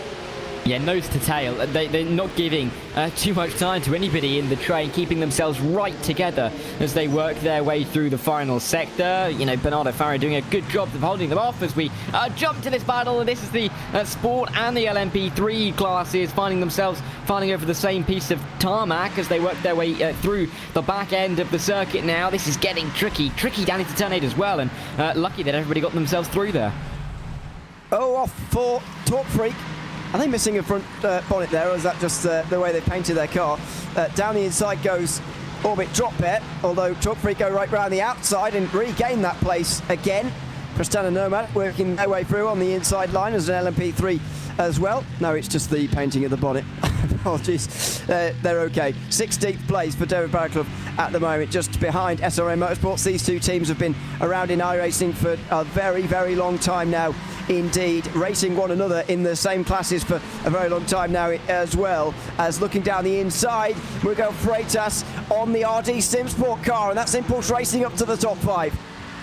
Yeah, good move as they work their way into the final sector, but opportunistic and finding a good line and making it work. So we'll have to see how this one can develop as we work our way towards turn number 1. But it's tricky to really pick a way through as they dive their way to the opening turn. It's the difficulties in finding a way through in these TCR cars, especially when you've got faster classes coming through that can create opportunities. But then once you've got yourselves isolated a little bit from the rest of the field, that's really when you can try and be opportunistic and make passes on pure pace. So we'll have to see how that can develop. But this is again getting tricky. It's tricky all the way across the circuit. 54 cars is not the easiest amount of this kind of circuit, and getting into towards turn 1 in the Cup series, or in the Cup class I should say, that is getting pretty close. And by the way, nearly everyone's still in the race. The Visceral Esports number 996 seems to be out. They've been in the pit lane for over 40 minutes now, but we've still at least got 43 left in this race. It's quite remarkable. Side by side, meanwhile, in this top group of the Cup class, and a spin for the number 911. That's another one for Walk Racing Esports, and that wasn't even a pass for position there. Bogdan Moldovan getting down the inside and spinning around there. He's still 9th because he's got miles back to 10th, but I don't know what was going on down there. No, weird moment, definitely so for those guys down there, but yeah, not what I think the 911 would want. Here's Walk Racing Esports again. Oh, almost getting to the inside, maybe just getting a bit of a tap around. Difficult to really see from that angle, but a half-committed move to the inside, and I think the car on the outside, and all of the cars on the outside would argue there that they didn't have to leave too much room for a half-hearted move to the inside. We'll see it from the overhead now, and you can see the 911 to the inside, tight line, the slightest of taps, I think it was, but enough to spin them around. The SRN have gone around, and the front right suspension is toast. Let's hope they can get that out again. It looks like they're going to be able to drive it back, but they are lacking the front right, I think, based on the way that was looking. By the way, worth putting in context that the 911 was trying to unlap itself there as we have a look at SRN. Smashed by one of the Cup cars there. That's why the front right's broken.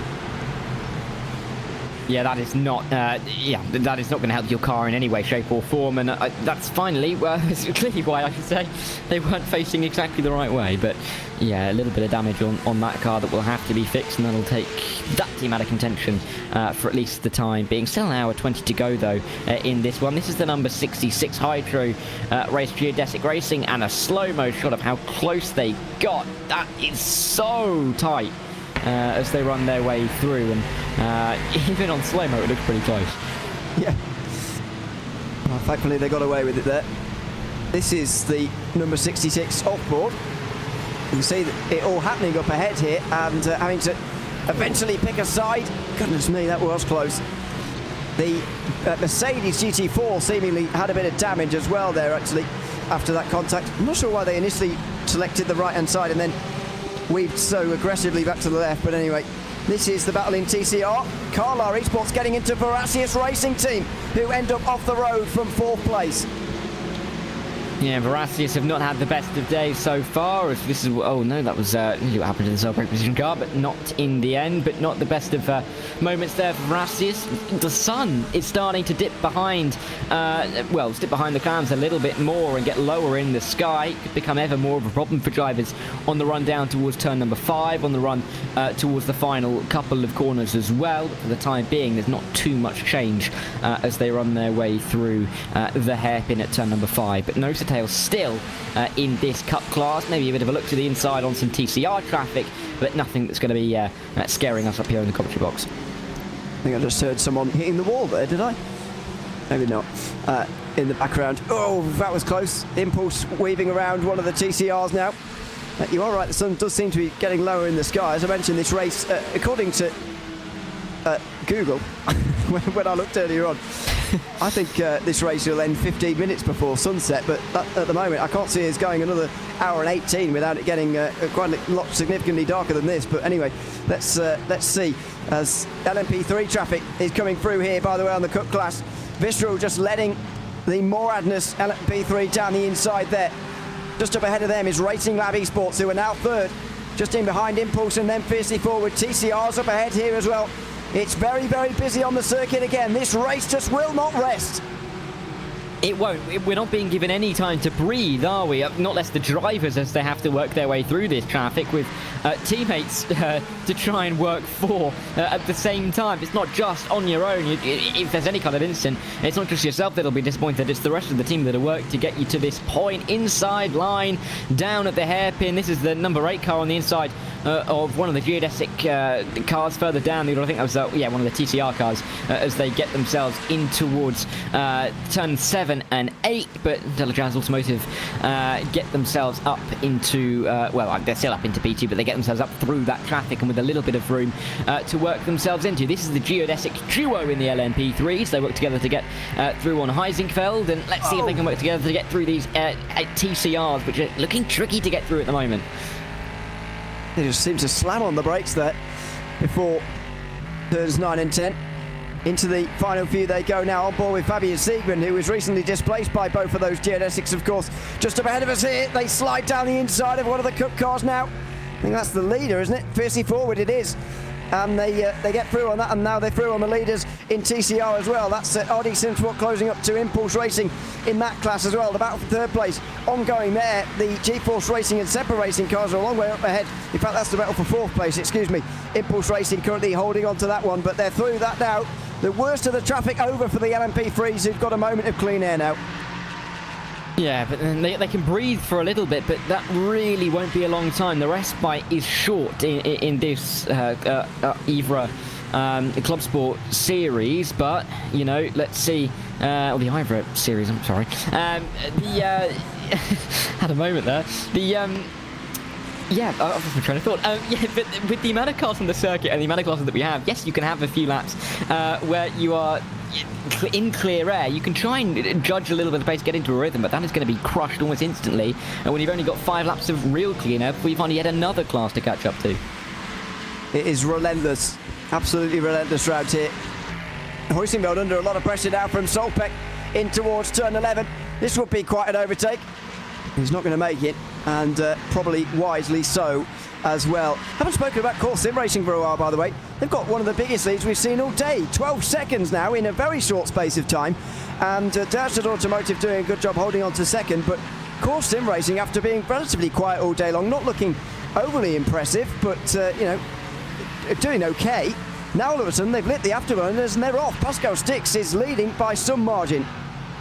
Yeah, it's a huge advantage, especially by the standards that we've seen so far in this race, and the fact that we haven't really been green for that long in the grand scheme of things. But Stix doing an incredible job to keep growing that gap out lap after lap. This is a little bit of a scary moment. This is the Trek car in the LMP3 as they run their way back up over the crest towards turn number 5, and another 3 wide moment, 3 different classes going into the hairpin. It's just not any point where these drivers can rest, and they'll get themselves out of the corner with a little bit more traffic to negotiate their way through, and turn 8 to worry about as well. You don't want to be going side by side through there.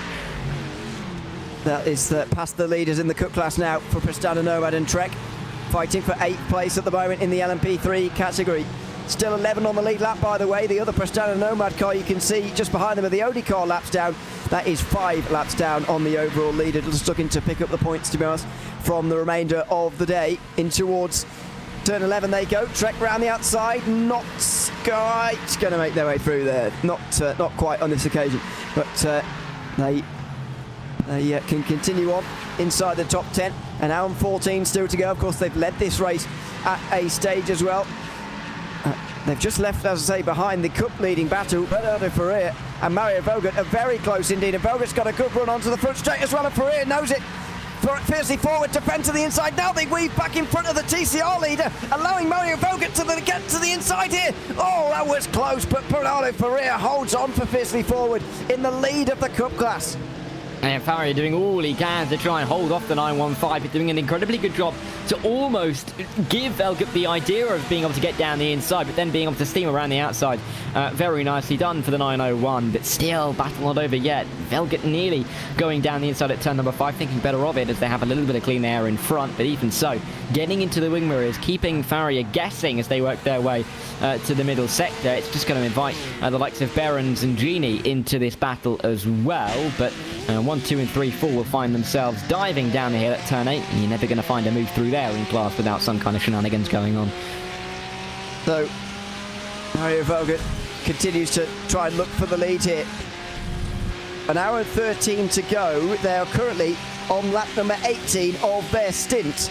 Now, we haven't had a full green stint to actually even work out when they'd have to pit, but you'd imagine about an hour will take them at least 40 laps. So they're a long way away from any pit stops, and that should mean that they can get into the window now. Even if there's a caution from now, I reckon the Cup, Sport and TCR cars will be confident, even with a caution foam right now, they can make it to the end on just one more stop. Yeah, and that'll be the consideration that they're thinking about at the moment in the strategy parts of their brains right now. They've, of course, got a lot more to worry about, but there won't be just the drivers in the cars at the moment helping with that. But I think that will be the goal to the end of this race, with now only 72 minutes left on the clock. This really has been an extended period of green flag racing now. Good. Well, I'm really not trying to. I'm not trying to tempt fate, but it has been a good 23 minutes or so, which is towards the longer end of what we've seen. If it happens in the next couple of minutes, yeah, you can blame me. But hey, if it happens in 5:10, then I'm not taking responsibility. Dear oh dear, you said it now. We are in deep trouble. Officially, by the way, coming up to 23 minutes. Yep, in green flag running now. That's not the longest run, by the way. We did get about half an hour earlier on in the day, just over the half an hour mark, sorry, after the start of this race, indeed, which is, I guess, the least amount of time, or the time you'd expect at least to be a long green flag run, I suppose. But anyway, we did manage it. In towards the final few corners, and the top two have got some friends now. Behrens is caught up for Racing Lab Esports, and Visceral Esports are also there as well in the number 997. So top 4 for the lead in the Cup class at the moment, as Olympus Esports and Valkyrie competition just lose a bit of time. Might well be between these top 4 for the race win at the end of the day. We'll wait and see in that, of course, but for now it is those 4 fighting it out for the win. Yeah, and having a little... Oh, was that a car off the road? I think it was off the road, unless my eyes did completely deceive me on the inside. I may have just had some kind of moment in my brain, but it looked like there was a car off the road at turn number 3 as we flashed our way through. Either way, it's not one of these Cup cars. Yes, there was. I wasn't going crazy. It was Rusty Spatulas who have gone around down at turn 3 and had to quickly get off the racing line as the other cars flashed through, but the end on, almost mixing in with the barrier, almost looked like it was a mirage to me, but in the end they definitely were off the road, as we see Akira Iwata fighting it out through towards the final couple of corners. This is getting close in the sport category. A little bit further down, this is for 8th place. Excuse me, this is further down than that, actually. It's for 14th place in the field. It is Torque Freak Racing versus Orion Race Team and Door Academy and Orbit Drop Bear. All 4 involved here in GT4 as things stand on the way down towards turn number 1 they will remain single file. Other battles in this class, of course, contain the battle for third between BS Turner and Impulse. Team Certified Burner by SimRC have got to fifth now. They're the first of those who stopped under the last caution, just to remind you. So that is why we're pointing them out. They are making a charge. They're fifth now, just 3 seconds behind that battle for third in the GT4 class. Meanwhile, side by side between Glacier and Fiercely Forward down the inside. For the Aston Martin. Oh, that's going to be close. Otto Prussinen pushed to the outside line. Brandon Blakesley it is in the Fiercely Forward car. Hit with the inside. Should be through, but they're still side by side on the way in here. One of the LMP threes has been really balked by this, and finally Fiercely Forward do work their way through, but off and back through comes Glacier Racing. Otto Prussinen back into that position. He holds on to the P9 in the end. Yeah, we'll have to see if the 455 can keep this position on Fiercely Forward, but this battle is not freezed over as they work their way into the final couple of corners. You've also got a little bit of interest in behind as well as we dive our way into the final 2 turns. But line of stir, nose to tail, 1, 2, 3 flashing across the start-finish line as they have a little bit of time to fight this out before too much more traffic comes. One more LMP3 in the background, and then a nice gap back to anybody else that would be approaching them to make any kind of lapping manoeuvres. But still Fiercely Forward looking for a move, trying to find an inside line, which you're not going to find at turn 2 or 3. You may find it at turn 5. You need a good exit here, though. Here they go. Fiercely Forward will be under pressure now. A look down the inside for 10th place from Delta Sport and Jordan Bachmeier. Can he get it through? Oh, he squeezes the Aston Martin, but he can't quite see off Brandon Blakesley yet. Here comes the Aston Martin back again, and no, lifts off.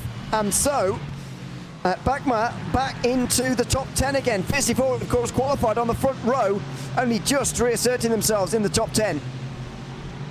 Yeah, I've got a lot of work still to do with only 60 minutes of clock left to work with. So the time is starting to run out if we don't get, well, if we keep caution free from here, you know, touch wood, they will have a little bit more time to try and make this work for them, but at the same time they won't be able to catch up to the cars in front as effectively. The only issue is with the caution, you know, we're going to be losing, you know, nearly at least a third of the remaining race time. So there really is a bit of a trade-off. It's just an awful place to be in for the time being. Got to make it work for you somehow, though, and they need to get these positions as quickly as they possibly can. Out through the final corner they go and onto the main straight. Things just calming down again now with an hour and 7 still remaining in the race. We're just settling into a nice little run here. Very good to see. Pascal Stix leading the race by just over 15 seconds ahead of Delatraz Automotive in the number 8 car. Then it is Magnus M Squad who are third ahead of the 2 Geodesics. That's 64 and 62. Pretty much nose to tail. Still just ahead of Team Huitingveld. That's the other Geodesic car going through there. They are down in 11th as things stand. Next pit stop should be Core Sim Racing. They're coming up to the end of 35 laps in this stint now. I can't imagine they're too far away from needing to stop, actually.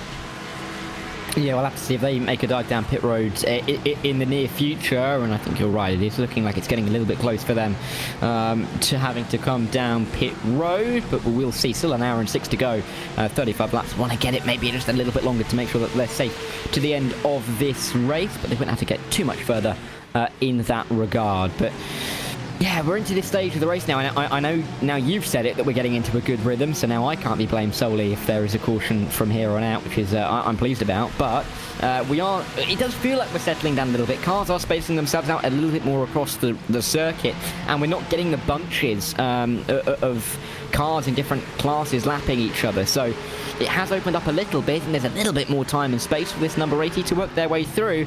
And it's fair to say that Pascal Stix has been doing this incredibly well over the last half an hour or so. That gap, even though it's not grown out too much in the last 10 minutes, is still sitting very comfortably at around 13-14 seconds. And don't forget they've had lower fuel for this entire run now, of course, sim racing, so that's got to be helping them along, but you don't gain 14 seconds just by having a lower fuel load on board. That is some great driving as well from Pascal Stix. But the reason I mention it settling in is because there's sort of less of traffic coming all at once and then not at all. You know, it's coming in a less of a pattern now as Orbit Drop Air in the background meanwhile get down the inside of Orion Race Team. That's in that battle headed by Torque Freak Racing right down the bottom end of the top 10 in GT4 at the moment, and it looks like maybe Orbit Drop Air have gotten through, have they? Side by side. Going to need to be late on the brakes here around the outside of turn 7 and 8. Oh, it's been done. Orion race team there got really loose on the inside line. There was a bit of contact as well, but take nothing away from that Mercedes. That was a great pass. Yeah, incredible to find it around the outside there. We've talked about how difficult it can be, but clearly showing that it can be done if you are brave enough. So good work, but let's see if they can really use this to their advantage. But what a move around the outside. They're looking like they're trying to gain away as quickly as they possibly can. There's now a big clump of cars a little bit further back. Let's see if these guys trip over each other as they work their way into the final couple of corners. But oh, this is getting close to turn 1. This is into turn 1. Further behind, Jacob Behrens just overtook the second place Porsche Cup car. That was, of course, Mario Velgert earlier. Now it is the 985 as we look at this in GT4. This is for top positions here, don't forget, towards the top 10 again. Glacier Racing now down the outside of Bachmeier in the Delta Sport car. Can't do it. Fiercely forward, looking to follow through, get back into the top 10. Those two absolutely side by side now for that last spot inside the top 10 with 4 wide with all 4 classes meanwhile in the background. This is getting so treacherous as they get in towards turn number 8. Everybody stepping on each other's toes as they get themselves into this trickiest of corners here at Barber Motorsports Park, which is, again, by no means an easy track to get yourself around in any of these categories. Side by side, maybe not quite as they're on their way through turns 9 and 10. No one washing out too far wide, as we've seen when lapping has occurred, but they'll keep themselves pretty much line astern into 11 and 12. Bit of a move in the background, though. That'll get all sorted out. I thought it was going to get sorted out. They're still side by side in the background as they rise over the crest, but for the time being, Brandon Blakesley looking for a move. Got to be careful though, may have his pocket picked on the inside. On the outside goes the fiercely forward car. Autosport in Porsche Cup cars really would like to get through there a bit quicker.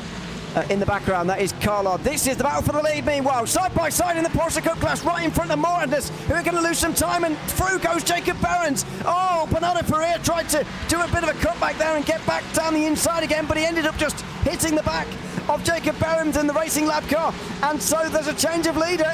The number 985 is leading the race, Jacob Behrens, with 2 overtakes in 2 laps, but he's hit a GT4. Oh, he's been hit by Ferrer as well. He saves it, and Mario Velgert goes to the lead. Velgert just getting himself in the right place at the right time. Bit of a misjudgment there from Ferrer as they work their way through. Behrens, I should say from Behrens, who made the move for the lead, and all of a sudden is back down to P4, worked his way through the order, but got it all to do again, and dropping himself now into a bit of the racetrack where there is absolute chaos. The geodesic LMP3s have worked their way through as they go towards turn 7 and 8, but even so, just the slightest of misjudgments from Jacob Behrens has just given Velgert and Genie an absolutely wonderful lap or two. They're now into first and second as there's still more contact. Oh, another change of lead. Here goes the Visceral car from 4th to 1st in just 1 lap. Unbelievable here in the Porsche Cup class at the IVRA Clubsport Series. Quite phenomenal these last couple of laps. It is Visceral leading Impulse, leading fiercely forward with Jacob Behrens further behind for Racing Labs after leading going on to the start of this lap. Quite an unimaginable set of circumstances. As diving down the inside goes the Hoising Road LMP3. Mario Velgert gets into the back of Gianni, and here we go onto the front straight again. The traffic relentless and the racing fantastic here at the front of this class. Yeah, this really has been 5 minutes of pure chaos in the Cup class. This is what we saw. This is Behrens getting into the back of the 436, losing the rear end of touch and having to just about collect it up as everyone went left and right around him. In the end, Genie was 4th. Going through the final corner, 2/3 of a lap later, not even, up into first. Incredible stuff, but it still could change again. Genie just about getting his way through, and Velgert keeping himself behind. But this is just mayhem in the Cup Series as we approach the start of the final hour. I think Behrens was hitting after he hit the GT4, I think Behrens was hitting the rear, which is what caused his slide. It was hard to tell on board, but I thought live pictures, as we saw it at the time, I thought he was hit there.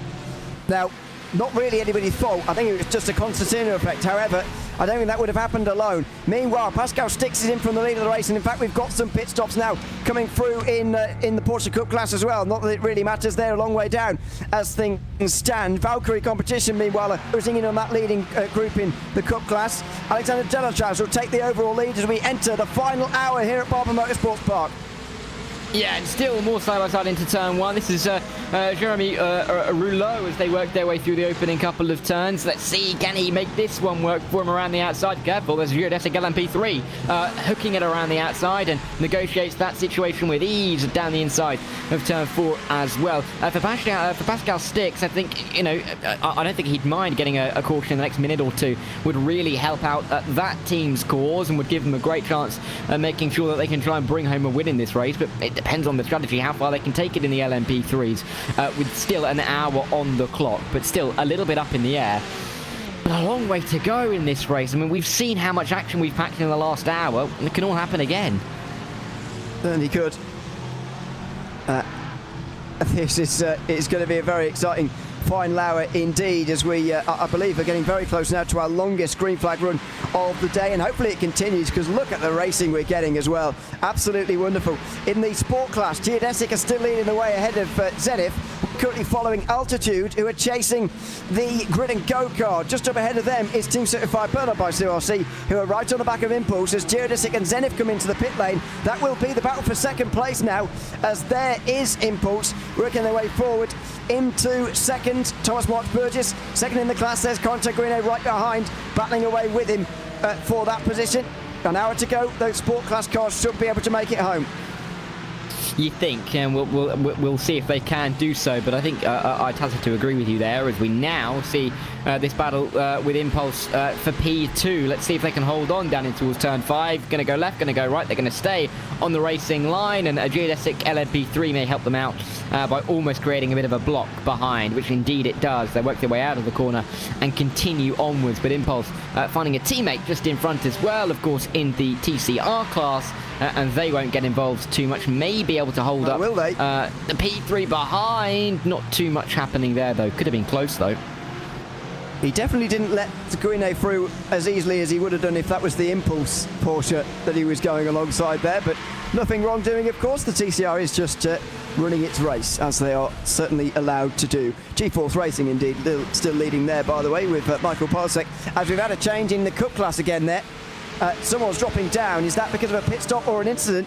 Mario Velga is now third, behind Fiercely Forward in the Cup class. I think that was a change of position legitimately on the road there. And, well, how many more twisting turns can we take in this Porsche Cup class? It's been unbelievable so far. As Prestanda Nomad, by the way, are looking to make their way through overall positions in the LMP3 class. They are in amongst the Porsche Cup cars as an overall factor here. Jacob Barons has been off. That's what I saw. There he is, off the road down at turn 12. That's why he's dropped down. Lucky, really, that it's one of the only places on the circuit where there's a lot of runoff, rather than you just find yourself finding the barrier. 3 wide through turn number 2 and 3 and into 4. That got close in the LMP3 battle. I was really expecting a couple of cars to find themselves facing the oncoming traffic there, but for Trek they were able to pick their way through, and Core Sim Racing having a little bit of difficulties. This is what happens to the forward car, and they've gone fiercely into the wall, frankly, down the main straight. Nice. What happened here? Wheel failure.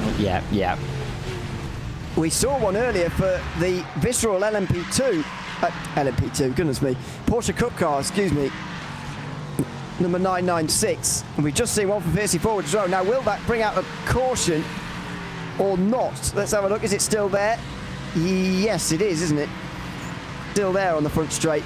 And I think Race Control are waiting just to see whether they can get that wheel sorted and whether they can pick themselves out of the wall. But it's fair to say that a few people are expecting cautions here, because Brandon Roseborough is in. Both of the Orbit Drop Air and Orion Race Team have both been in, as Prestana Nomad have also hit the wall. That is a big crash for them just before the high-speed chicane. Yeah, they are just trying to get themselves back onto the right line. That was Zenith Motorsport Esports that we briefly saw. This is what happened to Prestanta Nomad. Into the wall, hard stop as well. And that is a really nasty crash as they work their way through there. But that is just an awful moment. Yeah, a little bit of contact as well. Heading into the barrier. Looks very bad with the rear end flipping up. And there we go. 55 minutes on the clock. That will run down to nearly the half-hour mark, surely. Probably about 40 minutes, I'm going to guess. Maybe a bit less. to go when we go back green, but that will be our longest green flag run of the race in that respect, in all likelihood anyway, unless we go green to the very end after this one. That was about 39 minutes of green flag running, and my goodness was it entertaining. I thoroughly enjoyed that, I've got to say. Thoroughly enjoyed it. I thoroughly enjoyed this race. As Dirters Automotive now get picked up by the pace car. Won't be surprised you to learn that Prestera Nomad car will drop a lap down, and so there will now be 10 on the lead lap. Glacier Racing, Door Academy, Torque Freak Racing, all in the pit lane. GT4 fiercely forward pink as well. However, surely they are going to drop off the lead lap as well. If there's a red light at the end of pit lane, they're going to have to let everyone through. Yeah, that could be a couple of strategy miscues from a couple of the teams, especially in the last hour, but we'll have to see if they do end up getting stuck or whether they are able to get or keep themselves on that lead lap. But you'd guess that this caution will help the number 80 car in the LMP3. The question is just did they pit that little bit too early? Of course, they'll be saving quite a bit of fuel by sitting behind the pace car. They won't be exerting themselves too much as they work their way throughout this yellow, and they're just going to be hoping that it goes as long as possible, I think. But they should cycle back to the lead and be in a position to try and gain away from the rest once again. So, final hour of this race, and surely final pit stops for everyone who hasn't made them already still to come here. Once the wave around has happened, we'll properly get to the bottom of who is on the lead lap and who is not, and then as a result who is in contention for this race and who is not. But you'd imagine everyone in every single class who hasn't made their final pit stop yet will do so here, and some may indeed get away with not having visited the pit lane all day under green flag conditions. Which I definitely think could have been a consideration for these teams before the race, but it's not something you can bank on, of course, incredibly circumstantial. But that could be very... Oh my word, I really had a heart attack there with the... I think it was one of the sport cars going directly through the pace car, but yeah, sorry, I lost my train of thought. It could have been something that teams could have considered before the start of the race, but it's not something that you can plan for, so it would have to have fallen into place. And for some teams it has, quite frankly, across the last 3 hours or so.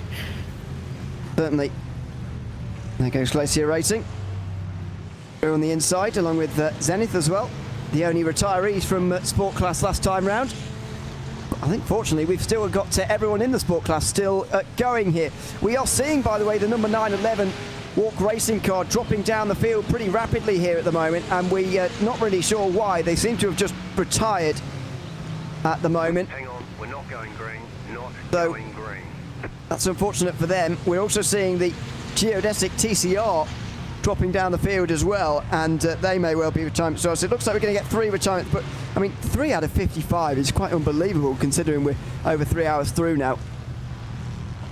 Yeah, it's incredible. Especially considering the amount of cautions that we've had so far. It's surprising that no one is retired from those, or very few up to this point. So yeah, it's just been such a hectic race. I know you're mentioning how good the racing action had been over 40 minutes. It has been great.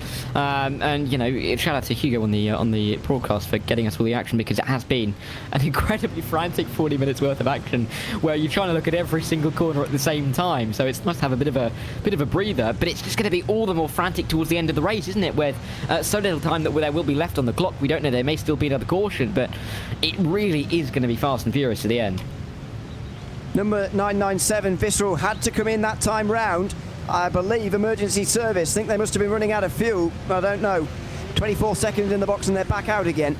Should probably tell you about some of the penalties. I'm a bit behind with them, to be honest. Thomas Cope got 20 seconds for the incident that brought out the last caution. Number 911 got another 40 seconds. Maybe that was a contribution to their retirement. The fact that they got another 40-second time penalty for touching the Jacob Behrens car into a spin. Thomas Cope with another 10 seconds for... Oh, sorry, that was for the caution. The previous one was for something else. So that's 30 seconds overall, of course. The number 915 Impulse car has got a 10-second time penalty for moving to the right while defending and not leaving a lane of space for the number 911. So that's a 10-second penalty for Pascal Costa. It was at the time. Mario Vogt will have to serve that. Justin Rem is going to have to serve one for 5 seconds. He causes a collision with one of the Porsche Cup cars, and the number 990 as well has got a penalty. Sim Racing School, they are a lap down though now, I believe, 40 seconds because they're on probation. The number 11 with another penalty there, that's for Bogdan Moldovan for causing a collision with an LMP3. And Jack Stiles has got one, RaceSpot's very own 10 seconds time penalty for causing a collision. That brings you pretty much up to date with where we are in terms of penalties. But if Impulse haven't served theirs, and I'm just checking as to whether they have, no, they have not. So 10 seconds of a penalty served for Impulse. They are currently second. They're not going to be there after this pit stop. They're surely going to have to take it as an end of line, I suppose. Yeah, you think so, and that is it's a hefty raft of penalties to run through at this stage of the race, and drivers going to want to be sorting themselves out.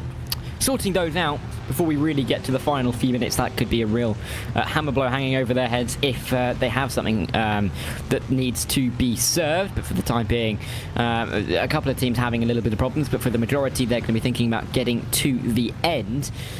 But, I mean, Justin Rem, you read they're very competent driver in a GT4 as well, will be annoyed to pick up a penalty and looking to try and find a way through for that team. It's an interesting little battle in the GT4, of course, the sport class. It's going to be interesting to see if BS Turner can try and pull away, because they've kind of been at the front for a little while and then weren't for a time. We'll have to see if they can come back into it. But again, this race is to and fro over the last 3 hours, 12 minutes. We've not got too long to really find out who is going to be the 4 teams that are able to get themselves just enough to the front. We have deduced that the number 911 Bork Racing esports car has just retired off their own accord after winning, of course, at Road America. They will probably not even score points at the end of the race. They seem to have just given up the ghost and parked it in pit lane at the end of this one. Visceral Esports aren't officially out yet, but they've been in for an hour and 15-minute pit stop. I can't see them returning. Hydrarace Geodesic Racing TCR had an internet problem. Stephen Walker has gotten into that car now and rectified it, but he's 2 laps down. Fiercely Forward Pink, Brandon Blakesley still getting repairs done, and I'd imagine a wheel attached as well, to be honest, because of those problems on the front straight. So still a number of problems to be recovered from. SRM Motorsports and Rusty Spatulas still maintain their positions a long way down as well. They're still running around trying to pick up the points, as is so crucial here in IVRA, but that's where we are at the moment. Only 2 official retirements so far. Only 1 official retirement, but I suspect 2. And even so, there's the idea generally that we've not seen many problems or major problems for teams at all is incredible, considering the characteristics of the circuit, the characteristics of the race so far. But it is great to see that we are going to get into the final stages of this race with, you know, more than half a century of cars on the circuit. There we go. Yeah, there we go, into the pit lane. It's going to be a very busy pit lane, I think it's fair to say, because there we go, one team going around. Astana Nomad, of course, who are either trying to get a lap back or, it's their Matthew Wright trying to get one of those laps back. He'll be 4 down now as they all pull in. Delatraz first. This could be a crucial stop for absolutely everybody. We'll keep an eye out as to who stays out here, if anybody, at the moment. Into the box they go. Delatraz right at the very end of the lane as far as those who are pitting in LMP3 go. They don't go up on the jacks though, like those behind, which is very interesting to see indeed. Another one of the LMP3 seems to have gone around. Hydrarace Geodesic Racing have gone around in their number 64. They will lead the race then, ahead of whoever comes out first in the pit lane. A couple of driver changes as well. Look at that. Course Sim Racing. A short fuel for them only required, and they come in. Oh, careful! Oh, very close, as they almost all hit each other at Canada 2007 style at the end of pit lane. Out of the pit lane they'll surely go now. Course Sim Racing will be first, then it'll be Hoisingveld, then Moradness will be third, then one of the TCRs, then it's Delatraz, who have gotten out in 5th place. That is a bit of a disaster of a stop for them. Yeah, the only difference in this and Canada 07 is that, thankfully, this being online, there's not going to be any kind of confrontation after the incident, so at least we can avoid that. But it did get pretty close, didn't it? I think there was a slight tap further back in the queue. I think, 8-9 cars back. there was a slight little tap involving a TCR car, but not enough to cause too much to any damage at all. But even so, a lot of close calls there at the end of the pit road. I think a lot of teams will be hoping that's the final time they will have to go down, and I suspect that it will be the final time if these teams don't pick up any damage throughout the rest of the race, that they will have to come down the pit road. This will be almost like a sprint to the end from here, surely. You think so? The next question is, can Brandon Roseborough make it to the end? I would suggest yes, based on that. His stint is only 4 laps old at the moment, so he's legitimately in the lead here. Pascal Stix was able to get second because, of course, he only needed 6 seconds of fuel. Papier Siegman did a pretty short stop, so he's up to third. Ahead of Moradness, then it's Dallas Automotive, who are down to 5th after leading in the pit lane. It's the number 62 next, ahead of Solpec, then WSRA Sports Buckiger, then the other geodesic car, number 66, then Trek, the final team on the lead lap in LMP3. So who's really in the best situation here? I'm not sure. Brandon Roseborough has got the track position, though, ahead of Pascal Stix, who'll be right behind him. And Stix is going to have surely the ambition and the drive to try and get himself back up into the lead. Had that scintillating pace, didn't he, before his pit stop, and then of course before the caution came back out. We're going to have to wait and see if he can try and pull ahead once again. He'll be hoping that this caution keeps going and going and going. We'll have at least another 2 laps, as I believe, as those lights stay on the pace car, but a lot of lapping still to go. We're going to get well under 40 minutes, I think, before we get this race back underway. Yep. We are going to need the LMP2s, of course, ahead of no wave rounds for anyone other than Prestanda Nomad, who have already taken theirs in LMP3. So the prototypes will now work their way to the front of the train, as always. Then the Cup class will do the same. Then the Sport will do so later. Did I say LMP2 again? You did, yeah. Oh, God. Don't count at home how many times I've done that. It's not pretty. Let's put it that way. The Cup class currently being led by Visceral, who, as I mentioned, pitted early as far as the caution was concerned there. They're ahead of Valkyrie Competition, who have gotten ahead of Impulse, then Fiercely Forward, then it's Olympus Esports, Racing Lab Esports, and Carlisle Esports, who are back in the fray again. So it should be 7 for the lead in the Cup class. Maybe Visceral will have the track position if they're allowed to keep it. So decent place for them to be, but I just cannot pick a winner out of that class at the moment. They were so evenly matched in that last run. Oh, yeah. In all of the classes, really difficult to pick out a winner. I mean, Cup has that close battle that's been changing. I mean, Genie, of course, was in P4, then P1 in the lap. Sport has seen side-by-side on more than one occasion. TCR as well. The LMP3s have kind of toed and froed with multiple teams running in that top 2, so it really could go anywhere. And still, with a lot of time left on the clock, it's not quite a sprint to the end when there's still a definite chance for another caution, definite chance for more shenanigans on lapping. There's so much still to unfold in this race, as we see the pace car still out, and of course no co-driver in the pace car, so I've got to be concerned if something happens to the driver. But anyway, 42 minutes left of the race. I think looking at the LMP3s, as we've had the toing and throwing of the classes, I think if Pascal Stix can get a good restart here, he's going to be feeling very confident to get away. But Brandon Roseborough is a driver who knows that he can lead from the front, and that 64 has been there at times today so far. So we'll have to see how this one pans out. But so many different teams that are still in with the chance in all 4 categories. Let's go through Sport next. The Impulse Racing car is leading the way, one of their Porsche Caymans. Sasha Anglesey at the front. He pitted just before the caution, as did, in fact, the top 10. So the top 10 have all worked their way forward. And now, look at 11th, 12th, 13th, especially, but actually everyone who's teed in. Team 75, Bernard by SimRC, then BS Turner, then Altitude Esports, Satellite Racing, WSRA Sports Bookkeeper, GridandGo.com, and that's it, excuse me. 5 of them have all pitted in, and they are going to be trying to race through the field here with just over half an hour to go. What a job they have on their hands, because the top 10 have had the perfectly timed caution there to jump ahead of those 6. And they've been able to do it really effectively, using the conditions of the race to their advantage beautifully well. So it really has been an interesting little race in the sport category, just to really see who's been able to heave themselves further up the order with a little bit of strategy at play. And this really now is going to come down to this last sprint to the end. But so many of these drivers and teams have been in the battle throughout this race. They'll fancy some chances to get themselves higher up the order. I think for Satchel Anglesey, it's going to be a case of trying to defend for the opening couple of laps, but it's really not going to be over till it's over in the sport class. We've seen side by side through the final turn a few times. Wouldn't rule that out towards the line for the checkered flag. And in TCR, everyone came in. So Semper Racing are ahead of GeForce Racing. Then it's Share Esports who are third. They qualified on pole, of course. RD Simsport and Impulse Racing are next, ahead of WSR Esports, Bookkick, and then Grow Racing Team are seventh. Then a Veracious Racing Team, Carlar Esports and Sim Motion running out the top 10 there. Hydra Race Geodesic are 1 lap down after disconnecting not long before that caution. So it's a straight fight in TCR. Semper Racing have often found themselves at the front after a pit stop, but can it be this time? They finally hold off Michael Sedlacek. He doesn't even race on this sim. Michael Polasek, excuse me, who's in second place. Yeah, we'll have to see if Polasek can get his way up back towards the front of the field. But easy when there's there's thousands of names, isn't there?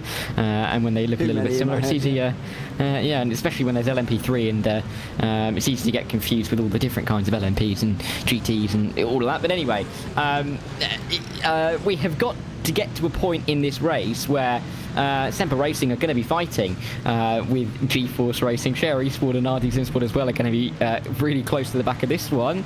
The restart could be key. We're still waiting for it, but Semper Racing and GeForce have been going at it for some time. We'll have to see if that changes once again. We've got some things to work out here before we go green. So Visceral are dropping back from the Cup competition. I mentioned they pitted before the pit lane was open at the time. That has resulted them in an end-of-line penalty, and so they are now last in the Cup class. I'm still thinking about the 9:15 and their penalty here, whether they've served it or not. They still haven't served it. It came, though, in the final 2 hours of the race, so what they can do is exchange it for a time penalty at the end. So effectively, Impulse Racing are going to be involved in the Cup class battle, but they're going to be finishing 10 seconds behind wherever they finish on the racetrack. Yeah, which is really unfortunate for them. Not going to be able to get that one really sorted and keep themselves in contention for this race before the end of the race. So really gutting for them, but going to have to try and do the best that they can given the circumstances. Tricky to get through to the order and pull away, because we saw Core Sim Racing do that in the last stint. They pulled 13 seconds. I think it's going to be tough to do that this time around, but we'll wait and see. You never do know. And we will have to wait and watch and see if they can gain any positions. I mean, getting a penalty now is really almost race ending in terms of the end of or their positioning towards the end of this race. But you never know. Drivers can have a little bit more fun. They have a little bit more freedom to go for moves. They're not necessarily defending the position that they currently have because they're in their heads 10 seconds further back down the order. So a little bit more freedom in that regard. But either way, still gunning for a team. So Brandon Roseborough is going to take us to the green here, but can Pascal Stix try and work his way through? It's going to be a very interesting battle between Geodesic and Core Sim Racing here, first and second. But to be fair, these two have not, maybe with the exception of Geodesic Racing, but Core Sim Racing haven't really been favourites throughout the day. Suddenly in this last hour and a half, they've popped up as real favourites for this one. They've got Huisingveld just in behind as well, who won last time out. It's going to be a very interesting restart in LMP2. Wow, LMP3. There you go. There's another one. The count is at 4 now, I think. Or if it's at 3, though, it works out. If it's 3 for LMP. Anyway, it is going to be an interesting one, regardless. But I think at the front of the field in the LMP3 for Geodesic Racing 64, they had dropped down the order a little bit after the last restart. This is a chance to try and pull away back at the front, but Pascal Stix has been one of the drivers who has really set the timing pages alight over the last hour and a bit. So let's see if he can do it again. 36 minutes remaining in the IVRA Clubsport Series 4 hours of Barber. Part of the 24-25 season of IVRA competition. Geodesic get ready to go, and Brandon Roseborough does now go. There's a real stack up in the background as some of the Porsche Cup cars thought they were going to go early. Oh, they're off in the grass as well. Visceral all over the place. Geodesic are going to lose or get the lead, I should say, in the sport class as well, as behind Impulse Racing lose out. Impulse go back round the outside though, and they get back in the lead again. There's going to be a bit of argument about who passed who before the line there, because people were all over the place as they went through the opening couple of corners. Side by side, and Geodesic are off from the lead to in the grass, and they're dropping down the sport category now. And lucky to keep it under control. Very nearly could have spun into the wall and, caused some kind of extra collision. But Geodesic Racing almost having the perfect launch, and it's spiralling out of control, really, for them. At the back of the sport category, though, 2x2 on the exit of turn 5, still frantically trying to sort themselves out on the run towards turn 7. You'd expect them to single file their way out, but in this mid-pack, they're not going to give an inch as they go to the inside line. Such a close little battle, diving down the hill. They're just about, are they going to sort it out? Yes, into turn 8. They single file their way out, but that was a little bit of some aggressive defending into turn number 7. As Conor Greenay making his way through, he's in the top 10, but he's got a long way to go. In just 35 minutes, Impulse Racing lead in the sport class, just ahead of Totosport, who are right back in this all of a sudden. In second position down in the GT4s. Out front, Geodesic have got 1.4 seconds now over Core Sim Racing, who currently hold second, and out front in this class, Impulse again on the defensive from Totosport, who are just in behind. Then it's Zenith, who are in third. Zekarol have made their way up to 4th place after qualifying outside the top 10. Geodesic then 5th ahead of Door Academy, who are up inside 6th position. It's a real change look to the front of the sport category as the final run to the flag begins. Little moves being made into turn 1 and turn 2. Nothing really on the table, though, for Jordan Bachmeyer as they run their way out onto this back straight. Can he try and get through on Sacher Anglesey at turn 5? Diving inside, outside, we'll have to wait and see. This sport category really lighting up the end of this race. Nothing going on for P number 1. Nearly something happening for P3. And maybe a bit of an incident at the back end of the cup class there. We saw a little bit of smoke being kicked up.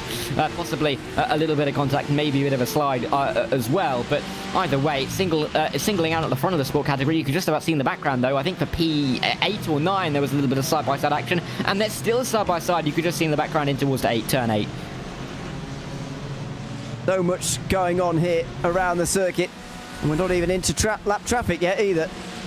That is when this final run is going to get very, very exciting indeed. Jordan Bachmeyer crawling all over the back of Sacher Anglesey at the front of this race. Impulse versus Totosport through the final sector. Bachmeyer was looking at the inside of the final corner last time, and Anglesey knows it. He defends this time at turn 14. Bachmeyer wide. He's not going to be able to find his way through there. No, it's so tricky to find anywhere really to make a move just on the pure paces. This is now battle for P2 in the LMP3 category. Delatraz finding it out with the number 80, the 8 against the 80 inside line for Alexandre Delatraz. He should get this one done, and indeed he will into turn 7. But a very opportunistic overtake, and exactly what they needed, because that gap to Geodesic is now nearly 3.5 seconds. It's a very big gap to Brandon Roseborough now, and Alexandre Delatraz needs to get through quickly, and has done. He qualified and started, this last restart, of course, in 5th place. He's gained 3 from there already, and now he's beginning the charge. Pascal Stix is under a lot of pressure as well from Fabian Siegmann now. It's showing that he's maybe not quite as quick as those around him, even though he did put in a great showing on the last restart. There goes Siegmann, looking up the inside. He couldn't quite do it, though, as there's a change for the lead. Meanwhile, in TCR, Michael Polasek is going to try and get to the lead here, and is very nearly doing so, with Wojciech Swidrovic just alongside him, and behind him now. Michael Polasek through, on the way towards turn 7. Yeah, now with Polashek's trying opportunity to really get away from the 180 car. Can he do it? Let's find out. The 145 been right at the sharp end of the class all day long, and this is really where it matters. So 30 minutes left to go, just over that. Let's see if the 145 can pull away. Wojciech won't be too pleased to have lost that position in the TCR class, but now not just being able to try and fight it back for the lead, has to be looking behind, because the battle will not finalise itself. There's 3rd, 4th, 5th, 6th on him with John Atkinson Jr. Right on his rear. This could get tasty as we get towards the end of this race. I think Michael Polasek's going to be very difficult to beat now. We'll see though, as Fabian Siegmann is now on the defensive. He was attacking earlier on the back of Pascal Stix, but now Alessandro Romanelli's all over the back of him. Romanelli put in one of the best stints of this race. Don't forget, as WSR Sports Bookkeeper car was leading earlier on in LMP3. Well, he's looking to try and get back there again, but he's got a long way to get there for the moment. Just over 5 seconds to the lead from him. Nathan Olsen and Graham Sanders, meanwhile, in the background going side by side. And Sanders has dropped back all of a sudden after contact. It must have been. He drops to 10th after a spin at the penultimate corner. And awful news for them as they run their way now, trying to recover. This is the 62, just a tap into the final corner, or into the penultimate corner. Closing up on the apex is what has done it for them. Gutting to see them go around this late on into the race, but still, we could still have a caution to get themselves back into contention. But time is running out for that in this race. National Anglesey still leads in the sport class, and you saw behind the almighty train that we've got going on there through the final sector. It is quite remarkable. It doesn't really involve this front four, but the rest of them all fighting it out at the moment. You'd imagine that Corentin Greenay is involved there. He's up to 6th place already, is Greenay. That's a fantastic run through the field from him. He's the best placed of those who have pitted, of course, under that previous caution. And look at him, right on the back now of John Butchfoot, further behind in 5th position. Though it may not be long until Team 75 Burner by Simosea threatening to catch these four. And these four are fighting it out, realistically. I mean, they're not going so much into turn 5, but this is going to get a little bit tetchy between them, I'm sure, as the sun really does now start to set over the Barber Motorsports Park. They're going to introduce a couple of cars into this battle if they're not careful. They haven't really gapped out too much. There hasn't been too much fighting towards the back of the field, keeping it nice and close, but Impulse Racing aren't going to have this all their own way. Delta Sport are going to be looking for the move in the 404, and they're not going to go to the end without having at least a look or two in this race. They're close enough to make a sense somewhere, you'd imagine. They just have to be really careful about where they do it. 1, 2, 3, 4 flying through. All of what, 2/3 of a second splitting them at this moment in time? Remarkable. That was quite far over the inside curve there from Brandon Blakesley. Brandon Blakesley, that's not his name at all. John Backmeyer, excuse me. Too many names, as you say, floating around my head at the moment. Through the final corners they go. And further behind, is that side-by-side in GT4? Are they being lapped by someone now? BS Turner very close to making a move. Looks like they are just battling amongst themselves, to be honest. Niels Cook looking up the inside of David Barclough, for example, the Torque Freak Racing. And he's got down the inside, has he? Has he got through? Looks like it, yes. There you go. There is the Torque Freak car just in behind. Following them, it is Orbit Drop Bear and Jack Stiles, who, of course, has got that 10-second penalty, as we were seeing, for causing a collision with another one of the GT4s. There's the leaders again. Impulse Racing hanging on for now. Yeah, and Impulse Racing are just... I mean, they're keeping themselves in the lead, but it just doesn't look comfortable. Yes, they aren't being attacked for it too heavily for the time being, but the proximity of this group means that they're never going to feel absolutely safe. Ooh, maybe a little bit of a mistake from Delta Simsport, though, working their way through. Nearly had a bit of a move on from Zenith and Zakarol as they worked their way through turn 8, but all the time, the rest of the field are gaining towards the back. We are going to start to see the LMP3s lapping in the not too distant future, this group, after getting through the TCRs as well. So it is all going to heat up a little bit more. If you didn't think it could get any hotter in this race, we're going to have to see how the LMP3s can work their way through. It's been difficult all day. We've seen a little bit of contact, a little bit of rubbing his racing as well through the train. So in a situation of high intensity, of really important moments with only 27 minutes on the clock, it could get even more tense as they try and work their way through in the quickest way possible. The battle for the lead overall is absolutely on now. Alexander Delatraz has had a much better run than Brandon Roseborough through the traffic first time round, and here they are, nose to tail with just less than 27 minutes remaining at Barber Motorsports Park. Round the outside of turn 2 and 3 they go. The GT4 being wary not to wash out wide. Into the LMP3 leaders. Into turn 5 they go. Delatraz looking for the outside. He's going to come across a Glacier. Oh, he's got to be careful of that. Have to be careful of that. You can get yourself in a lot of trouble by going across on one of those GT4s like that. But he's on the outside line nevertheless on Brandon Roseborough. And he's got the chance for the lead here. Into the corner they go. Delatraz Automotive hit the front with 26 minutes remaining.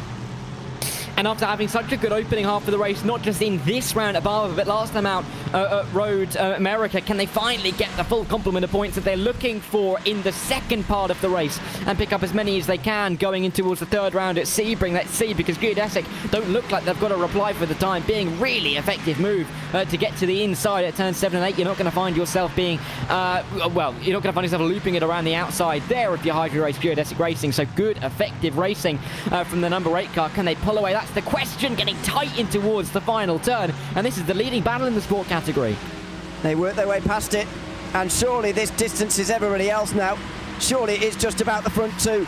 But will Alexander Delatraz get in any trouble for fading over into Glacier Racing down the hill there at turn 5? We have seen penalties given for that before, so we will be wary of that. We'll keep an eye on the stewards room. As things stand, they have got no penalties hanging over their head, and it's a straight fight between these two. However, you don't want to be taking any risks in traffic. Well, I don't say take any risk. You do need to take risks in traffic, of course, but you don't want to risk penalties. That's the key here. A penalty will surely hand the win to the other team. Yeah, and would kind of almost ruin the battle between the two of them. So they've got to be concerned or concerning themselves with that fact. But they are just pulling away and away from the rest of the field. So even if they do pick up a penalty, they'll be looking to finish in the top two at least. But that is just not what they're thinking about. That would be a consolation prize at the end of this race. It's not as far or gapped out between second and third in this cup category, though, is it? As they run their way through the opening couple of corners, it's tight as can be, and still waiting for a couple of little moves to be thrown. Gaten Anger has got Mario Velgut right behind him, and Velgut has been looking fast all day long. And the 915 wouldn't mind getting back into the lead. Got to be careful though, because again, you can attack, but you're going to have to be looking in your rear mirrors as you're under pressure once again. Don't forget that Mario Velgut's got a penalty, so the longer he stays there, the better it is for Valkyrie, it seems, at the moment. That's giving them a bit of a buffer. They know that Mario Velgut is not going to be involved here at the end of the race, and so the longer they can keep him in between themselves and Fiercely Forward, who are currently in third place, the better it is for Valkyrie. It is, and I think for Valkyrie, they just have to hope that this the kind of situation in the race is staying relatively, well, staying solid for the time being, but not moving around too much. But we're nearly seeing a move down in towards the final few corners. 11 and 12, difficult place to make anything work. But turn 13, we've seen a couple of dives to the inside, round the outside as well. Nothing happening on this occasion. Jacob Behrens has been a quick driver as well. He's sitting in behind, and he wouldn't mind getting himself involved either, as we go back up to the LMP3 leaders, who are still nose to tail, nothing to between them. And Delatraz is going to have to be wary, because if he has one little bad run through the traffic, here comes Braden Roseborough again. In towards turn 1 they go. Delatraz versus Brandon Roseborough. Oh, a bit wide from Delatraz. Just two wheels in the grass there as they get to the back of the Cup cars now for another occasion. The first time since the restart, of course. The Cup cars about to go 6 laps down. Just to give you an idea of how many times they've passed them. Don't forget, they will have passed some of them more times than that, because then they end up getting the wave around back in front of them again. So it's a never-ending cycle. Delatraz will get through, as will Roseborough on the way towards turn 7 here. Olympus not especially facilitating that, but why would they? And the two leaders stay together, but how will they get through this next bit?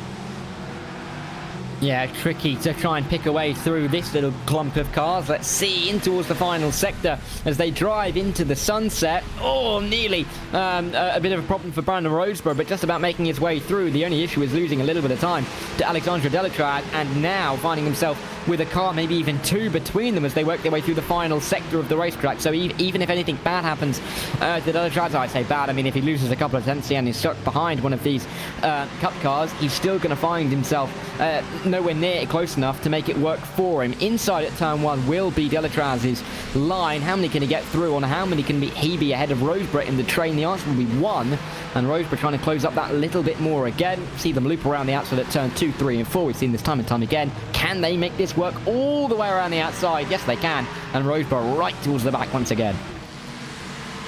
So he's got away with that. He was at a stage quite far behind, but he's got away with it, and he's back in the game.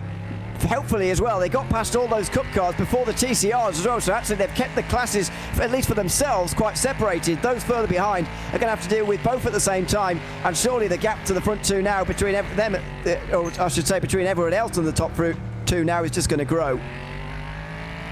Yeah, these two are likely going to be finding themselves just eking that out further and further. And that's just because of the fact that, as you touched upon slightly there, the traffic... Oh, as Brandon Roseborough's got a better run. He's going to go to the outside line. This is the chance for Roseborough. He was looking for it. He's going to sweep into the lead once again.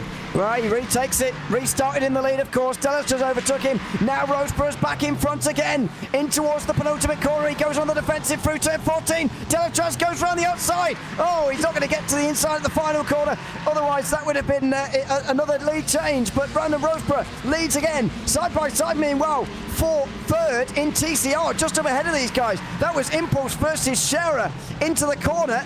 And oh, Miguel Freitas goes for a huge slide there around the corner. He's going to be wide now for the LMP3s. They're going to get through nicely, but Miguel Freitas drops to 7th. Yeah, that is an awful moment. Just such a drift through the corner. Nearly as well for Alexander Delatraz. Nearly getting hit by the TCRs who were in the battle themselves. This is for P5 and P6 down at the hairpin. All of that, though, Roseborough, in basically in the space of a lap, has been able to gain a full second. He was 5 tenths behind, he's 5 tenths ahead. That's Delta Sport getting it all wrong down at the hairpin, keeping it out of the wall, but really losing them a massive chunk of time and taking them out of contention. Valkyrie are a long way ahead now in Cup, by the way. Just over 2 seconds their margin. It's looking good now for them in that class. A big turnaround there in the Cup category. There's also been a change in Sport as Jordan Bachmeier now leads the race ahead of Sacha Anglesey. There is Delta Sports Mercedes just up ahead of the Porsche. Look in the background, Content Green A is here. He's in the leading fight. He's been so quick today. He's got 19 minutes to pass 4 cars for the win here. And that could seem difficult, but we've seen how the leading battles can change around so quickly. And let's see if it happens this time as we work our way down into turn 8. Nothing really going to be happening there, but throughout the rest of the lap, we've seen moves made at pretty much every single corner in this class. Let's see if history will repeat itself. But I mean, after that dramatic couple of minutes, at least we can breathe for just a moment in time as the classes split themselves out just a little bit. The LMP3s aren't climbing over the back of a couple of teams. This is what happened to the 404 of Delta Sport in towards turn 8. And let's see, it doesn't look like they've done too much. I think this is them getting the position, yeah. A very difficult exit for the 457 of Impulse, and it just means the Delta Sport can get themselves through. Was it a slowdown there? That's the only thing I can think of. Yeah. Very weird. Anyway, Impulse back down to second. So, yeah, it was a slowdown for cutting the chicane. Greener gets to the inside of Zekral and through. Oh, goodness, it nearly wasn't through there. Well, he's fourth, but not without contact. Corentin Greener moves up again. 18 minutes to go. Now 3 to go. He is on 3 positions, that is, to go. 18 minutes remaining. Oh, it's going to be so close, but he is absolutely charging. Doing everything he can to get the team the win, and throwing everything at it, that's for sure. And there's not going to be a crumb left on the table when this race is over. Let's see if he can just about get another position or two. This is Orbit drop there, who have found themselves going around in a horrible place on the racetrack to the point where they have to wait for the entire train to go through without before moving again. And we go to exactly that point on the racetrack to see this battle in the LMP3s battling away for, I believe, what is P6, and you can just about see that on the cars as they work their way into turn number 5. Inside line for the outside line for Trek as they look for the move. Little bit of contact front end to rear end, but it should be all right as there's no kind of lasting impact as they make their way towards the tricky chicane at 7 and 8. In towards the corner they go. Just for 5th place if you include the LMP3 just up ahead there as well of Core Sim Racing. Dropping, of course, a little bit from where they started this restart, unfortunately for them. But still, could be a decent result at the end of the day. It is still Geodesic leading from Delatraz Automotive. Then Team Huizenveld, who are 3rd as things stand, and probably, although I haven't done the maths, probably would be holding on to an early championship lead. As Trek go for a huge slide round the final corner there, chasing Moradness. A gap comes down for the lead, by the way. 7/10 to a second. It was over a second, but they're clearly into traffic again, and there they go. Although Delatraz having to do the same. This is the sport category again. This is a big run now for everybody. Yeah, really important stage of the race as they run their way through. Every single run through traffic is going to be absolutely critical. Now, nothing can be left by either team as they work their way in towards turn 8 for the umpteenth time. In fact, what is it? The 127th time in this race. So maybe a little bit less than we would have been expecting with the cautions that we've had. But even so, drivers are getting very, very used to it by now, after especially all the practice qualifying and coming into this 4-hour race as well. But Hydro Race, Geodesic Racing, and Brandon Rhodesborough doing a very good job to pull away from Pascal Stix, who is just struggling that little bit more in the traffic. And Rhodesborough having that down to a fine art at the moment is what is getting him away, just that extra tenth or two each lap. Change for the lead in Cup. Impulse Racing ahead of Valkyrie XP now. Now, the 9:15 has a 10-second time penalty, to remind you, so they will not win the race. However, they are trying to get what they can, and at the moment it's only 7th because everyone's so close. But if they can just pull out the advantage, then maybe they could try and get a better position at the end. And Valkyrie knew that in towards turn 1. Very much feels like they just let them through there, but their safety net has gone, and Jacob Behrens now can see the leader and indeed see the win right ahead of him. Yeah, and Behrens, who was in the lead, of course, momentarily about 45 minutes ago, before losing the rear end with a little bit of contact into turn 2, back down to turn 4, now has that chance to try and get himself back towards the front again with only 40 minutes on the clock. Time really is ticking down, though. Has to get these moves done now or never. But we'll have to see. This is really a chance for him to almost redeem himself for the mistake, or to basically just give himself that feeling of being in the lead back, which he had so fleetingly earlier on. It's getting close, though. This is going to run to the end, but the Cup group of cars at the front has been chopping and changing all race long, and you just cannot rule it out happening again in the final, 16th of the race. How will you work that out? 14 minutes to most people. There you go. Yeah, I don't know why I used that, to be honest. No. Into the final, or I should say, turn 7, I should say, they go. Mario Vogt leading. At the moment, even Carla, who are 7th, are only 8 seconds behind them, so it's not particularly ideal when serving their penalty. 8.8 seconds is the current margin. We'll continue to keep an eye on that as Corentin Guine now gets to the back of Zenith. He is looking for positions late on. He's looking to try and get the win here. After a pretty badly timed caution earlier on, he is now fighting his way back through again, but no move down the inside this time round. Yeah, this time it's getting tricky, though. They're really nose to tail, nearly forcing each other through the corner. But it is very much a case of make the move, but also keep yourself safe. You cannot afford any kind of incident at this stage of the race. If you drop a couple of seconds or make any kind of slide, you are going to see your chances of winning the race slide away with it. So you've got to be so precise and so careful, and worrying about the LMP3 traffic as well, working their way through. That got close, and that could have been much worse than it ended up being.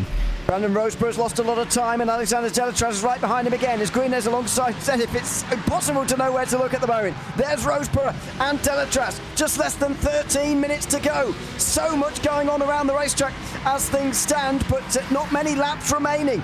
Probably 10 left now for Brandon Rhodesborough to bring us to the end of the race. That's going to leave us a good 30 short, of course, of the last time we were here at Barber Motorsports Park, where we covered 700 kilometres in, about 5 hours or so. We're going to do a slower pace, I think, with more cautions this time around. I believe we've had 5 this afternoon in the IVRA Clubsport series. It's been a very exciting race, though, I've got to say. Brandon Rhodesborough versus Alexander Delatraz will be the fight for the win to the end now.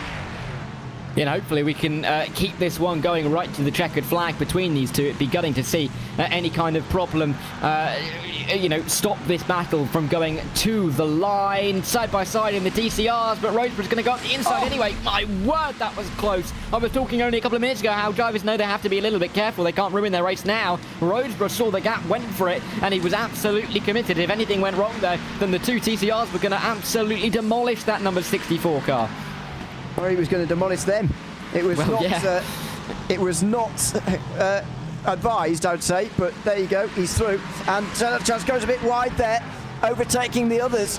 So he's lost a bit of time, just over a second now the margin. Scherer defending on the way towards turn 1. That's John Atkinson Jr. in second, by the way, ahead of Konstantin Stolzenberg in towards turn 1, and he's held on. Atkinson still in second place for the moment. Still that battle continues down in TCR. Rhodesborough 1.2 seconds in the head of this race by the slimmest of margins. He is still at the front. Same goes in Cup, actually. Valkyrie Competition Racing Lab Esports are a lot closer together now, even though Mario Velget's getting away. Look at the pressure. Gotananga having to hold on now from Jacob Behrens. This is an early last couple of laps now for Valkyrie as well. It's a nerve for everybody, isn't it? Oh, this is Huizenfeld going around in the 48 car. This is what they would have seen. That is not what they would have wanted. They would have been a team that have been right near the sharp end all race long, and coming off the back of last race's win as well. This has been an awful race for Huizenfeld, who are going to be dropping quite a few points to championship rivals here today. So really a dramatic race. I know we're only a couple of races into the championship, but we are going to have so many contenders in all of the categories, as this is a battle again in the LMP3s. The geodesic cars currently split on the Solprec Precision Racing team, as Graham Sanders looks for the move to the inside, gets a little bit twitchy, and they'll stay exactly as they are for the time being. Sanders recovering on this restart, most recent restart from a spin down at this part of the racetrack when he was side by side, I think, with Mordness and Nathan Olsen. He's looking for ninth place now on the back of Solprec. He's clearly quick. Just too many incidents, I'm afraid, for Geodesic today as the battle for the leading Cup goes on. This will become the battle for the lead. Don't forget, as Anger goes down the inside, that might be a cut. That might be a cut for Valkyrie. Have they just cut the course there at the chicane? Will it even matter? Jacob Behrens gets alongside. He will have to tuck back in again for the chicane. It looks like Valkyrie may have gotten away with this. Have they? Well, looks like it. Behrens will have to stay behind. This is dramatic in Cup as they let the gap go up to 2 seconds. They can't afford Impulse to go 10 seconds in front, don't forget. Yeah, no, I don't think Behrens will be too pleased at the fact that there wasn't any kind of slowdown penalty for the 977. They make their way through the final corner. Behrens with a clearly better line to get a good exit out of the final corner. They're carrying all the pace, all the momentum. He's got the run, I think, to try and have a go. It's the outside line because of the defense thrown by Valkyrie. I don't think Behrens is going to be able to do it there, but a little bit wide and off the apex in the 977. It's not comfortable right now, and Behrens trying to tiptoe his way around the outside. Cannot afford to go too far wide, though. There's another car waiting in the wings, and I'm sure we will see a bit of a look from everybody looking to try and get these positions as they work their way through the final couple of laps. This is Fiercely Forward, who's joined in, by the way. Valkyrie diving for the inside. That's SRN trying to stay out of everybody's way in these last few moments. They're just looking to pick up points from being multiple laps down in the sport class. So these three get through, but I'd be really concerned about Impulse Racing's gap right now. 2.5 seconds with still 8 minutes to go. They might still be able to do this. Oh, no doubt about it. This really could be. If they are able to do this, it really would be a deserving win. I mean, if they can pull that gap in this kind of time, it would be quite a feat for them to do so. So we'll have to wait and see if they can do it. If these guys continue to fight behind, you could not rule it out. Behrens is going to be looking for that P2. He's going to be climbing onto the back of the Valkyrie car, so let's see if he's able to do so. I was trying to say, it's my timing page for some reason had frozen, which is why I couldn't say that it was the Fiercely Forward gold of Dalton Zavadil just in behind looking for the move, and he'll pick up the pieces if these two come together, which you couldn't rule out because they had really got close on the last lap, didn't they? Great recovery from Dalton Zavadil, of course, in towards turn 1 on lap 1. He was spun around in a 3-wide moment involving the number 911 Walk Racing Esports Porsche, as these three now, 2 battles for the lead, go past one another. Roseborough and Delatras on the outside this time. They don't want to go around the outside, though, of Behrens. Delatras is happy to. He goes in the grass. He's got to run, though, in the grass. Looking down the inside here. He's braking quite late. They go down the inside of Couldn't Go, who just about give everybody room. But there was no space there for Delatras to get down the inside. He's going to have to wait and see if he can find anywhere else to try and make this move. But for the time being, these two will work their way through. Is it a look for Behrens down in towards turn number 7 and 8? No, that would be a very bold place to make any kind of send in, unsurprisingly, sitting in behind. But these two battles, these great battles, are going to run towards the end now. 7 minutes to go. They're going to find themselves a little bit further away off the road. But it's worth noting on the last lap, only a couple of tenths of a gain for the 915 Impulse Racing car. It's not going to be enough at this pace. No, but if they fight, I don't think they'll be able to do it on pure pace. I think if they fight, though, behind, they can definitely do it.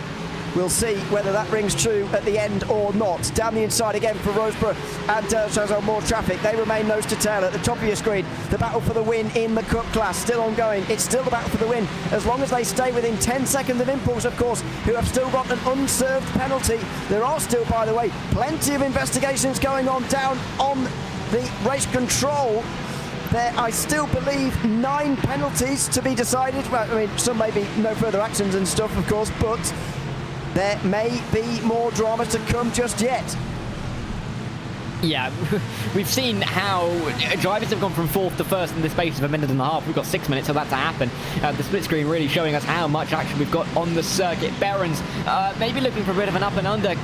You can see that he has a little bit more pace in that car, looking like he's got a good little run off of the exit of the corner, and LMP3 will work its way through, and in the end Behrens not being able to send it down in towards turn 7. Oh, but it nearly got side by side as they worked their way into 7 and 8. That got close. Meanwhile, we just cut away from Geodesic getting through into the fast-flowing turn 9 and 10, but this really is a tense race to the end, and I think Behrens is going to be throwing everything at it in the final 5 minutes. Geodesic did well through that last bit of traffic, so Brandon Roseborough's got a bit of a margin, but it's not going to last very long, I'm sure. Geodesic will be back there again. Behrens really sliding over the curb there, through at turn 11, as the sun very much comes down in this race. Just 5 minutes to go at Barber Motorsports Park, and you just saw that load of GT4 traffic that the overall leaders had to come through. Now it's the turn of these Cup cars, with most of the rest of the LMP3 field coming through as well. It really is a strenuous little time of the race, and with only 5 minutes to go, this is going to be stress central. Behrens, there's contact into turn 1. He's not going to go too far wide, though. A miracle that he hasn't lost the car or even lost the position. That's going to lose him valuable time, though. Valkyrie a little bit further up the road. I can't believe he hasn't got any damage for that. That was a pretty big hit, to be honest. And in the end, they've got away with it. Down into turn 5, there's some catching to do now as they go down the inside of Jack Stiles in the Orbit drop back car. They should get that done pretty easily, but there's a lot more GT4 traffic to come. 6/10 of a second. When the traffic thins out for the front, Delatraz gains on Roseborough, but in the traffic, he's just not quite getting the rub of the green at the moment. There's still more to go here. Greenes, by the way, has gotten into 3rd in the sport class. Jordan Bachmeyer is quite a long way ahead now, and I think will win this race as long as things don't go wrong. But look at that, Quentin Greenes right in behind. Sasser Anglesey here, looking up the inside, can't quite do it. Roseborough gets through nicely. And Roseborough is just trying to keep himself, his head above water in this race, with Delatraz still tracking him all the way. There's nothing between them now as they run their way in towards turn number 1. Roseborough doing the best he can to stay exactly where he is, but it's just becoming increasingly more difficult to see how Delatraz can find a way through. There's only 3 laps to go in this race, and it's going to get so close towards the end. That is the leader, Delta Sport, just being overtaken there by Brandon Roseborough. Then Alexander Delatraz getting through as well. Now the TCR train. This is all stemming from 2nd place, and John Atkinson Jr. holding on for the moment. There he is. He's just gone through the bottom of your screen. Here goes Delatraz. He can't do it. Miguel Freitas had a look down the inside, and Roseborough again gets some TCRs between himself and his chasing rival.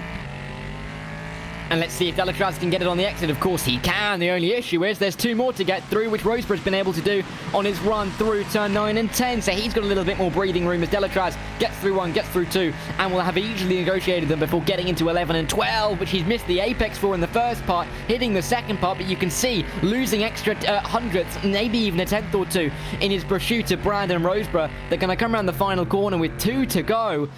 This is going to get so close to Delatraz. Chances really now running out for him to make this move back for the lead. Yeah, they are. He needs something special now. Michael Parsek just in front of Brandon Roseborough at the moment, needs to get right in the way as far as Delatraz is concerned, but he's of course not going to. He's very much running his own race in the lead of TCR at the moment for the 145. Trek, meanwhile, have gone off by the looks of things. Now they're behind Team Hoisingveld, back down to 6th for Trek. And Team Hoisingveld work their way back into the top 5 again. Fabian Siegman is in the top 5 all over again with 2 minutes to go and 2 laps to go as well for these LMP3 leaders. 1.2 seconds at the very front in Cup. We've got a bit of a gap now for Gaetananga, but it's not much. It's 0.8 of a second ahead of Jacob Behrens as things stand. And Impulse have not quite pulled enough of a margin at the moment. They're still 3 seconds in front. As things stand, I still believe, actually, they're going to end up down in 6th or 7th place, which is disappointing. They'll be ruining that penalty. They absolutely will do. But even in that battle in the Cup class with 0.8 of a second, that has been a lot of time in this race. Satellite Racing hitting the wall. That's really their race done in the 492 down at turn number 1. So really gutting for them to find themselves spinning into the barrier. But it's been such a tightly fought race, particularly in that sport category, that it's going to be gutting for them to have dropped down the order with so many points that they'll be missing. Yeah, 1 to go. I mean, it's going to end up being close on the time. They're only going to cross the line with the checkered flag being out by a few seconds. Team Hoisenveld and Cesar Engelsey has gone off as well, by the way, because Green is in the... Oh, goodness me, be careful. That was the leader of the Cup class. And it's side by side, meanwhile, between Solbeck and Geodesic. Oh, they both hit Impulse and the Sport class. That could cost them a podium. It already has, I'm afraid. Cesar Engelsey's dropped off the podium at the very end here.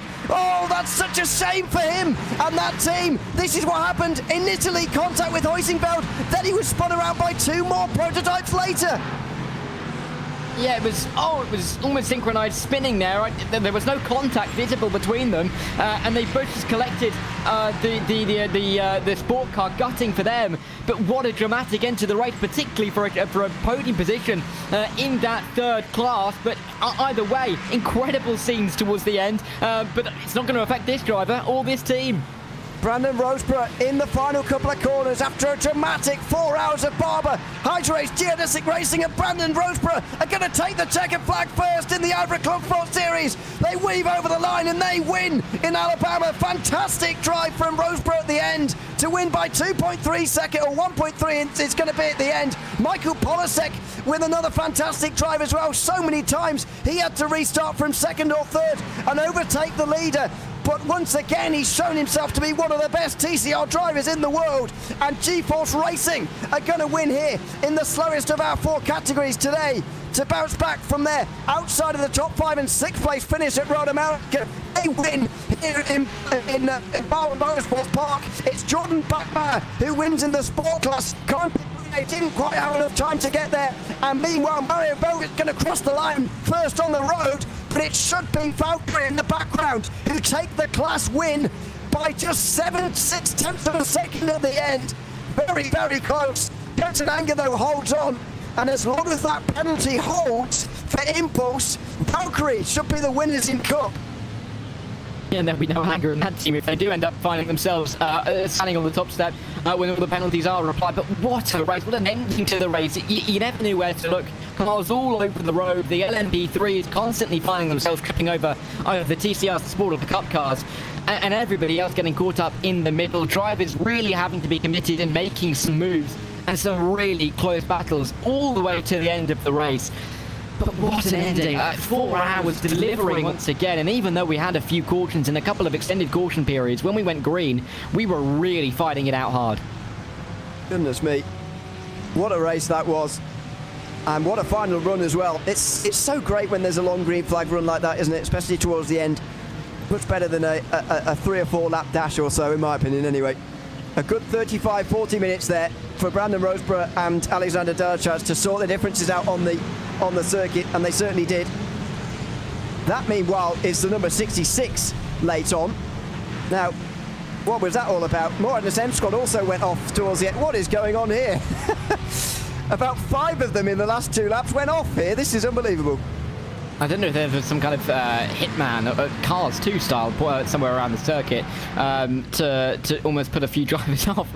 But either way, an incredible end to the fact that, we had a good 30-minute period with pretty good racing, very few mistakes from the drivers. To have that all happen in the final 5 minutes was crazy at the end of 4 hours. Maybe just a little bit of a lack of concentration, maybe the sun going down not helping any kind of visibility. But either way, drama personified at the end. That was quite a race. And Brandon Roseborough, in the end, rose to the occasion and won it for Hydrace Geodesic Racing after 154 laps. It was Delachaz Automotive who pushed them all the way, with Alessandro Romanelli getting a good reward for his great drives on the day, finishing on the podium, just ahead of Core Sim Racing, who will be disappointed to miss out. Trek finished in the top 5 in the end, with Moritz M Squad 6th, the 2 Geodesic cars finishing in 7th and 8th ahead of Team Hoisenveld and Solpec Precision Racing rounding out the top 10. The 2 Prestana Nomad cars were 4 laps down after crashes on the day. In the Cup class, It is Impulse Racing on the road who win ahead of Valkyrie XP with their Racing Lab Esports 4.4 seconds behind. Then Fiercely Forward, Aztec Simsports Visceral, Olympus Esports 8.9 behind. That means we believe Impulse will be dropping into 6th place, unless we're mistaken. Carlisle also finished on the lead lap. SimCity Racing were 5 down, Delta Sport 6 down, and Sim Racing School 24 down in the end. It did get quite messy in the Cup class in the last couple of hours.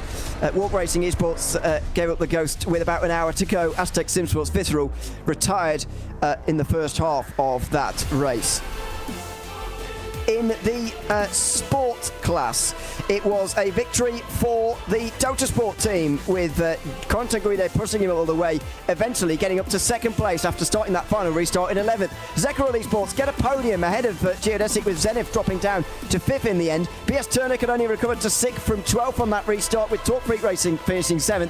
It was Impulse, Door Academy and Altitude Esports rounding out the top 10, a very close top 10 I might add as well. Glacier Racing finishing in 11th ahead of Orion Race Team, with WSR Esports Butt Kicker, Orbit Drop Bear, who had a penalty late on, of course. GridandGo.com, who'll be disappointed with finishing down in 15th, and Satellite Racing rounding out those on the lead lap. Fiercely Forward, SRM Motorsports and Rusty's Patches all did get to the end. You just never started the race. In the TCR class, it was G-Force Racing who won by 10 seconds in the end. Konstantin Sotzenberg got past John Atkinson Jr. to finish 2nd, with Semper Racing and Grow Racing Team rounding out the top 5. RD Simsport, Impulse Racing, Verasius were involved in all of that as well. Carlisle Esports and SimMotion round out the top 10, with Geodesic finishing 1 lap down after a disconnection fairly late on. Let's chat to Brandon Roseborough, a big star of that final half an hour. Brandon, welcome in. Good to have you with us. How are you feeling after that? We're pretty breathless after watching. You must be even more so after driving those final 35 minutes. Oh yeah, absolutely. Shout out to Deltras. That was a fantastic battle. Nothing but respect for them and everybody else that we raced with. It was such a pleasure to race with them. Gotta say it. What were you expecting coming into Barber? Because there were many different theories. Last time we raced here, we only had 3 cautions over a length of over 5 hours of racing that day, and about 30 more laps than we ended up completing tonight as well. Some people thought it was going to be complete chaos from start to finish. What did you think it was going to be like compared to what it was actually like?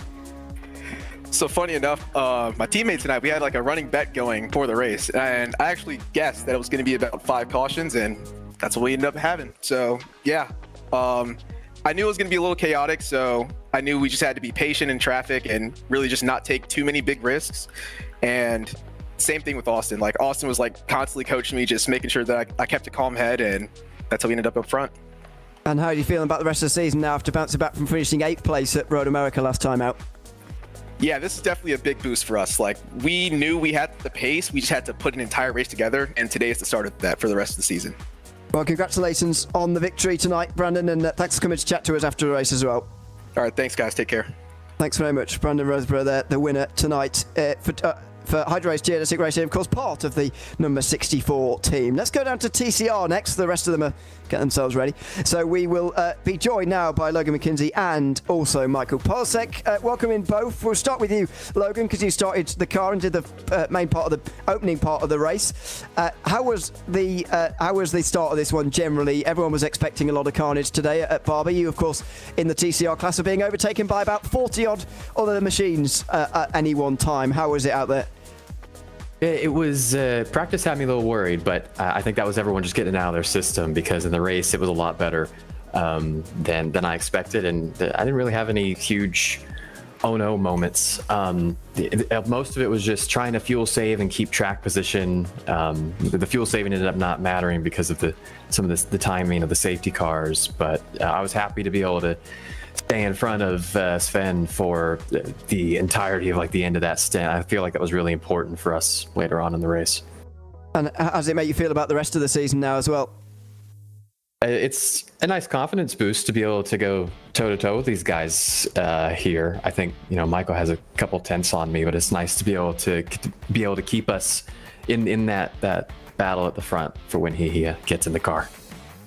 And Michael Polsek also joining us here as well after finishing off the car. Congratulations on that drive, Michael. It felt like after every pit stop cycle, you ended up not in the lead after entering the pit lane in the lead. I don't really know how that happened, but you seem to come through back to the front again every time. First of all, what was going on in the pit stop phase that meant it seemed like that was happening all the time? And then how were the restarts for you getting back to the front again? To be honest, I'm not entirely sure what happened that caused us to lose the lead. During the driver swap pit stop, I think Semper Racing, how they got to the front was they did their driver swap fee stop before, so they didn't take the extra time to do the driver swap, which is 30 seconds. Fuel and tires are done before then.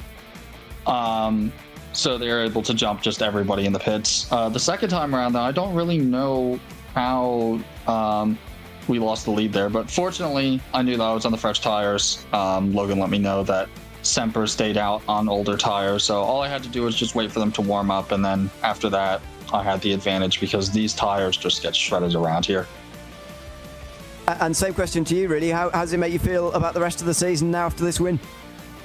It's definitely a big confidence boost knowing that we can be very competitive. We've put in a lot of hard work over the last couple weeks from Road America to Barber, and was very happy with how the car drove. A bit sketchy near the end, but other than that, it was great to drive car. We just got to keep pushing forward. Well, congratulations on getting the win, both, and thanks for coming to chat to us as well. Thank you. Thanks, guys. Thanks very much, Logan McKenzie there, and Michael Polsek joining us tonight in the TCR winners' circle, if you like. Doesn't look like we're going to get the other two classes at the moment. We'll hold on for a moment, but Tara, that was an unbelievable end to the race. Probably an unbelievable race as a whole, thoroughly enjoyable. Everyone always fears on these tight and twisty circuits just how it's going to be. It probably wasn't any less chaotic than they thought, but maybe less crashes than we all thought towards the start of this one. Thoroughly enjoyable though. That was great racing. Yeah, and at a circuit like this, you do often get, moments where it's a small venue. The track is only a couple of miles long. It really is compact. You're finding yourself at the same part of the track you were at just a minute 15 ago in the LMP3s, and so you really have to keep your eye on the ball in the category. The racing quality that we saw was intense, wasn't it? I mean, in all four classes, there was never a moment where there wasn't a side-by-side in a class battle at some point over the course of the green flag running, and it really sets us up quite nicely going to Sebring next time out. Of course, a little bit wider, a little bit more open, and a much longer circuit. I mean, we're not going to see as much chaos, you'd say, on this circuit, and it's going to come down a little bit more to pace, but the points that teams will have picked up here are going to go a long way to really kind of improve the prospects, as we've heard, for some of the drivers as we get ourselves into the third round of the season, which it isn't a million miles away in the grand scheme of things. It's only going to be in a few weeks' time before we get to Christmas. Yep, 13th of December. Make sure you join us on the Saturday for that. We'll be live from 3 p.m. UTC, as we're going by these days. So make sure you join. Oh, is it 2 p.m. UTC? It's 3 p.m. GMT. Anyway, I'll go with what's on the screen because that'll be correct. Make sure you join us for that again. I'm thoroughly looking forward to another 4-hour race at Sebring. In a few weeks' time, as you say. We'll do the maths on the championship scores and indeed the penalties that are being applied after the race. Still 15 incidents for race control to be looking over post-race. So we'll give you all the updates and all the lowdown in that broadcast at Sebring in a few weeks' time. So I very much hope you can join us then. A big thanks to everyone who's been tuned in over the course of the evening. I've been Ewan O'Leary alongside Tara Thacker, Ryan Walker and Lorenzo Bonda earlier. Hugo Luiz has been viciously tapping his keys and tapping away and showing you all the best bits from tonight's broadcast. A big thanks to everyone who has been a part of it. This has been the IVRA Clubsport Series in 2024-25. Join us again in 3 weeks' time for the 4 hours of Sebring. We'll see you then. It's goodbye for now.